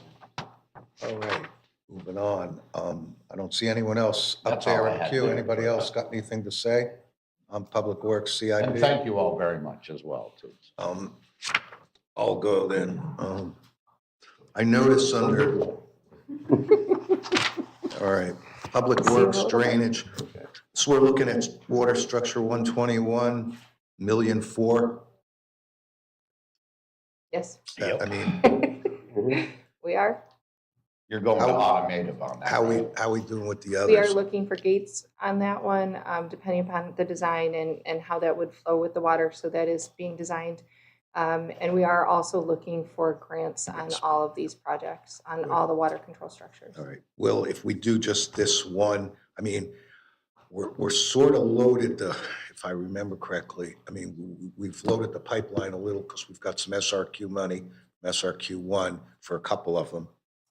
We have 120 and 131 are Right. grant funded. We have 157 and 158 out as an application. We have 114 that is fully designed, so we'd like to put that out for a grant, and then 121 would also There. fall in that pipeline. So So we're we have filling about a pipeline 6 for a bit. that we're trying to move through Good. 2 with grant funding currently. Dynamite. Good, All good, good. right, and I get Public Works Facilities Phase 2 for facilities maintenance. Fleet's doing nothing this year. Solid waste, I see we're impact fee funds, so we're accumulating a little bit, 1.6 million theoretically towards the solid waste treatment plant. A little bit, I mean, it'll help with debt service, assuming assuming we find a more creative way to finance that, whether it's a P3 or whether it's a COPS or whatever we may do there. That's a question I have. Can impact fee funds for this pay for the, like, the debt service on, let's assume we do a P3. I'm asking a question I know we don't have the answer to yet, but can impact fee monies be used to pay for the debt service that goes along with building this solid waste transfer station? And I'm being told no, I don't that think it cannot. Impact fees cannot pay for debt service, even if it's for infrastructure. so, but if we accumulated $14 million worth of impact fees, we could use that money to build it? Yes. Gotcha. But it can't service the debt. Can't be a revolving payment. Ask a related question. Yeah. Can we split the funding? So let's say $14 million, we have 7 in impact fees, so now 7 million will be a COPS or a P3 revolving, so we can split funding. Absolutely. Wow. Okay. Let me see, transportation.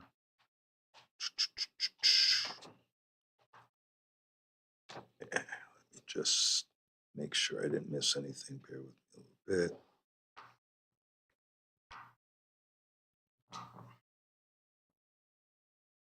Sidewalks, pedestrian. All right, good. That answered all my questions. I'm good. Anybody else? Public comment?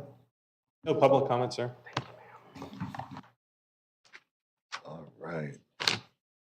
Again, want to thank you folks for all you do. Do a great job. Thanks, Frankie. See you next year. Yes, sir. Next month. Okay. Thank you. Right here, right here. Thank all the rest of you. Yes, thank you very much. Now, where are we going on? Where are we? 11:46. Up till 12:30. Let's see. Next up, F 25-2384, discussion possible direction regarding the fiscal year 26 CIP Parks and Recreation Department recommended budget. City Manager, you're. Thank you, Mr. Mayor. Hello, Mayor. This is our Parks and Recs Department CIP budget.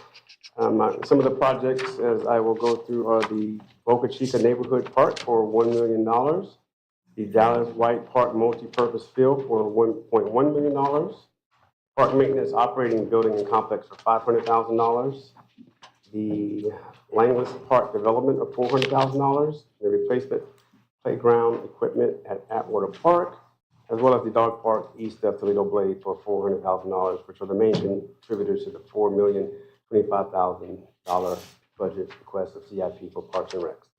Happy to answer any questions, Mr. Mayor, you may have. Thank you, sir. Commissioners.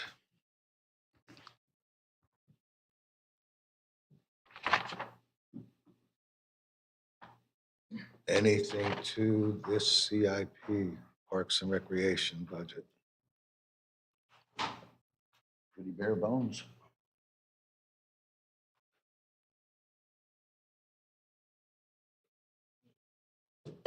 Going once, going twice.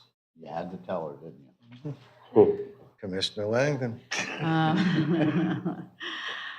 Just as a general comment, I'm a huge believer that we need to maintain what we have and to keep everything that we have in first-rate order. But I'm extremely reluctant to fund any new parks or any enhancements that aren't really required for maintaining a property until our commercial development kicks in. We have a wonderful parks infrastructure. We have a weak commercial infrastructure to help fund it. So again, I think I'm supportive of any capital improvement project that is maintaining our current system. But anything that's new, this is not the year for new. Any enhancements to parks that aren't absolutely essential for the maintenance of them, this is not the year for them. So that's all I have to say. Anybody else?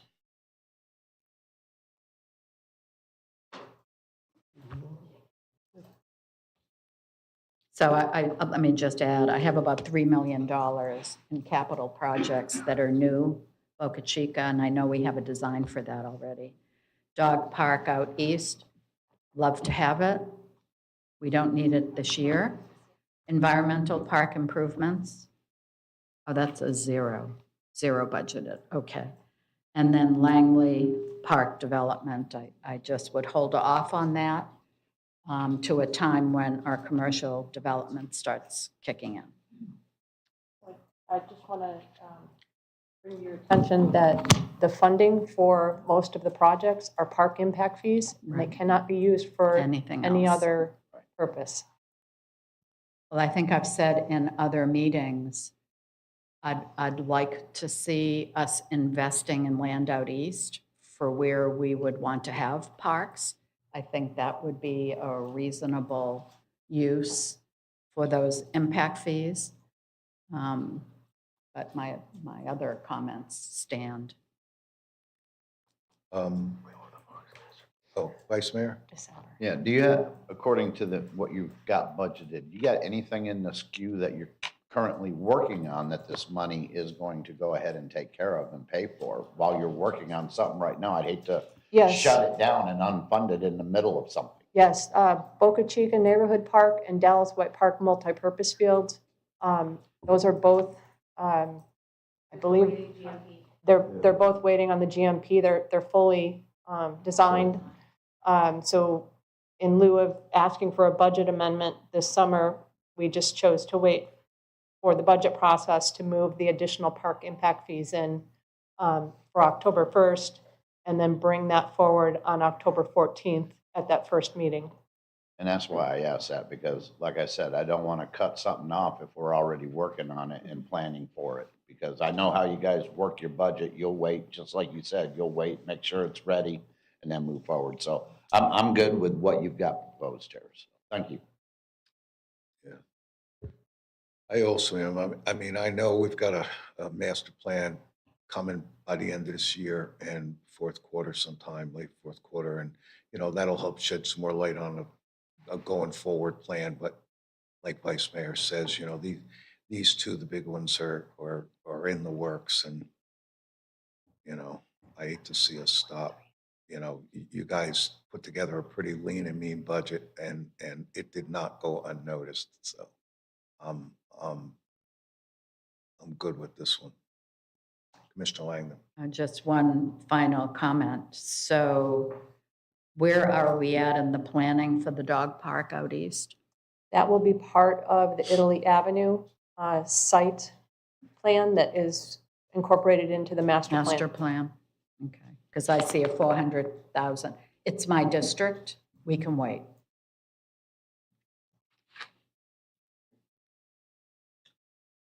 Anything else?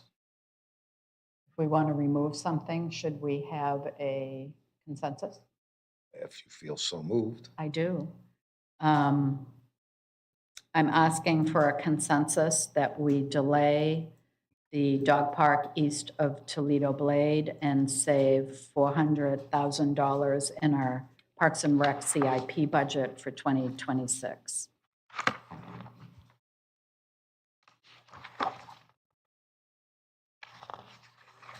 You have a consensus? Mr. Petro? Yes. Or yes, I'm sorry. Yes. Vice Mayor? And this is budgeted impact fees, correct? Is what you Correct. said, so I'm a no. Yeah, I'm a no on this one too. But leave it alone. Obviously, a yes. It is just the dog park. 400,000, yeah. I'm a yes. So no consensus, but Here we go. Anything else?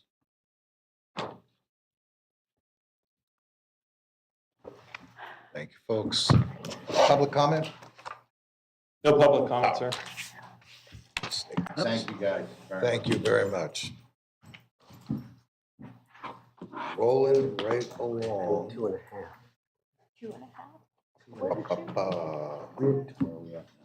12 o'clock. Yeah. It was, We got utilities, we got like 4 more. We have 4 Yeah, more. but then we got some general discussion, I think. Yeah. So how do you want to do? You want to, what's the general consensus of the group? You want to break at noon? You want to go till 12:30, do another one of these? Oh, I'm sorry. Yes. You want to break? That was an either or Right, what was the question. question? Want to take a break? Officially done for the day. Thank you. That was an either or. I would say go to lunch. Go to lunch? Let's do that. Let's, 45 minutes enough. Come back here at 12:45. Yes. Oh.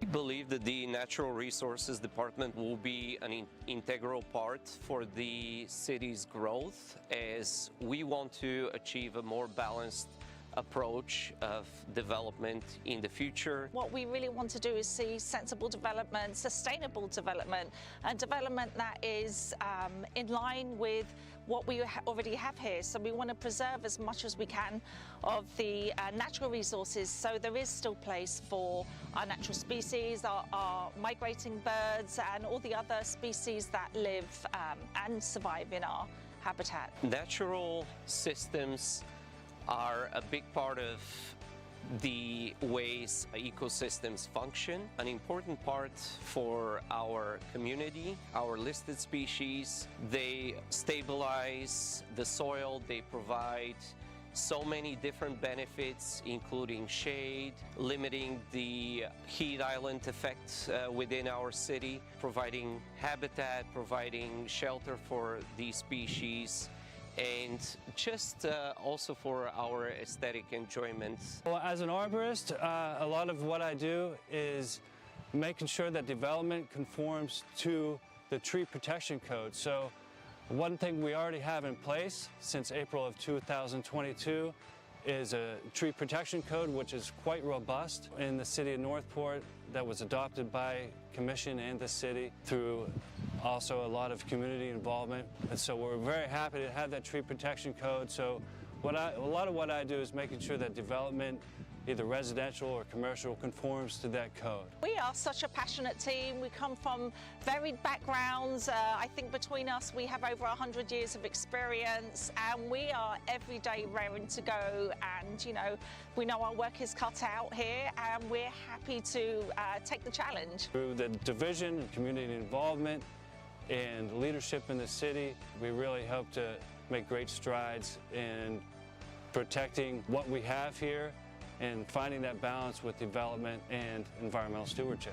I am excited to be a part of this team, and I'm really seeking and looking forward to the opportunities for us to be able to make a difference.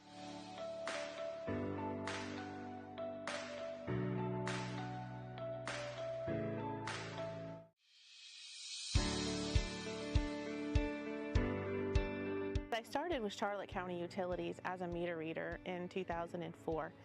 So that's kind of where I got my foot in the door. Then once I reached a point in my life where things were more stable, I decided to leave Charlotte County Utilities, and I went and got my insurance license. It was very exciting doing that for a short period of time. But after a while, I started thinking about the utility. It was in my heart. At this point, I had almost 12, just 2 months shy of 12 years in. And so I realized during that time, my heart was in utilities. And so I started looking around again. I seen an opening here to be a C&D tech. So I applied and I got in. Typically I get here at 7 in the morning. I get my list of, if I can get to this is what I need to do. And I get in my truck. If I need any supplies, parts, tools based off of the work I was given that morning, I'll pick that up here at our shop. And then I head out and my goal for the day is just to get as much work as that was assigned to me done as possible. And sometimes that happens, and other times there's a lot of first response calls that come in. My favorite part is the uniqueness. It's not knowing what I'm going to be faced with every day. It could be different. It's not mundane in any way. And it's exciting when you get a call and you're on your way and you don't know what it is, and you have the experience and the know-how and the backing to face whatever it's going to be. So I feel very confident in facing these calls, and I think that's my favorite part.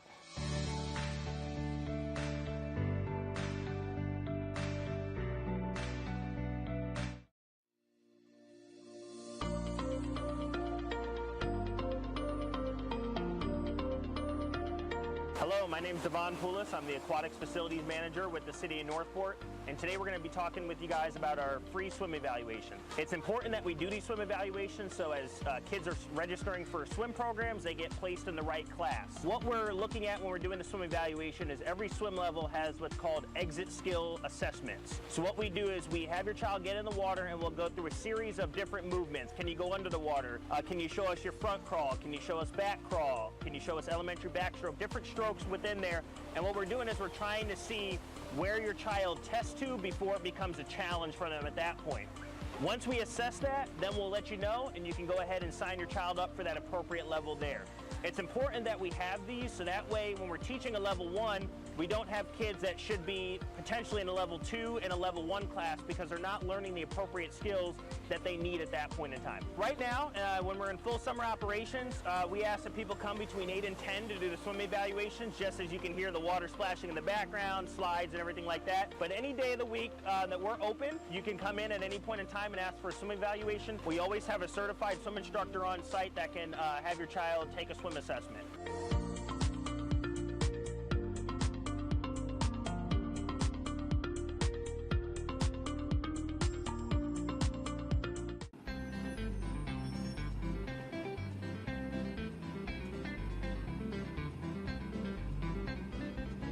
Frank Lama, Solid Waste Manager. I am here today with Mario Venditti.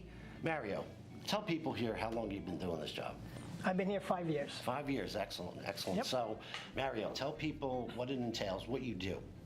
I'm a planner scheduler for solid waste of the city, and I go around and I greet the new residents and I educate them on the recycle. Excellent, sounds interesting, very good. Yep. So, Mario, what do you find inside the recycling bins that shouldn't be there? So let's try to tell the people how to recycle right. Well, the most common thing I find, Frank, is plastic bags. Okay. So the plastic bags are not recyclable. I find them just tossed in the container, or they bag the recycle with them. Right. And they shouldn't. This is inside the blue lid container. That's right, inside the blue lid containers. Correct. And they should be either taken back to the grocery store or tossed in the trash. Very good. Do you see a lot of recycling inside the containers? I do, bags? yes. Oh. I come across a lot of that. Okay, we don't want to do that, so. Okay, so if you have any questions, you can always look at our website, www.northportflorida.gov/solid waste.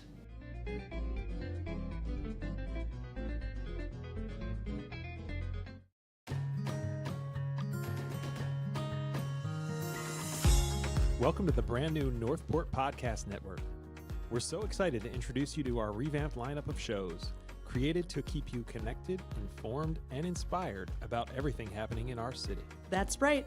With 3 unique shows under one network, there's something for everyone. First up is Northport Now. Madison and I will rotate hosting this fast-paced, news-driven podcast to bring you the latest city updates, event previews, and important information, all in one quick listen. Think of it as your weekly guide to staying in the know about what's happening in Northport. Next, we have Northport Stories. Laura and I will share heartfelt and inspiring tales from around our community, stories that showcase the people, places, and moments that make our city special. And don't worry, Voices of Northport isn't going anywhere. I'll continue bringing you even more personal stories and interviews with residents who shaped our city. And last but not least, Northport Living. Cody and I will also rotate hosting this show, which is all about tips, events, and lifestyle ideas to help you make the most of life right here in Northport. Whether you're looking for family-friendly activities, ways to get involved, or helpful home and garden tips, Northport Living has you covered. With breaking news, heartfelt stories, or practical tips, the Northport Podcast Network is your go-to source for all things Northport. Make sure to subscribe to the Northport Podcast Network wherever you listen, and join us as we celebrate and connect with our amazing community. Northport Now will be released bi-weekly. Northport Stories and Living will be monthly. A schedule will be available on social media and our website.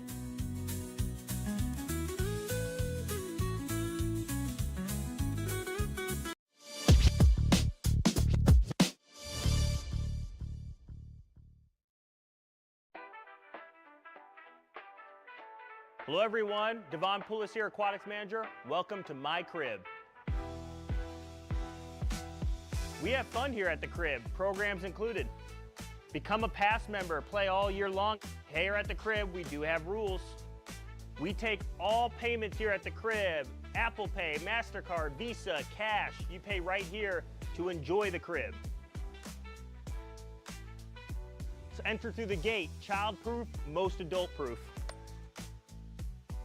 Shade. What's that? Our newly installed sunshade available for rent all season long. Here at my crib, you don't have to worry about a place to find a seat. We've added more chairs than ever here at the crib.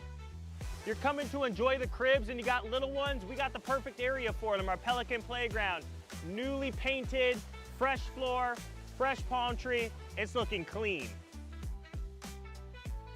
Looking for a place to work your upper body? Take a shot here at our Stingray Shuffle. Looking to relax? I got you covered here with our Lazy River. Living more on the adventurous side?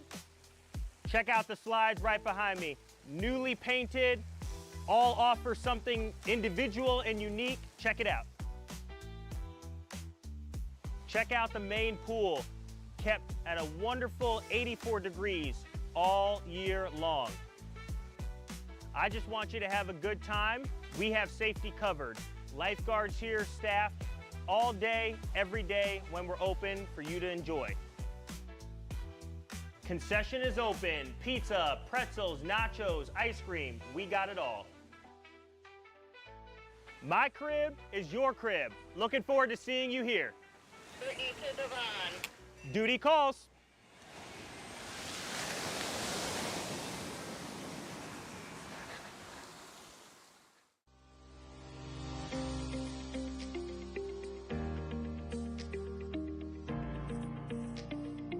I'm Stacy Alosio. I am the Emergency Management Coordinator for the City of Northport, and I'm going to be talking about having an evacuation plan. It's important to have an evacuation plan ahead of time, and it's very important to write it down because that way you can have it somewhere present where everybody in your family can see it and keep it fresh in their minds. And you want to also share it with people in your family or your neighbors so that they know what your plans are ahead of time and how to get a hold of you or where to look for you after a disaster. For your evacuation plans, you should have multiple routes to get to the location you're planning to go to, just because traffic-wise, traffic on 75 might be gridlocked. There could be some very good back roads to get to where you're going that could get you there more quickly without being stuck in traffic. When you're making an evacuation plan, we usually tell you 4 different things. You should stay home if you are not in a zone that's being evacuated, and if your home is built to withstand the forecasted storm.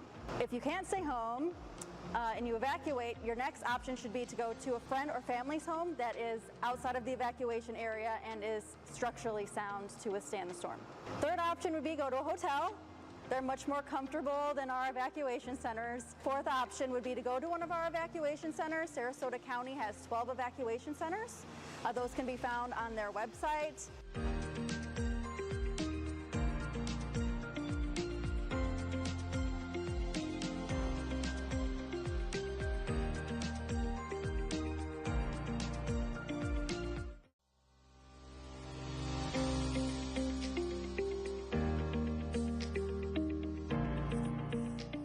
I'm Stacy Alosio. I'm the emergency manager for the city of Northport, and I'm going to discuss first responders after the storm. So it may take a while for first responders to get to after the storm, and that's due to a variety of reasons.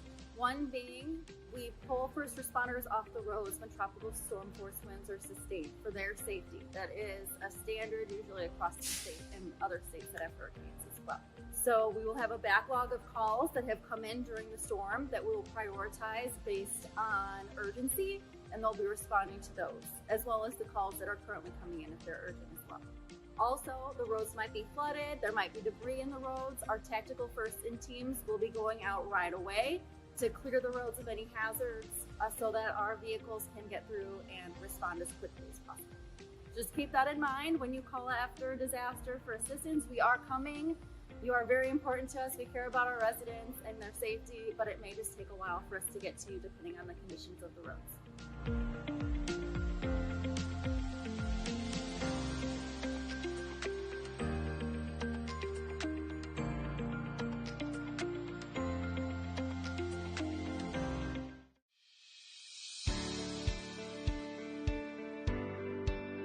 Hello everyone, my name is Mario Venditti. I am the planner scheduler for the City of Northport Solid Waste. I got into this position, first I was a recycle driver for 5 years for the City of Northport, and then I became the planner scheduler after taking an interest in educating the residents on how to recycle properly. In my position, my day-to-day, usually I start out by visiting the new residents that schedule garbage and recycle containers to be delivered, and I will go see them and educate them on our solid waste guidelines. More or less, I'm more focused on the recycle part of it. After that, I will drive around the city and I actually inspect recycle containers manually for contamination. And then I will take calls from drivers if there's any issues with repeat garbage in the recycle, and I will go educate those people as well. What I love most about the City of Northport is their residents are from all over the world, and I get to learn about the solid waste guidelines, where they come from, as well as educate them on the City of Northport solid waste guidelines and how to recycle properly.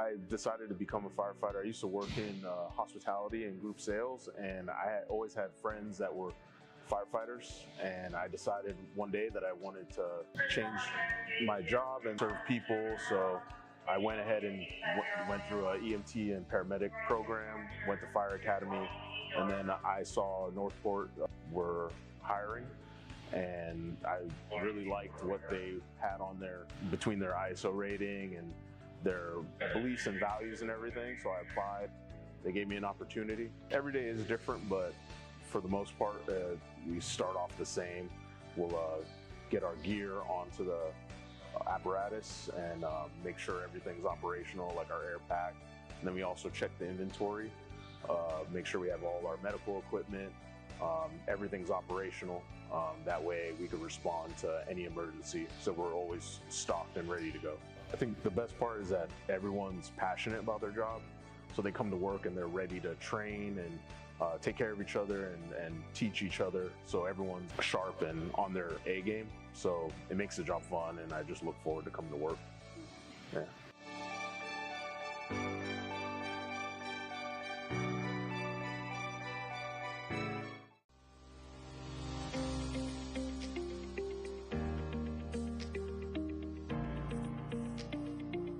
I'm Stacy Losio. I'm the Emergency Management Coordinator for the City of Northport, and I'm going to tell you the difference between flood zones and evacuation zones. Or in Sarasota County, we call them evacuation levels. So flood zones were generated by FEMA, and they're used to determine the likelihood that you will flood, and they're used to determine if you need flood insurance, if you have a mortgage on your home. Now, the evacuation zones are based on storm surge data that comes from the National Hurricane Center, and they use topography as well as hurricane vulnerability for storm surge for the area, and we use those to determine who needs to evacuate during a storm. So it's important to understand that there is a difference. If you're interested in finding out what evacuation zone you are in, which we highly recommend you do, you can use your search engine of choice and type in Sarasota County Know Your Level, and that'll take you to the Sarasota County government website.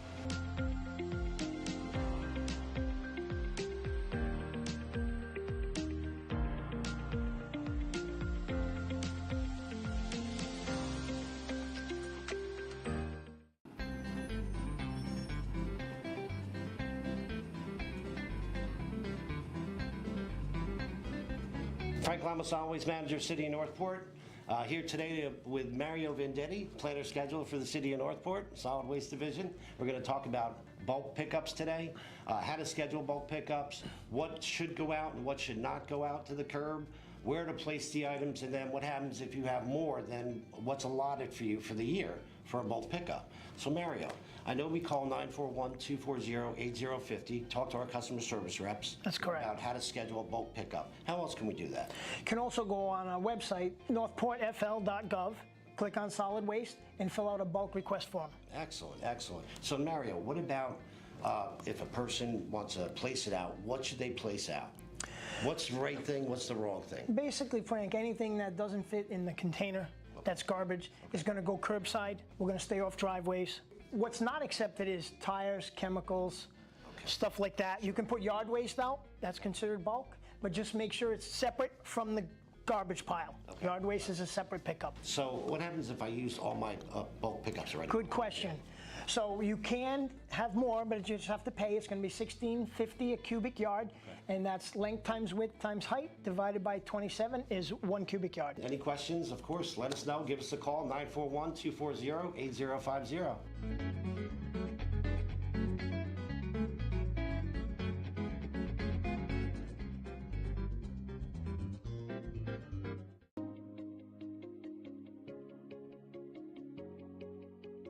Water in a swale, that's kind of the ditch by your house, is not flooding. After a storm event, water should be in that swale up to 72 hours after the storm. That allows the water to be filtered, to get the stuff that came off our roofs and off the road out of the water so that when it reaches the habitat, it no longer has those contaminants in it. It also provides an opportunity to slow down water so that the water doesn't go so fast that it erodes the roadways or any other infrastructure. So when you see water in a swale, if it's only been, up to 72 hours since the last rain, that is not flooding, that is doing its job.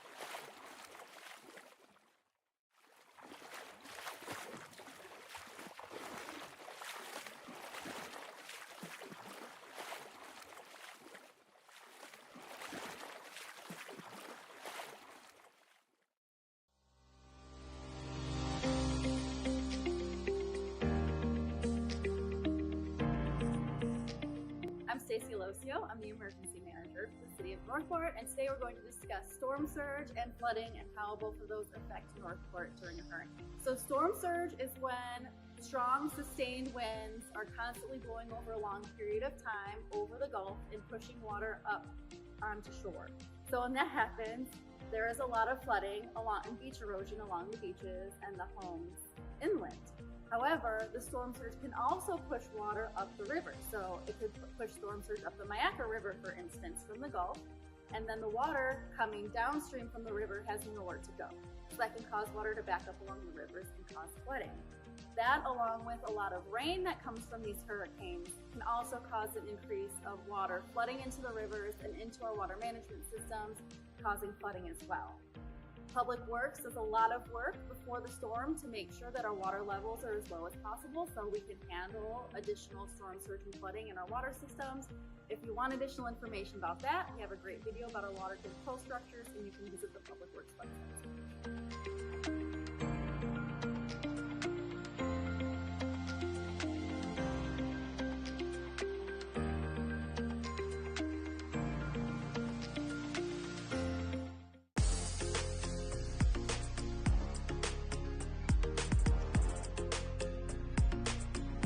TRX as a full class, TRX Bootcamp, is a new class for me, although I've been using TRX for many years with personal training that I do or in other style classes that I've done.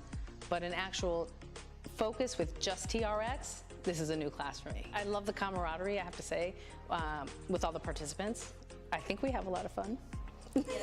First of all, everyone gets to use the bands, the TRX bands, of course.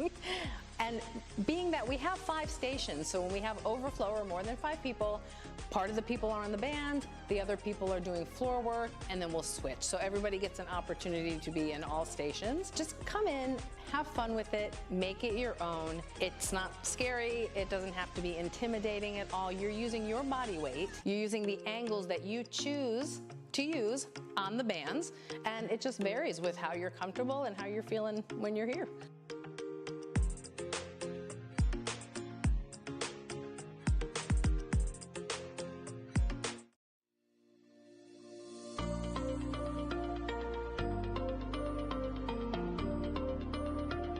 Hello everyone, my name is Devon Poulis. I'm the Aquatics Manager within our Parks and Recreation Department.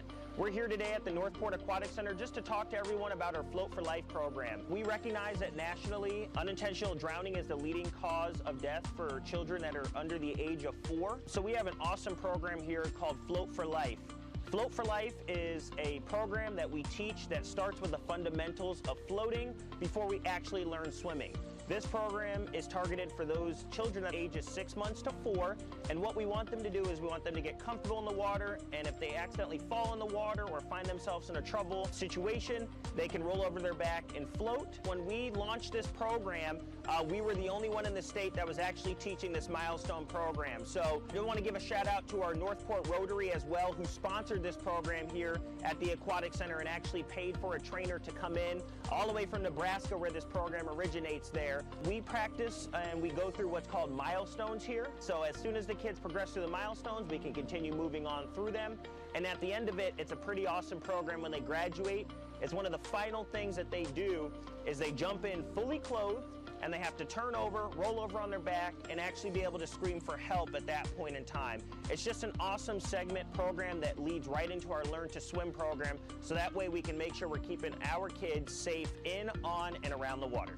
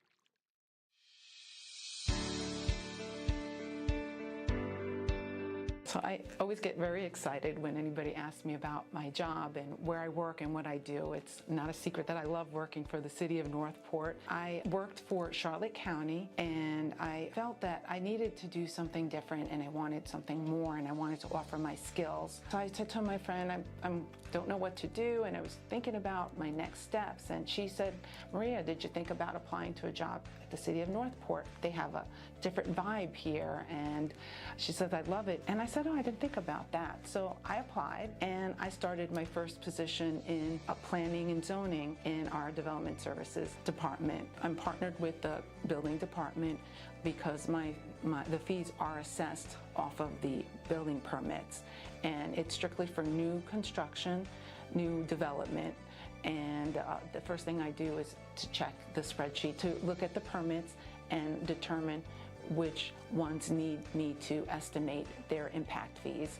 And that's where I start with that. Then I go to numbers that I have to put together, and I put together the invoices for our developers. Oftentimes I'll get phone calls to give quotes before the development comes through, and so developers want to know how much they can budget for. So sometimes I put through proposed estimates to help them with that.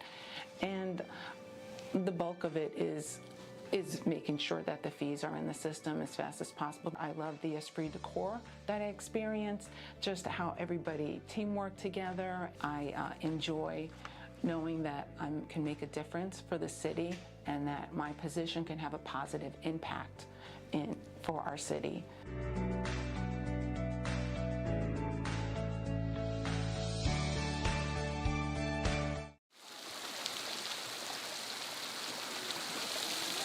Oh, you're swimming in the pool?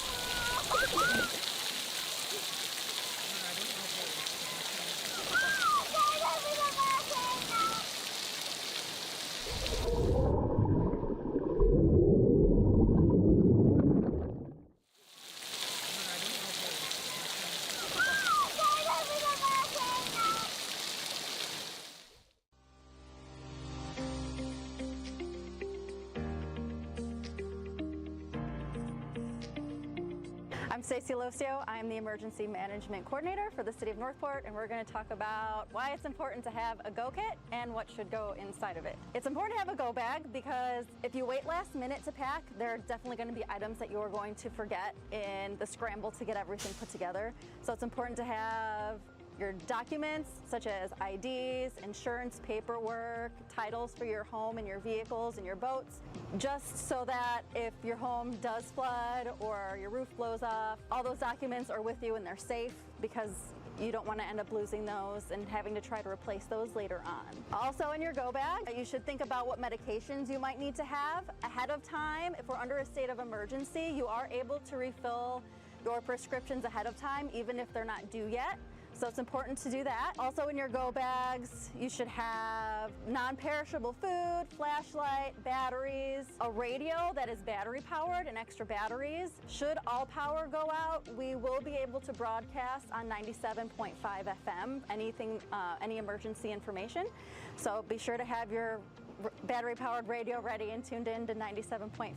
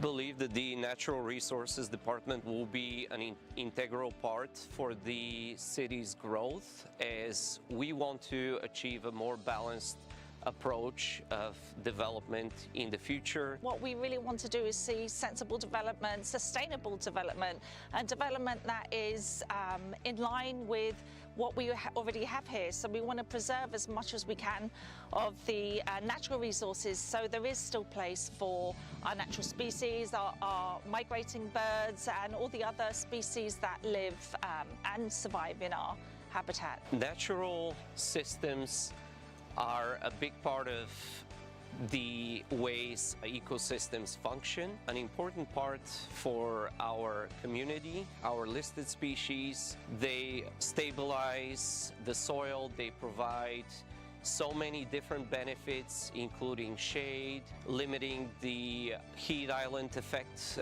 within our city, providing habitat, providing shelter for these species, and just also for our aesthetic enjoyment. Well, as an arborist, a lot of what I do is making sure that development conforms to the tree protection code. So one thing we already have in place since April of 2022 is a tree protection code, which is quite robust in the city of Northport, that was adopted by Commission and the city through also a lot of community involvement. And so we're very happy to have that tree protection code. So a lot of what I do is making sure that development, either residential or commercial, conforms to that code. We are such a passionate team. We come from varied backgrounds. I think between us we have over 100 years of experience, and we are every day raring to go, and we know our work is cut out here, and we're happy to take the challenge. Through the division and community involvement and leadership in the city, we really hope to make great strides in protecting what we have here and finding that balance with development and environmental stewardship. I am excited to be a part of this team, and I'm really seeking and looking forward to the opportunities for us to be able to make a difference.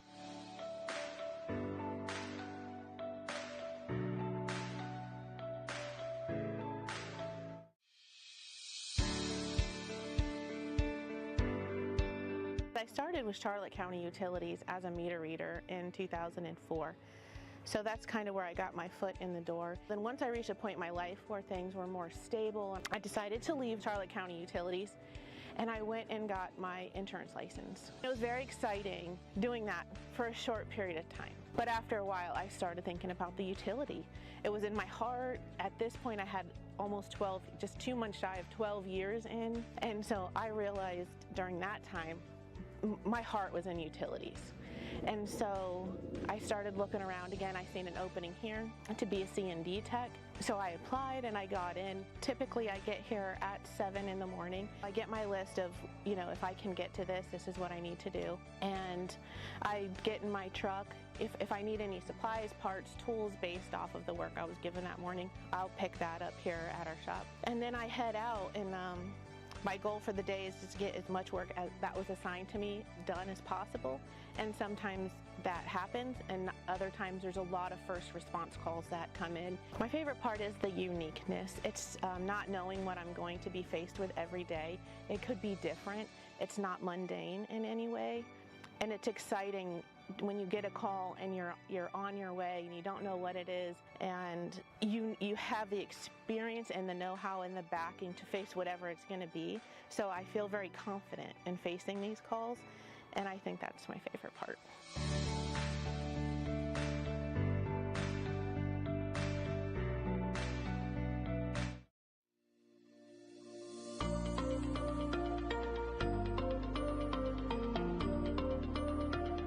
Hello, my name is Devon Poulos. I'm the Aquatics Facilities Manager with the City of Northport, and today we're going to be talking with you guys about our free swim evaluation. It's important that we do these swim evaluations so as kids are registering for swim programs, they get placed in the right class. What we're looking at when we're doing the swim evaluation is every swim level has what's called exit skill assessments. So what we do is we have your child get in the water, and we'll go through a series of different movements. Can you go under the water? Can you show us your front crawl? Can you show us back crawl? Can you show us elementary backstroke? Different strokes within there. And what we're doing is we're trying to see where your child tests to before it becomes a challenge for them at that point. Once we assess that, then we'll let you know, and you can go ahead and sign your child up for that appropriate level there. It's important that we have these, so that way when we're teaching a level 1, we don't have kids that should be potentially in a level 2 and a level 1 class because they're not learning the appropriate skills that they need at that point in time. Right now, when we're in full summer operations, we ask that people come between 8 and 10 to do the swim evaluations, just as you can hear the water splashing in the background, slides and everything like that. But any day of the week that we're open, you can come in at any point in time and ask for a swim evaluation. We always have a certified swim instructor on site that can have your child take a swim assessment.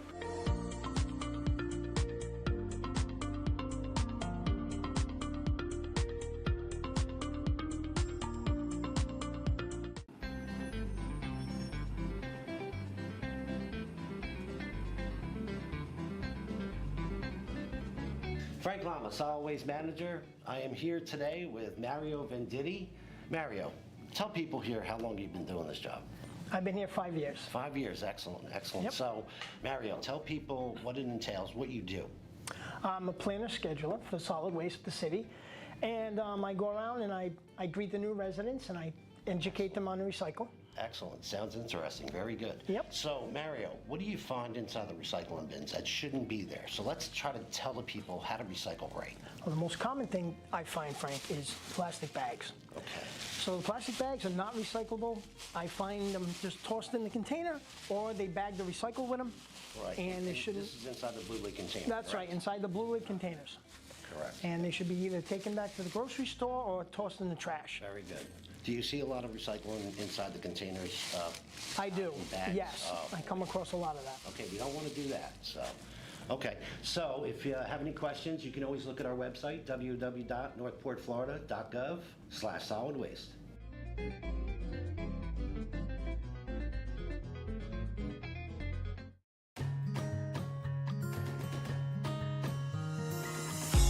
Welcome to the brand new Northport Podcast Network. We're so excited to introduce you to our revamped lineup of shows, created to keep you connected, informed, and inspired about everything happening in our city. That's right. With 3 unique shows under one network, there's something for everyone. First up is Northport Now.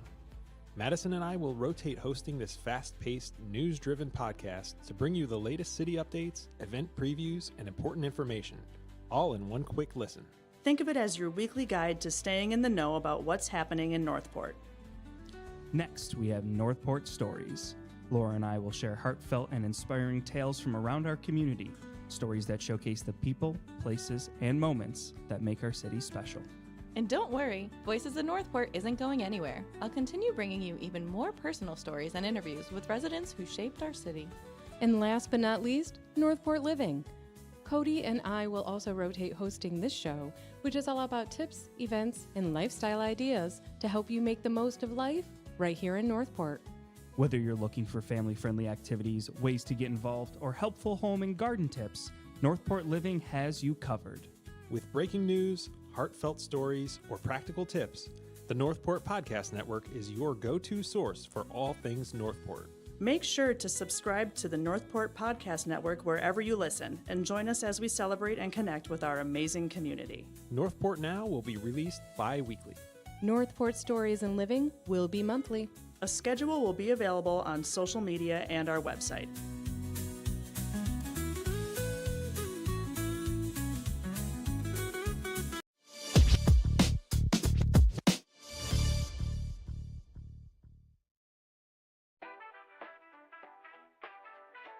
Hello everyone, Devon Poulos here, Aquatics Manager. Welcome to my crib. We have fun here at the crib, programs included. Become a past member, play all year long. Here at the crib, we do have rules. We take all payments here at the crib. Apple Pay, MasterCard, Visa, cash. You pay right here to enjoy the crib. So enter through the gate, child-proof, most adult-proof. Shade. What's that? Our newly installed sunshade available for rent all season long. Here at my crib, you don't have to worry about a place to find a seat. We've added more chairs than ever here at the crib. If you're coming to enjoy the cribs and you got little ones, we got the perfect area for them, our Pelican Playground. Newly painted, fresh floor, fresh palm tree. It's looking clean. Looking for a place to work your upper body? Take a shot here at our Stingray Shuffle. Looking to relax? I got you covered here with our Lazy River. Living more on the adventurous side? Check out the slides right behind me. Newly painted, all offer something individual and unique. Check it out. Check out the main pool, kept at a wonderful 84 degrees all year long. I just want you to have a good time. We have safety covered. Lifeguards here, staffed all day, every day when we're open for you to enjoy. Concession is open. Pizza, pretzels, nachos, ice cream, we got it all. My crib is your crib. Looking forward to seeing you here. Duty calls.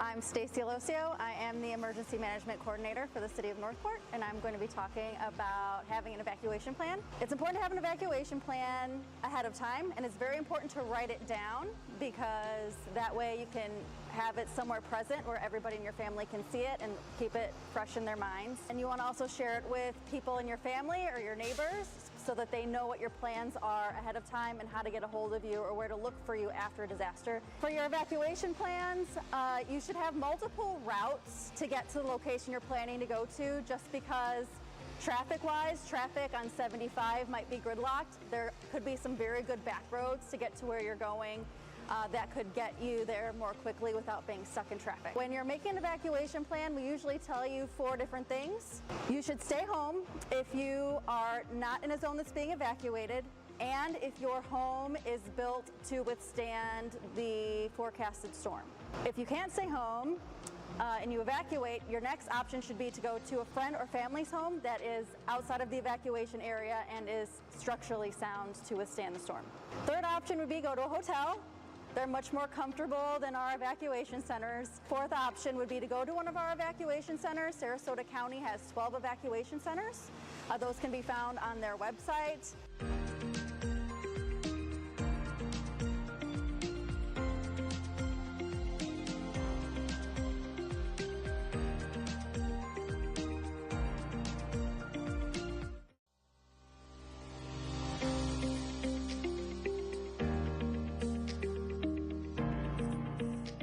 I'm Stacy Alosio. I'm the Emergency Manager for the City of Northport, and I'm going to discuss first responders after the storm. So it may take a while for first responders to get to after the storm, and that's due to a variety of reasons. One being, we pull first responders off the roads when tropical storm force winds are sustained for their safety. That is a standard usually across the state and other states that have hurricanes as well. So we will have a backlog of calls that have come in during the storm that we will prioritize based on urgency, and they'll be responding to those, as well as the calls that are currently coming in if they're urgent as well. Also, the roads might be flooded, there might be debris in the roads. Our tactical first-in teams will be going out right away to clear the roads of any hazards so that our vehicles can get through and respond as quickly as possible.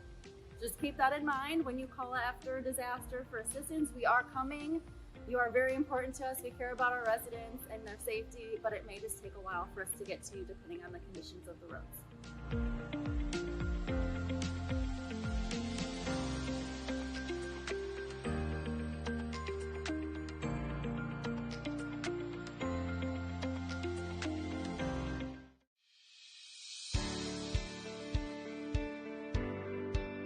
Hello everyone, my name is Mario Venditti. I am the planner scheduler for the City of Northport Solid Waste. I got into this position, first I was a recycle driver for 5 years for the City of Northport, and then I became the planner scheduler after taking an interest in educating the residents on how to recycle properly. In my position, my day-to-day, usually I start out by visiting the new residents that schedule garbage and recycle containers to be delivered.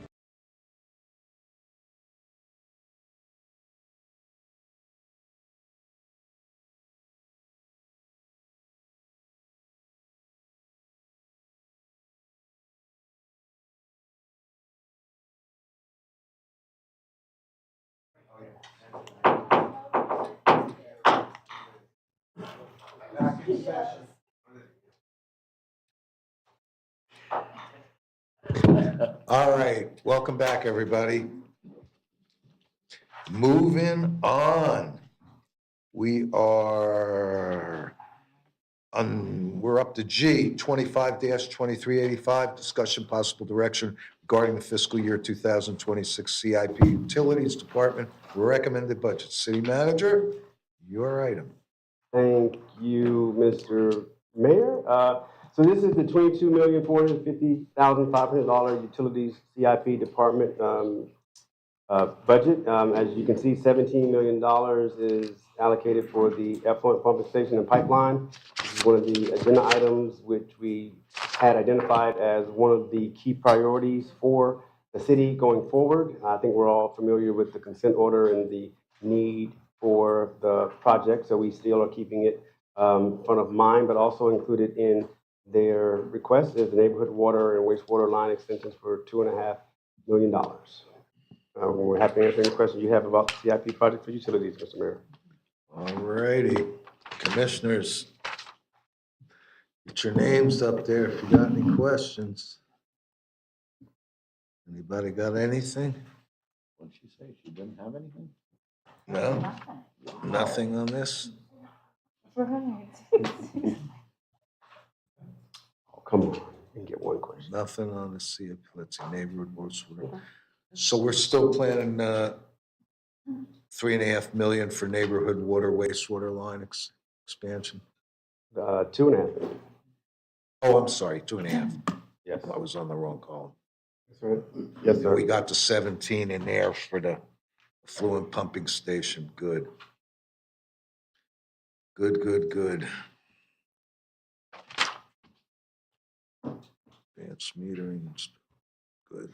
We need to do the meters. All right. Nobody has anything, huh? Guys are good, no questions?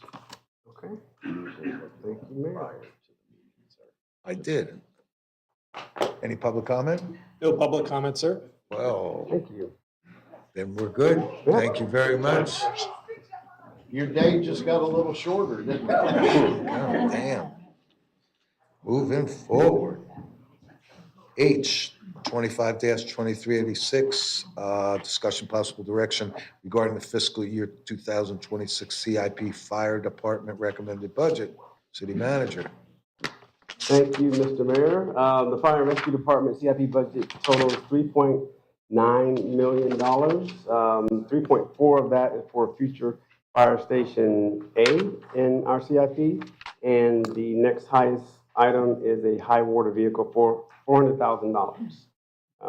Happy to answer any questions about Fire Department CIP you may have, Mayor. Thank you, sir. Commissioners. Commissioner Petro. Thank you, Mayor.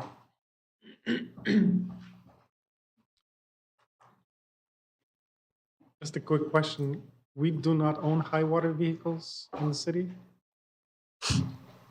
That is a great question. So, no, the vehicles that we used previously were brush trucks that we got from forestry that we ended up kind of taking out of service as brush vehicles and trying to maintain them for another purpose. We used them through the floods. They are very difficult to find parts, but the biggest issue was they're not built to go into high water. So infiltration into the axles and into the motor components and everything else, those vehicles were almost immediately out of service. So the vehicle that we put in for here, and we've also applied for a grant.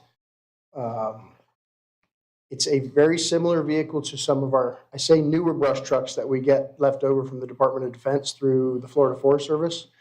They actually have what's called a fjording kit built into them.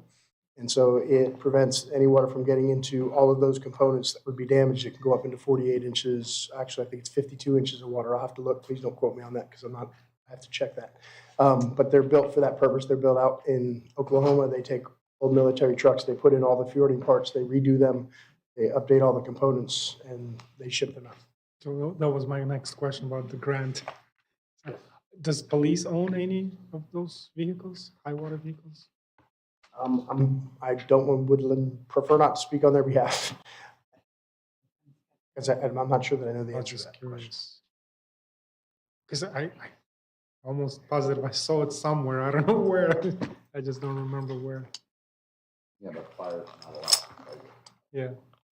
Captain Scott King for the police department. We have the Bearcat from Lenco, which is a high water vehicle as well as a rescue vehicle that can go up to 4 feet of water. Oh. But that's the only vehicle that the police department utilizes during high water rescues. Once this vehicle is purchased, would you be able to share it with between the departments, or as far as fire? It depends on the different tasks. We would, with the amount of area of the city that actually does have flooding, the use of both vehicles at the same time would be beneficial. Okay. Okay, thank you. Public Works also has one as well. Frankenstein one. It's just made up of a lot of different parts. Oh, that's where I saw it probably. Yeah. Okay. And I will say, oftentimes when we have an event of that significance, we are still pulling outside resources from the area. So Cap King said is correct. They oftentimes are one mission doing something, or they're assisting us. So yeah, all those vehicles are in use. It's not as typically as if one is sitting, not doing anything. Okay, thank you. Anything else? Anything else, commissioners? Thank you. Going once, twice, 3 times. Any public comment? No public comment, sir. Right. Yeah, I would just zoom in right along. If I'd known this, we would have waited for lunch. Moving on to I, 25-2387, discussion of possible direction regarding fiscal year 26 CIP Police Department recommended budget. Oh, please. This could be a long discussion. Okay. There's nothing there. Mr. Mayor, Yeah. police doesn't have a slide because they don't have anything for 26, fiscal year 26. That was included in the process. That's all right, we've got 400 questions anyways. Well, Commissioner Pepper.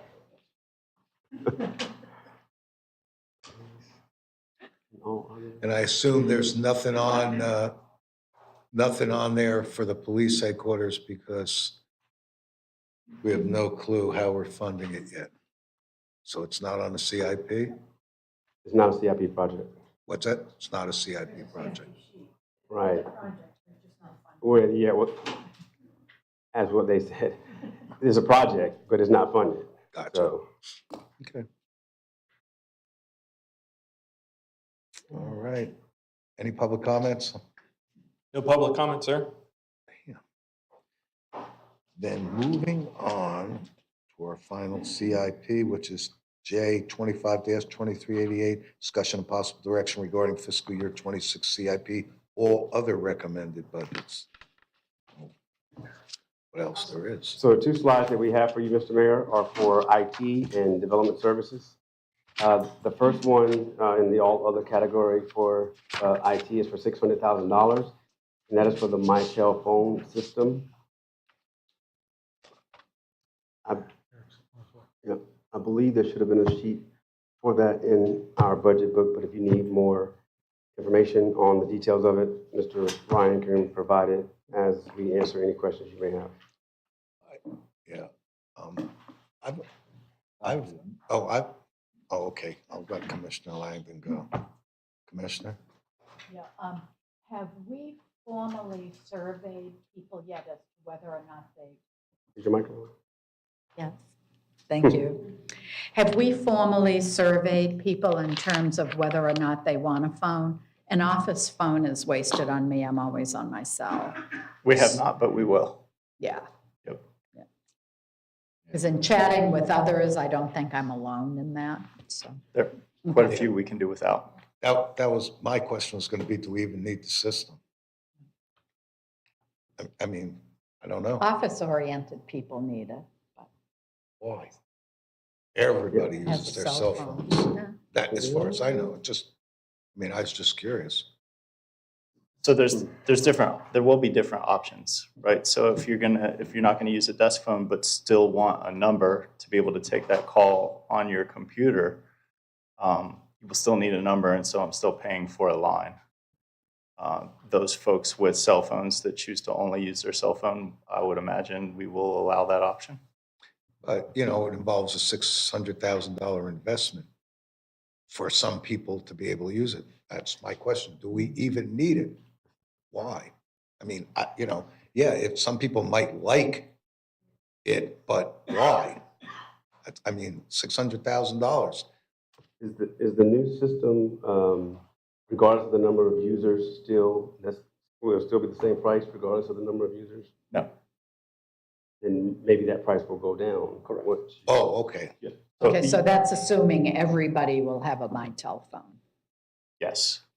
Oh, So we will absolutely do the analysis, ask the various departments. We need a call center for emergency operations, so I can't do without that. Can't do without. There will still be a phone system to some degree. There still are customer service operations at the various departments who need to be able to pick up a phone, and our citizens need to be able to call them. But I will, with the team's help, work to ensure that we are only purchasing absolutely what we need and getting the right deals on that. That's where I was headed. Thanks, Sarah. Commissioner Duval. Thank you, Mayor. What I'm going to be asking you about is an existing CIP project on page 345, and there will be information about two of those projects on page 372 and 373.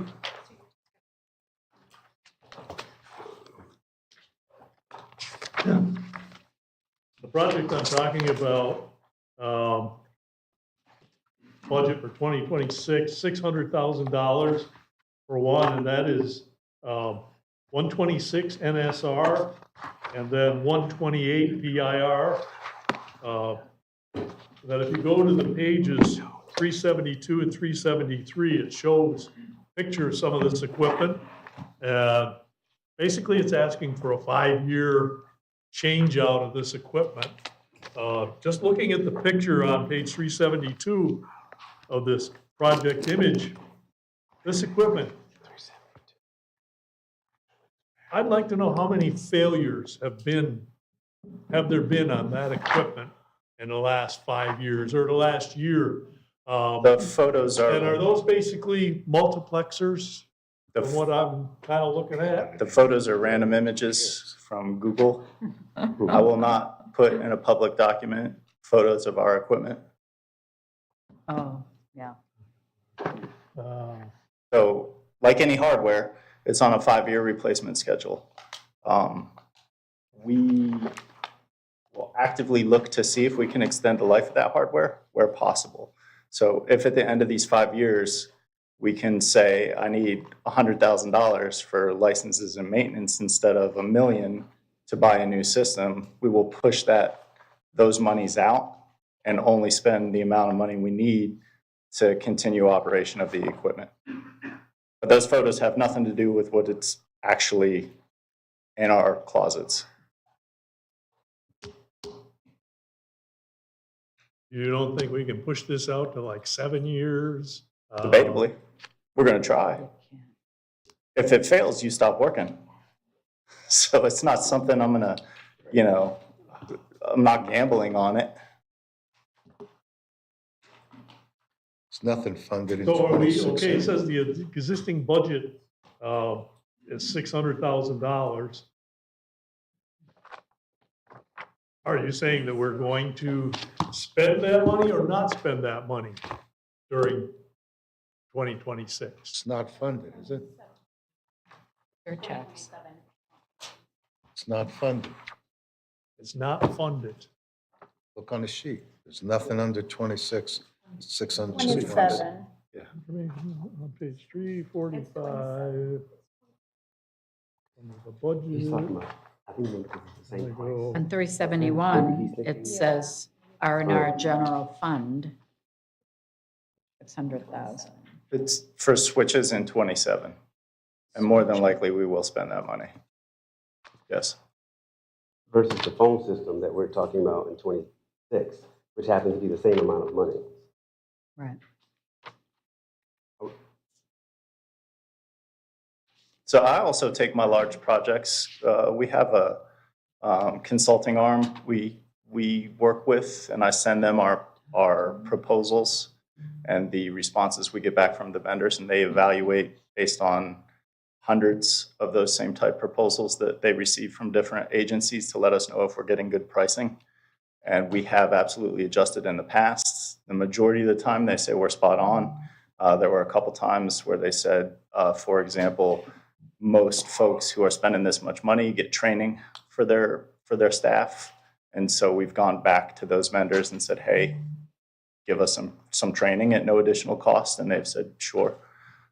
So we are actively working our projects to get the best price to start with. And then we compare those prices with what other government agencies are receiving to ensure that that's in line with what we should be paying. Yeah, I look at that 5-year. I just wonder, how much of that equipment is really worn out in a 5-year period, versus like, cell phone technology. They're coming out with new models every year. So maybe everybody needs a new cell phone every 5 years, but some of this backup equipment, that just stays in place. Nobody's playing with it every day. It sits there and it does what it needs to do when it's needed. I don't disagree with you. If we were not a government agency with the type of data we have, I could probably just let it sit there. But because I need maintenance on that equipment to prevent failure, I also need to ensure I'm not going to get hacked. And so at some point, the equipment loses an industrial life. So yes, it would still work in its capacity, but there are known vulnerabilities with such old equipment, and attackers' ability to have played with them for so long to learn how to get in, that I'm not going to allow our systems to reside on such old equipment that doesn't have maintenance agreements in place. Commissioner Duval, may I ask a related question? Yes. Thank you. Isn't there a software implication as well? I don't know if it's as impactful on switches and things, but servers and networks, older technology stops getting supported by their supporting software. Correct. So there's that. So if issue I as can well. extend the life, we will. Yeah. And if I can only buy what we need for new locations coming online, the new fire departments, new utilities department, if I can only purchase for those places where necessary, I will. But there will become a time where either the software is out of date or no longer supported, or there have been so many new models of that equipment that the old models aren't supported. So at end of life or end of support, I'm not using that equipment anymore. Maintenance issue. Okay, thank you. You're welcome. Anything else? Commissioner Petro. Thank you, Mayor. Thank you, Eric, for your work. Just a question.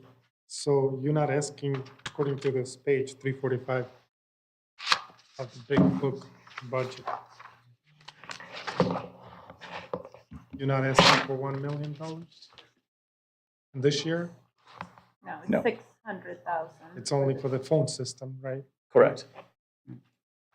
Now, if it comes to the analysis that it's gonna, maybe half of the people that needed the actual office equipment, it will be less than $600,000, or? it's- I mean, ideally, yes. That's our kind of worst case scenario. And so we would hope that it comes in well under that. And is it just the equipment, or it's the licensing for that whole year? of This go round, it's a full refresh. So it's new everything Based on the number of employees that that need, correct. So we will, for those folks that do need desk phones, we will be coming around with a new phone. And for that $1 million, what is the, how old is that system? I just want to make sure that we don't go, and then suddenly we need it right away. So that's for the SAN? Virtual replacement, virtual infrastructure replacement. Correct. That's kind of the backbone of what all the systems reside on, where all our servers are housed. And so here again, that's one of those products that if it goes down, we would obviously switch over to DR, but now we're sitting on one system with no backups.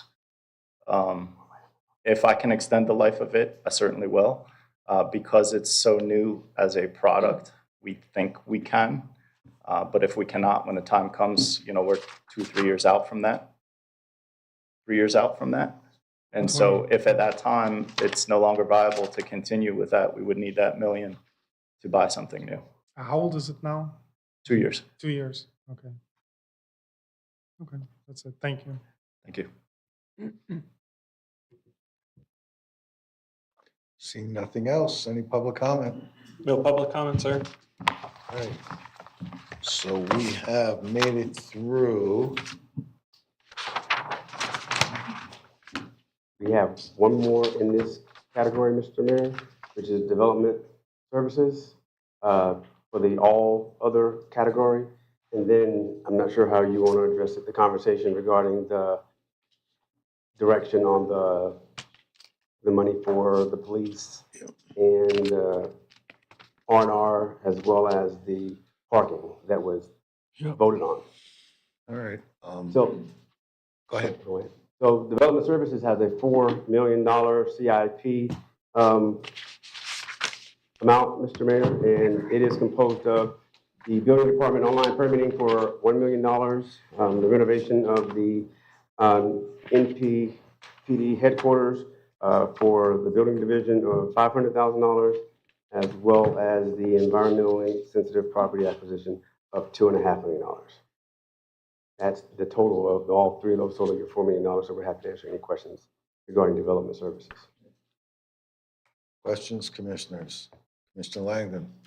I don't know if it's so much a question or a comment, but the $2.5 million for the acquisition of environmentally sensitive properties, we talked a little bit about this yesterday. Is that money to buy the random lot, or is the intention of that money to be used strategically to create something? I mean, I think I've been pretty public in the past that I don't believe we should use taxpayer money to buy property so that developers who shouldn't build there don't, and people who shouldn't buy there don't, unless you can help me understand why that's a good investment. Yes, ma'am. Commissioner Langdon. The funds that would be utilized to purchase the environmentally sensitive lands come from our tree mitigation fees. The lion's share of those mitigation fees are received via contractors and developers, not your average homeowner. So those funds are intended for tree planting, for environmental land acquisition, for habitat restoration and creation. So we will be bringing to the commission a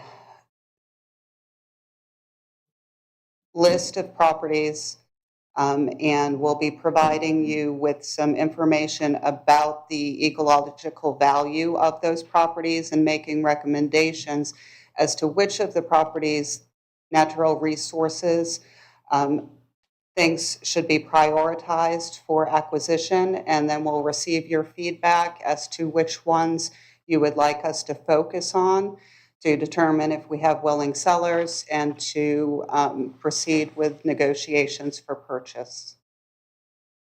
So we purchase the property. Where will the funding come from to make that purchase appropriate for its use? I'll share a story with you. Some years ago, I walked through the 60 acres adjacent to Warm Mineral Springs with a couple of environmentalists and a representative of Florida Fish and Wildlife. And we were looking for scrub jay habitat. And so the gentleman did identify a large area that we already own that he said he could tell at one time it was a scrub jay habitat, but the property needs to be maintained because the scrub things, I mean, clearly I'm not an environmentalist. The scrub things grow up and then it's, the scrub jays no longer like it. So might it be a better use of money than to buy more properties? Why don't we evaluate restoring that area as a scrub jay habitat and evaluate what it would cost? Fish and Wildlife has money for the restoration of such properties, and then they'll maintain it for a certain number of years, but I forget how many years. But then responsibility for the property transitions to the municipality. And I pressed him twice to see if, Fish and Wildlife might want to fund the restoration. And he said, it would be a significant investment. Now, I don't know if 2.5 million is enough, but it just strikes me that we have this land that once was scrub jay habitat, that now is not. Might we look at that, the restoration of that property, as a better use of those funds? Okay. We also have $50,000 budgeted in the Natural Resources Department for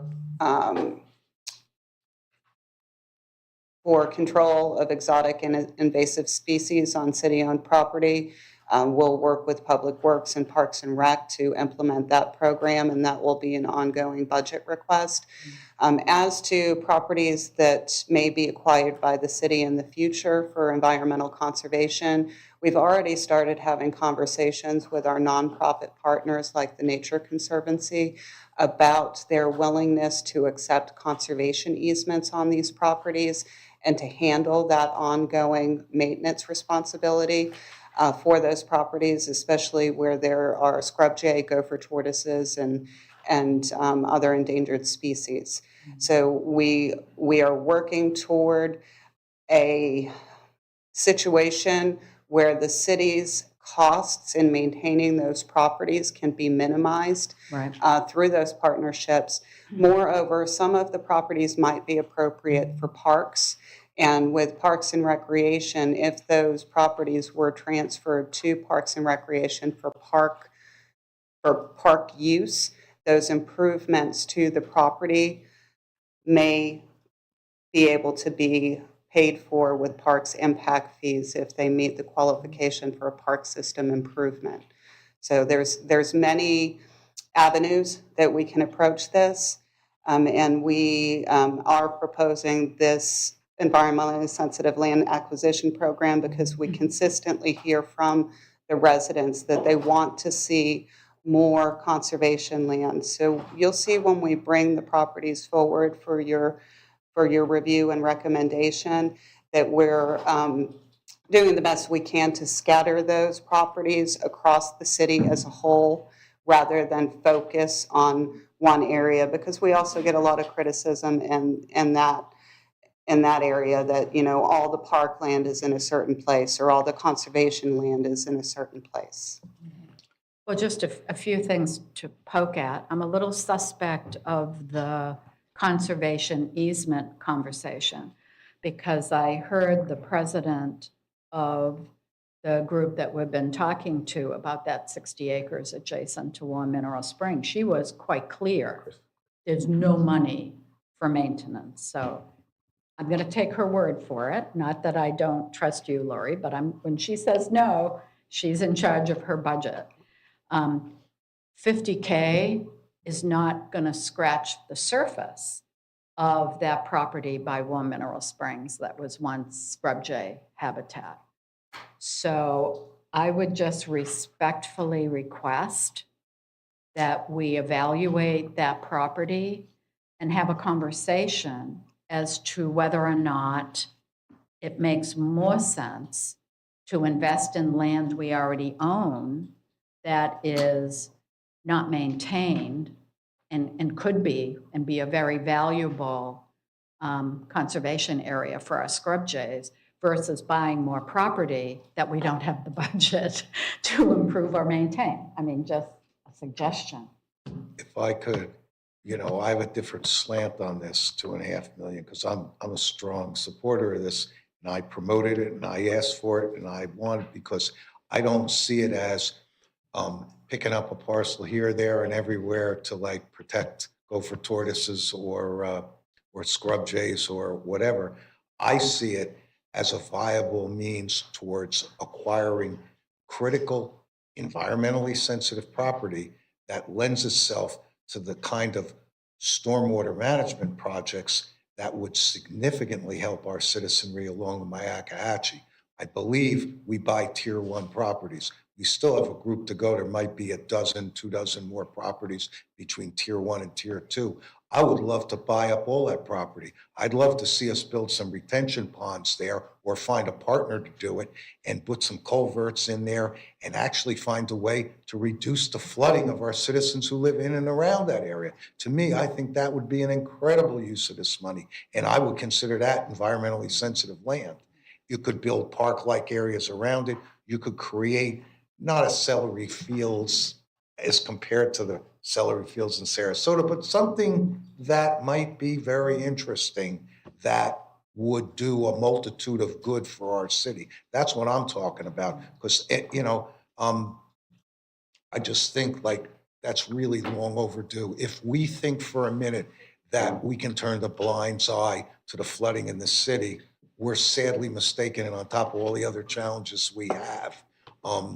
This is an area where I don't expect we're going to get a whole lot of help from the county or the state because they get their own hands full with their own areas. So this, to me, was a great way to try to direct some money from the tree fund to something that might do a lot of good and it is environmentally sensitive land. It is. So, I mean, that was my thinking with all this. If I may, if the land acquisition was for a strategic purpose, and I think mitigating flooding, I mean, that's a great way to solve 2 problems with 1 investment. But what I heard were properties scattered throughout the city, just, it doesn't float my boat. So let me ask, people ask all the time for more conservation land. Holy smokes, we're surrounded by conservation land, some of it in the city, some of it out of the city. Last time, and you might be able to answer this, Ms. Laurie, last time I looked, about 34% of our land use in the city of Northport was conservation, open space, and parks. Do we know what percent of that 34% is actually conservation? I mean, we have the forest, we have Orange Hammock, we have all those areas north of the estates. We are surrounded by conservation land. I have to ask, how much more do we need? Okay, so I don't have the percentage of how much of that is conservation land, but I can say that, this budget proposal was initiated because of the strategic plan policies for environmental sustainability and resiliency, that properties that are in a flood zone would qualify under the definitions in the ULDC. Properties in a flood zone, wetlands can also qualify as environmentally sensitive land. So when Natural Resources brings this list to you, you will see that there will be flood-prone areas that are recommended for purchase. You will see that there will be wetland areas recommended for purchase, and the wetland properties can pair as parks as well. Minor improvements can be made without impacting the wetlands, and eliminating a situation where a valuable wetland is mitigated for development can help improve our situation when it comes to flood as well. So, if the City Commission approves this budget proposal, we bring those properties to you for your input as to which you'd like to see us pursue. We'll work with parks, we'll work with engineering and stormwater to develop those strategies for use of those properties for the best purpose, whether it be habitat, whether it be flood mitigation, whether it be the mini celery fields park that Elena Ray speaks about occasionally. So if there's any more questions, I'm happy to answer them. It was really the idea of marshaling that tree fund so that, I mean, we know that a significant portion of those dollars is going to support our natural resource department, as it should, because there's really nowhere else to find that money. We have certain dollars allocated for tree plantings, for other habitat enhancement, but setting aside this amount of money for what could be a strategic plan. We'll develop that strategic plan collectively, but it's not bad to have that earmarked for this. So, I mean, I just thought it was a good idea to set it aside and then let staff bring it back and we can all figure it out and decide what might be the best use. And if we all decide like none of that's a good idea at all, well, guess what? Now there's $2.5 million that within certain rules we can redirect, but it certainly would be a pretty good idea to come up with a strategic plan to help address stormwater management in the city. And it would have a multitude of benefits from park-like environments, wetland enhancement, all kinds of benefits that, and I'd love to think some, white knight will come in and help us out with all this, but by God, we're going to have to do what we can to try to do some of this on our own. And with all the new development that goes on, we have rules about how they all have to mitigate stormwater, issues. But for all our low-lying areas, especially in and around the Myakkahatchee, we need a plan. And we're going to do a master plan on stormwater management again. I mean, this probably be nothing that we all as a present commission will see come to pass, but if we don't start laying the groundwork for some of this, future commissions won't have the steps to walk to get some of this stuff done. And it really is going to have to be. We got a growing population, there'll be more and more people affected by stormwater issues. Yeah, I certainly could get behind that. But again, in my mind, to buy more land when we have habitat that we're not maintaining, I just sort of, my head spins a little bit when I consider that. Anything else to this? Development Services, CIP? Thank you very much. Any public comment? No public comment, sir. Wow. Very good. Now, what else do we have before we do general public comment? Anything else commission wants to talk about here regarding this? I do. Yes. The direction from the board regarding the money you want us to add back into the budget? I think. $1.65 million. Is that just funding the first phase, Madam Commissioner? So what it was for, 500 for the police for efficiency investments, 500K to Public Works for R&R and deferred maintenance, and then phase one of the parking, 650K for phase one of the parking, Espanola to Northport Boulevard. So that's 1.65 million. And so for the other two phases, the plan is to? We'll figure it out later. Yeah? That again? Yeah, that's correct. What? We're gonna do phase one. Oh, yes, I'm sorry. Yeah, I'm sorry. funding phase one, Okay. phase two and three. Oh, yeah, absolutely. At a later date. Yes, correct. Sorry. Okay. All right. So, I guess now is the time for how do we find that money? yes, and since you asked, we would, oh, that's right, we changed it. I'll come back to that. But here are our pillars, as a reminder, but I think as I go to slide 30, which has sort of the general fund departments where this will be comprised of, if there are any suggestions as far as how you would like that done as it relates to the pillars and your priorities, and then we can go sort of dissect it from various places in order to meet that goal so that we stay in alignment with what your vision is on as we go forward. Because $1.6 million is going to hurt. So, if I may. Your name's not in the queue. You got the floor. Oh, God, I'm going to have to be vice to his mayor next year. It's going to be ugly. Very long here. Well, sort of cutting where there's no room for cutting. And let me just say, I was very impressed by this budget. I really think staff did an outstanding job of really paring it back to the bone. I don't see any place to cut. So that leaves us with increasing revenue. We've kept the millage rate the same for 5 years.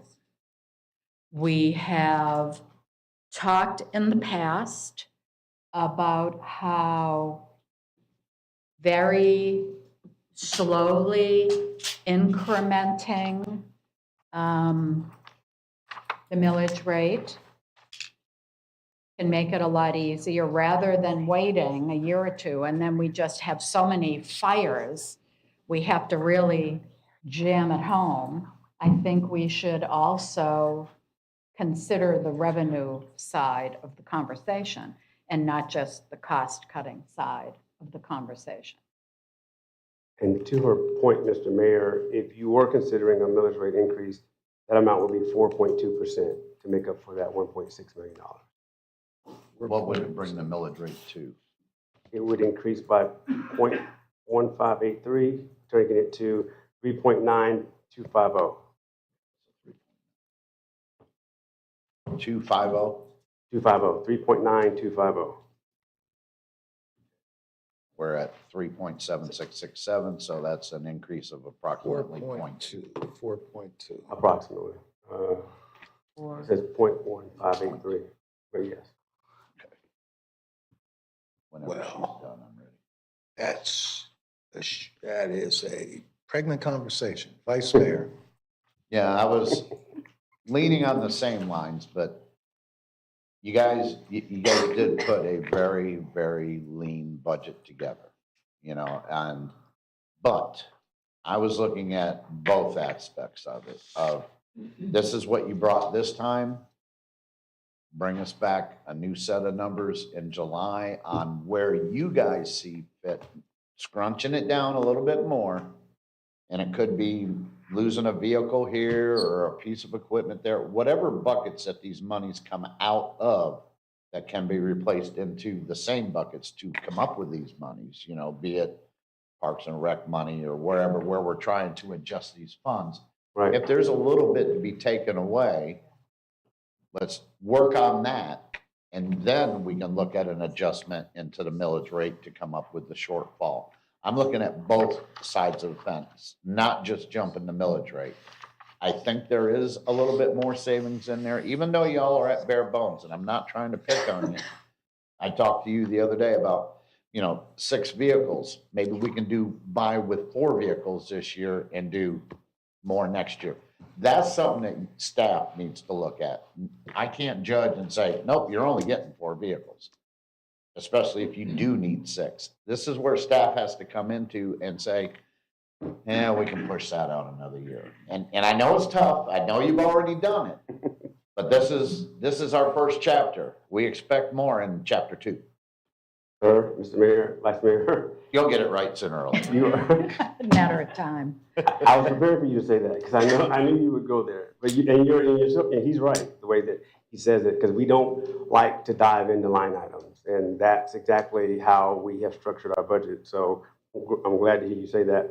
My only ask, and I can go back in to find the 1.6 because that's what we can do. I just want to make sure that if the board had any recommendations about the pillars or the programs or the priorities that you set that you either did or did not want to touch, that I knew that now before we went back in for the exercise.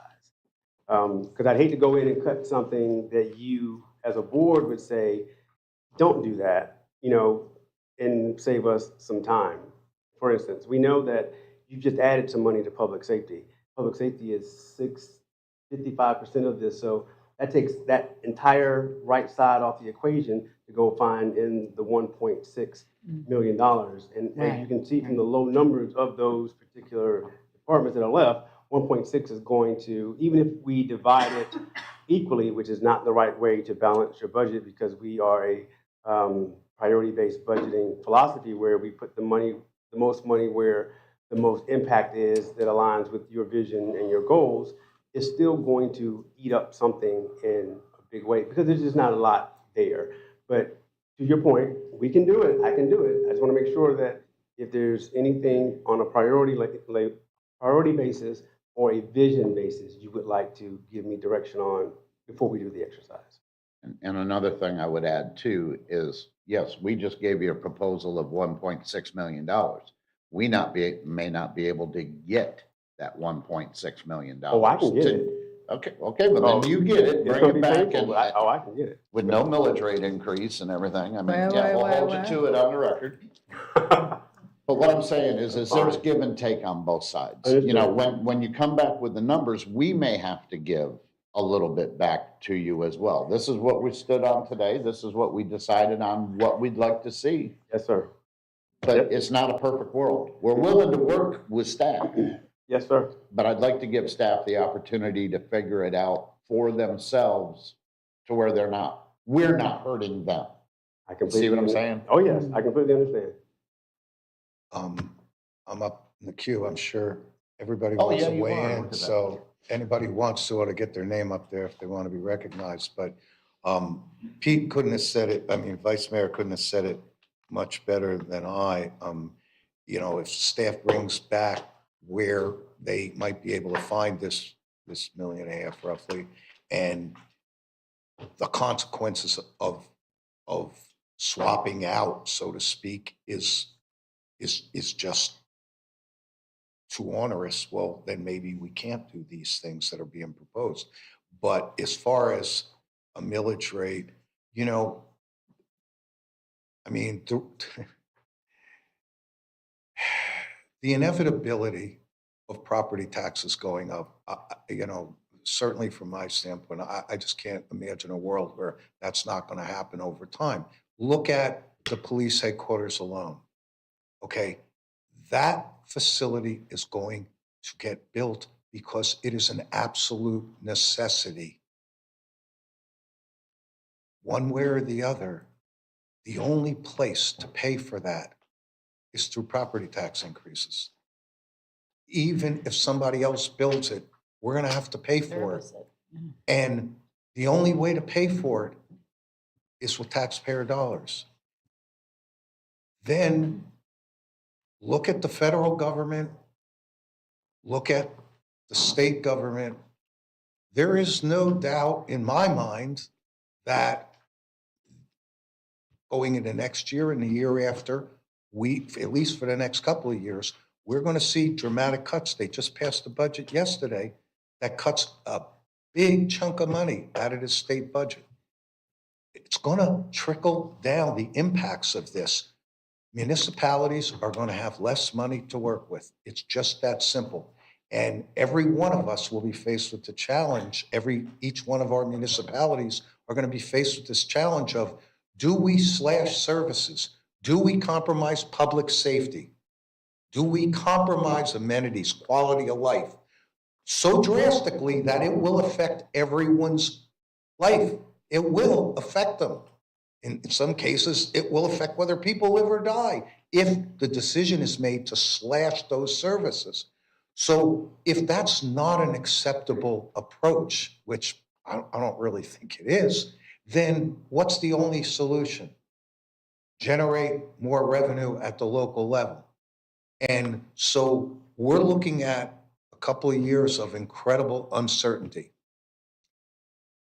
Until we know better what's going to happen here, till we've able to crystallize how we think is best to proceed on our police headquarters, till we realize that the repercussions of the economy and the state and federal government decisions that are being made, I don't see how tweaking the millage rate up at this point is going to do anything except exasperate a rough situation.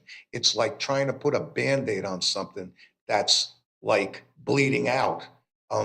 This is not the answer right now. We may find that, I mean, a 4.2%, I mean, all that increase would do, it would take us up to almost 4.0, and all it would do is fund $1.5 million worth of projects that we decided we wanted to add, that we couldn't figure out where else to pay for. What does that do to solve all the other challenges that are, quite honestly, in my opinion, far more important than this $1.5 million worth of projects? Not that they aren't important, but I mean, my God, we got incredible infrastructure challenges, which include the PD building. I just don't see it. I think this is not a thought out process. This is like, you know, just a terribly bad move to make at this time, while the concept of incrementally increasing millage rate, that's a good strategy. Certainly better than turning a blind eye to need and then raising it 10% at some point down the road. I just don't think we're there yet. I don't think we figured it out. I don't think we have any idea of the implication of what this PD building is going to cost us, and or the implication of decisions being made at the state level are going to mean to us, or the federal level. Because quite frankly, we have inadequate fund balances right now, horrendously so. If we don't have FEMA money to look forward to, and all of a sudden another 25% isn't going to be reimbursed from FEMA, because guess what? There's just not the money there. Federal government's not pushing that much down to the state, and all of a sudden we have to make up the difference. Where the hell are we going to find that money? The answer is to build fund balances way bigger than we have them now. Where are we going to get that money? I've said it before. We don't have a printing press at the city level. So we're going to have to reach into the pockets of our taxpayers. And if we go that direction, we sure better have this thought out. And we do not have this thought out, in my opinion. So I am not supportive of messing with this millage rate right now. I say we hold it flat. A 6th year, we figure out what we need to do. There's too many unknown questions right now we don't have answers to. Mr. Langdon. Well, I mean, what we're doing here and the millage rate is, I mean, we could quadruple the millage rate and it's still not going to build the police headquarters. So somehow we have to figure that out. And it's not going to be millage rate increases to pay for it, pay as you go. What we are doing is asking staff to look at it, think about it, and bring back a proposal. So, Mayor, you're absolutely right. This is not well thought out at this particular point, but we ran a consensus on all 3 of these items, and we determined that they were well worth considering. So it might be that the police come back and say, you know what, we can live with 350 and get some productivity improvements, given that we have no headcount increases. Maybe Public Works might come back and say, look, 400,000, we can begin to address some of the deferred maintenance and R&R. Maybe there are a couple of projects that someone might say, gee, we can push that out another year without upsetting the apple cart. And then maybe a piece of it is a very small increment, or not, to the millage rate. I would love to keep the millage rate stable. But folks, the taxable value of this city is not sufficient to continue to fund services at the highest level. It's just not. And so when people say, why is the millage rate increasing? It's because our taxable value is so low. And again, I think I said yesterday or an earlier meeting, the city of Sarasota has more tax dollars to support their population, and they have like a third. We have to service 3 times the number of people than the city of Sarasota with fewer tax dollars. How do you do that? Preaching to the choir. How do you do that? Preaching to the choir, except this ask is for $1.5 million to pay for a handful of projects on a sheet of paper that we came up with. And I support Vice Mayor's approach, which is let staff go back and figure out what else you can cut out of this budget to replace these sets of projects with. And what did I if say, the- Mayor? Right. I said, But with in a no- way, might come back but with with a no- mixed proposal. But with no Maybe not. millage rate, I'll never support a millage rate. Not this year, not for this. No way, shape, or form. No way. Vice Mayor. Yeah. You say this isn't thought out. We've been thinking about this for a few years now, talking about the millage rate and doing small increments. Okay? Let's just say the millage rate got adjusted now to the exact amount on what they said, $1.5 million, $1.6 million. Okay? For these projects for this year. Okay? We've already adjusted the millage rate. Guess what? Next year, that $1.5 million comes back again, if not more, with growth from new residents. So we've done the increment on 1.5. Next year, it could be 2 million towards different Another set projects. of projects. Right. I'm just saying the small increments, it is a start. We start it this year, we start it next year, we start it whatever So year. you're trying to tell me that if we increase the millage rate by $1.5 million to pay for these projects this year, next year, that $1.5 million will be sitting there free that we can use for something else. I say BS on that. I say we'll just spend it. Sorry. Well, that's what the You'll budget's never about. The convince budget me. is getting money together to spend on projects. The thing about it is I'm not saying that the money will be sitting there safely away. No, there's gonna be projects that could be paid for out of it. Let's say phase 2 of the parking tragedy that we have on US 41 could be next year of $650,000. We're looking in the long range.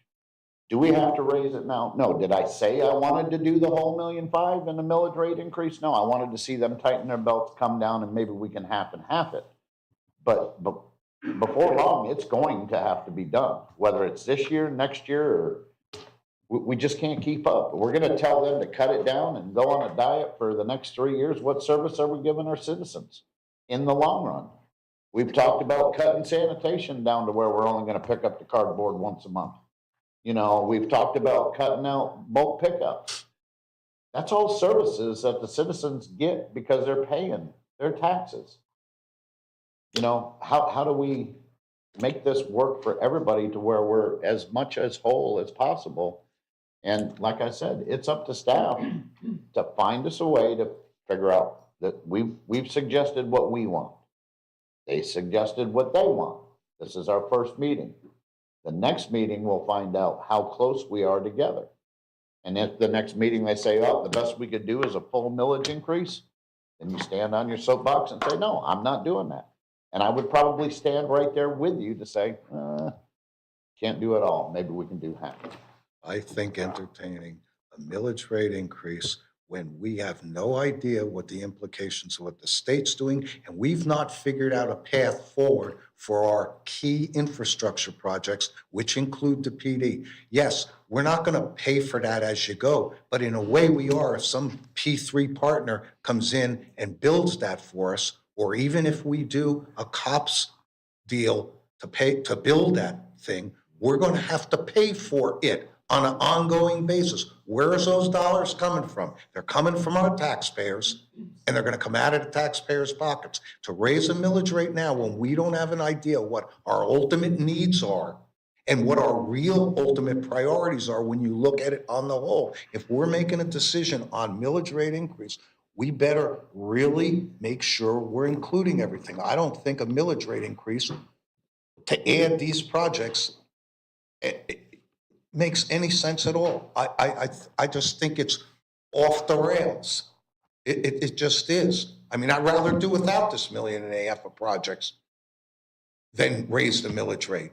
I think staff can find part of it, all of it, I don't know. And then we have to look at what they're giving up in order to pay for these projects. What's the trade-off? If we decide, oh, we don't, you know, they are suggesting 1, 2, and 3 get postponed or deferred, and we don't think that's worth it, fine. Then we compromise this list here, okay? But But to look at the solution to, increase the millage rate, that conversation's a whole different conversation, and it's predicated on what we realistically think the millage rate is gonna have to go to over the next 5 to 7 years. We have a financial plan that just came out that said in 5 years, we should expect to see some revenue growth begin from development. If we're gonna raise our millage rate, it should all go to making darn sure that that infrastructure is in place so we get the revenue bump we expect in 5 years. Because if we don't do that, then we're really going to be behind the eight ball. So I just think even the conversation of a millage rate increase at this point is just, it is nothing but pouring gasoline on an already smoldering fire. It's just, you'll never get me to support it. Not this year, you won't, not for this. We can go without you. Good, and by all means, I am 1 of 5, and I appreciate that you all are not rerunning and you don't feel as accountable to the citizens as I do, but I do, and I'm sorry, I think that's crap, okay? And I'm not afraid to say it. It's a lot of nerve to say we're gonna, with all the user fees we're raising this year, to cover all the costs of services, and we're talking about raising the millage rate to pay for this $1.5 million on a sheet of paper. Never happened, not by me. You can vote any way you want, but you're not getting my vote for this. Vice Mayor? No, I was done, and, that was good. Dimitri, I'm sorry, Commissioner Petro. Well, I've spoken already, so you go. I'll wait till you're done. Thank you, Mayor. I agree with Commissioner Emmerich on that. Go back.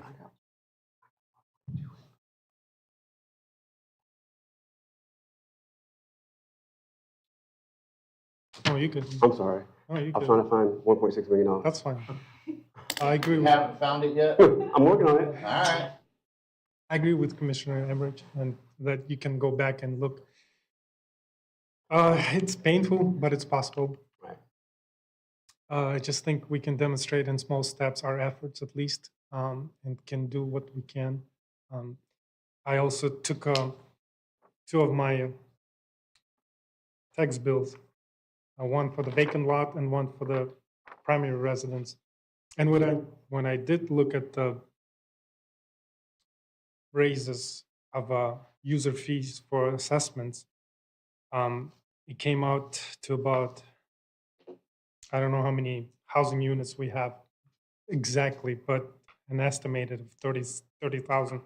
It comes out, so we cut down on 3 million per the direction of the board, and you did an excellent job. But by raising these, really, those fees, we came back and raised again $3 million. Because if I multiplied all of my assessments by the number of percentages we increasing, and it came out to about $100, and I multiply $100 per number of housing units, that came to about $3 million. So we cut $3 million, but then we raised $3 million. I think we can do better. So just want to finish on a positive note that we can do, and we will be able to function more efficiently. Comment on Commissioner Langdon, Sarasota. Sarasota City and the Sarasota area, they have the fair market values of those houses are much higher. And so That's the point. well, that's what they get the money from. And a I lot mean, look more at the commercial Siesta Key alone. development. The 1 unit equals to 15 or 20 units, dwelling units here in city of Northport. I mean, there's no dispute on that. There's no, it's a different animal to compare. I don't think we should do that. It's apple to oranges. But I think we will be able to do it. And as much as it's painful, it is possible. And a good note to finish, we'll work on borrowing options for the infrastructure projects, as we were as you were directed and as we got the message from the voters. Right. So that's it from me. Thank you, Mayor. And I agree with you about the millage rate, by the way. So, Mr. Mayor, for a little bit of clarity, this is how I would approach it based on, Vice Mayor's comments. You start from pillars to proposals to programs to people. That's how it goes down. Now, pillars, of course, are what you set as the vision, and I want to make sure I stay in alignment with, as I said, not doing something that would upset that apple cart. And the proposals are what our team added in that said, hey, this is what we would like to get to sort of advance us. And a lot of them were left out, but there are some that were put in. So my first question would be is, our public safety did put in proposals that were granted. Do you not want us to do anything with public safety at all and use the remaining pie of departments, or are proposals from the public safety available for you to consider as well? I would consider everything. Okay. Right, and just a quick question, if it affects that department that we're trying to give them more money on, then they might be able to sacrifice something else to get that money, was where I was getting at as well. I don't expect to rob from Peter to give to Paul over here. Right. But they may be able to tighten up their own belt to get their own extra resources as well. Fair enough. We do that in our normal exercises, so that's nothing new to them. They'll not be surprised when they hear that. But I just wanted to make sure that I didn't, again, I don't want to bring something back in front of you where you say either no or why didn't you ask me that if you were thinking that on June 17th. That's what I'm trying to make sure that I get right. But thank you, Mr. Mayor. We just want you to solve the problem and be done with it. That's what I do. I'll solve it. Give me a minute, right? That's what managers do. They manage well. That's the job. As I tell people, that's the Not job. just overseeing, but Right. managing. Go do it. Go fix it. Yes. Thank you. Thank you. Thank you, Phil. Thank you. Anybody else have anything to say? Commissioner Langren? I just feel compelled to characterize me as someone who does not care about charges to residents or being efficient or being unwilling to look at cost cutting is very, very unfair, because I am open to cost cutting. But I understand we're raising district fees. We have to keep in mind that year to year, the cost of delivering the same level of service goes up. It's a fact. So if we don't keep pace with that, then at some point, we have to cut services. And I think we would all agree there are certain areas in which we would not want to cut those services. So I just really felt compelled to say that because, again, I'll say it, delivering the exact same level of service, the cost of doing that goes up every year. Fact. We're never going to really know what the state and feds are going to do. And I think it's part of our challenge as commissioners and leadership in city staff to be able to anticipate as best we can. But I would just caution us, if we wait until we know everything, it will be too late. So we have to make some assumptions and we have to move forward and we have to do the best we can do. And then a comment on public works. The two things that concerned all of us was not spending money on maintenance that we've been deferring for a long period of time and not putting money aside for repair and replacement. What are the implications of that? The implications is next year or in 2 years or in 3 years, we're going to have a hot mess of a disaster that we're going to have to react to. So this is not easy. And I know we all have the best interests of the city and the residents of this city in our hearts and in our thoughts. I mean, if we raise taxes, we're all going to pay it too. So it's not like we get a pass on it. Maybe it's this year, maybe it's next year. I'm not in love with raising taxes. If we can do it another way, I mean, maybe we don't address the parking. Let people continue, parking on the swale. I mean, I guess we'll have to make that decision at some point in the future. But to not put money aside for repair and replacement and deferred maintenance is just, it's like having a gun with one bullet in it and putting it to your head. It's just a matter of time before there's going to be some disaster. And then what would the community think of us if we didn't plan ahead and hedge our bets and be ready? We can't borrow. I mean, there are just so many things against us. And we do know what our capital needs are. And I have a very hard time retaining this number. What is it, 15 billion or some 1.5 billion? Or, I mean, we've documented. 2.5 billion. How much? 2.5 billion. 2.5. See, I have a really hard time with all those zeros. 2.5 billion. So we know what our needs are. And the delta is stunning, just stunning. So, let's not be mean to each other or accuse each other of not caring or that's not fair. We've got to pull it together, and we have to consider everything. It's our job to consider everything and to do what's best for the residents of this city. And it's not hiding from our incredible infrastructure needs and capital needs and being afraid to tweak a millage rate because people won't like us. They don't like us now. So we've got to do what's right, and we have to consider everything. That's all.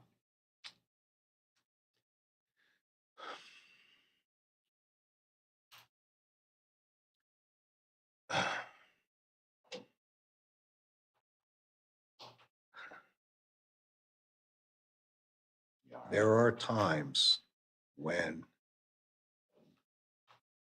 what's best for the city and what's best for the citizens don't necessarily jive. And in today's time, with the cost of everything what it is, the fact that we face all these challenges, notwithstanding the fact that we face all these challenges, we have a plan for how, over time, we're able to manage the growth of our city. And we have a plan that's predicated on infrastructure going in certain areas, strategic areas of our city that will attract the kind of development, non-residential development, that's going to help, hopefully, allow us to see the light at the end of this dark tunnel. Because, it's not like we're flying blind here. We have a plan, and it's not going to be easy to execute it.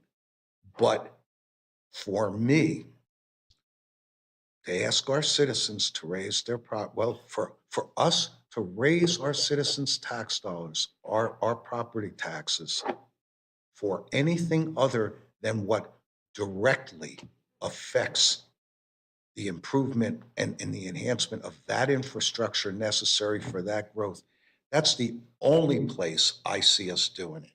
And I just think the thought of talking about this now, we have 3 projects that were just shot down by the citizens. These were 3 projects that everyone in the city appreciates we need to do. They're infrastructure related, they're needs, not wants. They made sense, and yet they were voted down. We're now going to have to figure out how to pay for these. There's no other way to pay for them. Certainly, the 2 of the 3 we can find other ways, but the police headquarters is going to be paid through ad valorem taxes. The service of that debt is coming from there. How can you turn around and think about raising the property taxes for, you know, a list of 3 or 4 projects here, and to say, well, it's an incremental raising. That's not a strategy. That's not a plan. I mean, our citizens, I think, expect better than that. That is a half-assed way to approach this. The conversation about whether or not property taxes need to increase are conditioned on a whole lot more than just these couple of projects, and to say, oh, but by the way, this will help incrementally raise taxes going forward, because we all know we need to raise taxes because we have a growing city that has all these needs. Well, you know what? Maybe we'll go into a deep recession, and all of a sudden, there won't be the growth, and we won't need this money because nobody will be building anything, and we'll be sitting on our hands. I don't know, but I got to tell you, there's a lot more thought that goes into it than just, hey, maybe we should raise the millage rate.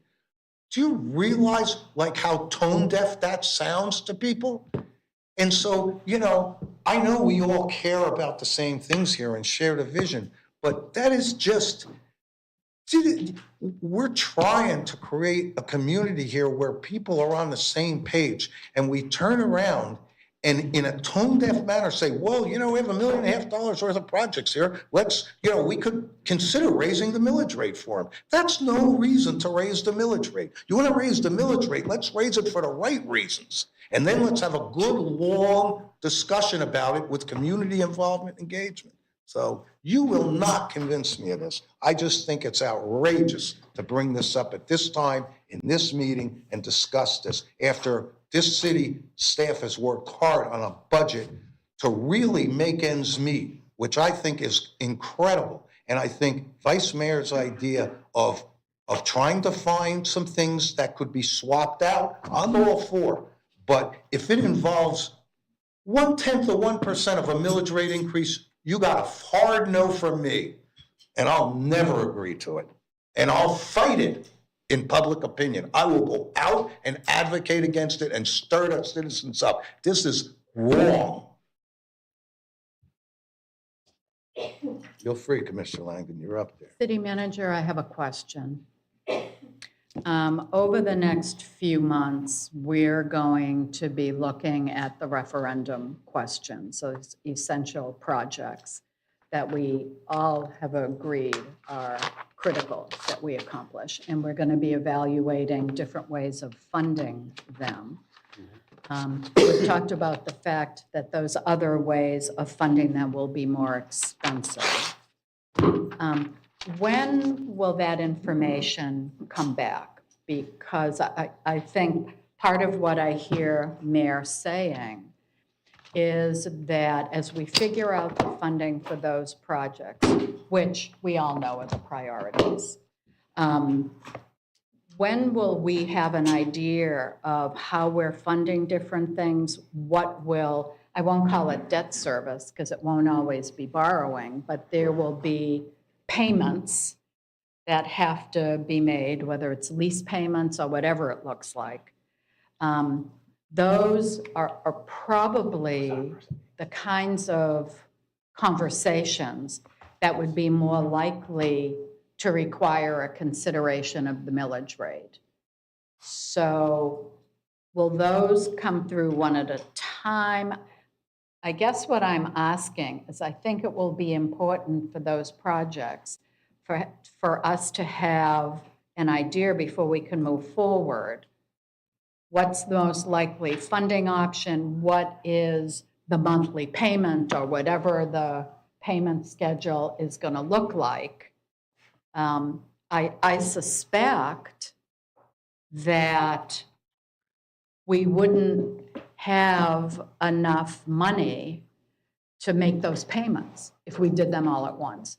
So that's probably the bigger issue that we need to grapple with. So when might we have some idea of that? So the next steps, Madam, is we will bring in front of you on July the 8th your first chance to discuss the proposal that was delivered to us. And once you make the Is this for police?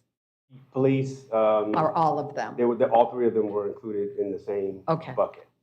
So you'll have your chance at that moment to give direction if you want us to go forward with the proposal that we would deliver, Right. or if you would like us to go out for an RFP and let everyone sort of compete on what you set as the terms and scope that you're looking for. The unsolicited proposal went based on what they saw us discussing or, the process that we went through with the agenda referendum items. An RFP will give you more control over exactly knowing what you want to be in there once we sort of flush it out and bring it back to you for your approval. And then that would go out and, let's say that takes 90 days and, you go through that process. While that Right. process is happening, then we'll still continue to work with PFM on the COPS route. So then we can Right. bring you information about what they both look like simultaneously. And then you'll get to a point where you say, you know what, we like this path versus that path. And then that's the path we will follow based on your guidance. And I know I'll use the P3 and COPS. I just use 2 financing methods. There might be another method that might work Right. better as well. I don't want to limit you, but Right. those are the ones we keep talking about. So we sort of have an idea with COPS. I think I heard at an earlier meeting that it would sort of be the bond rate plus a point or two. So I think we have some information that we could estimate what that would look like on a monthly, annual basis in terms of paying it. Right. Do we have any indication on our P3 proposals what they might look like?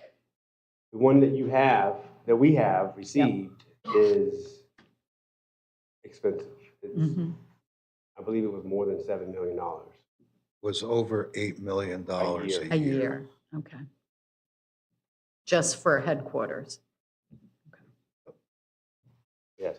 So I'm looking at Mr. Golden, we have talked to outside counsel, and there was another person we wanted to talk to who could sort of help us understand the leveraging of other resources other than ad valorem tax. So that's part of what we need to do before we get back in front of you in July, just so you know. So we're trying to make sure that we can get to you in July with as many answers as we can. And I believe when we get to that meeting, we're going to try to have our outside bond counsel and PFM either here in person or virtually so that you can ask questions that you may have of them as well. Okay. I think those are the big issues, and I'm certainly not going to spend any more time on the 1.6 million. I think that conversation is really the conversation we need to have. I'm done. Yes, ma'am. Vice Mayor. See if I can get his blood boiling even more. Question, if we were looking at the one, I'm using the 1.5, 1.6, you said that was an increase of 4% to the millage rate. To the millage? Is that the correct number? Is that what I heard? 4.20, yes, sir. Okay. And you just now stated that to do the PD would be 8 million a year if you went through the P3. With the proposal that we had in our hand. Correct. I'm just saying, I'm just using those numbers that you just gave us. So let's see, that's 1, 2, 3, 4, 5. That would be an increase to the millage rate of 20%. I remember this bad boy being pulled when we asked for 32%. I don't think I'm gonna be here sitting, but you can sit here and see what they say about raising that millage rate one time by 20% rather than doing it a little bit at a time. Just keep that in mind. That's all I have. Thank you.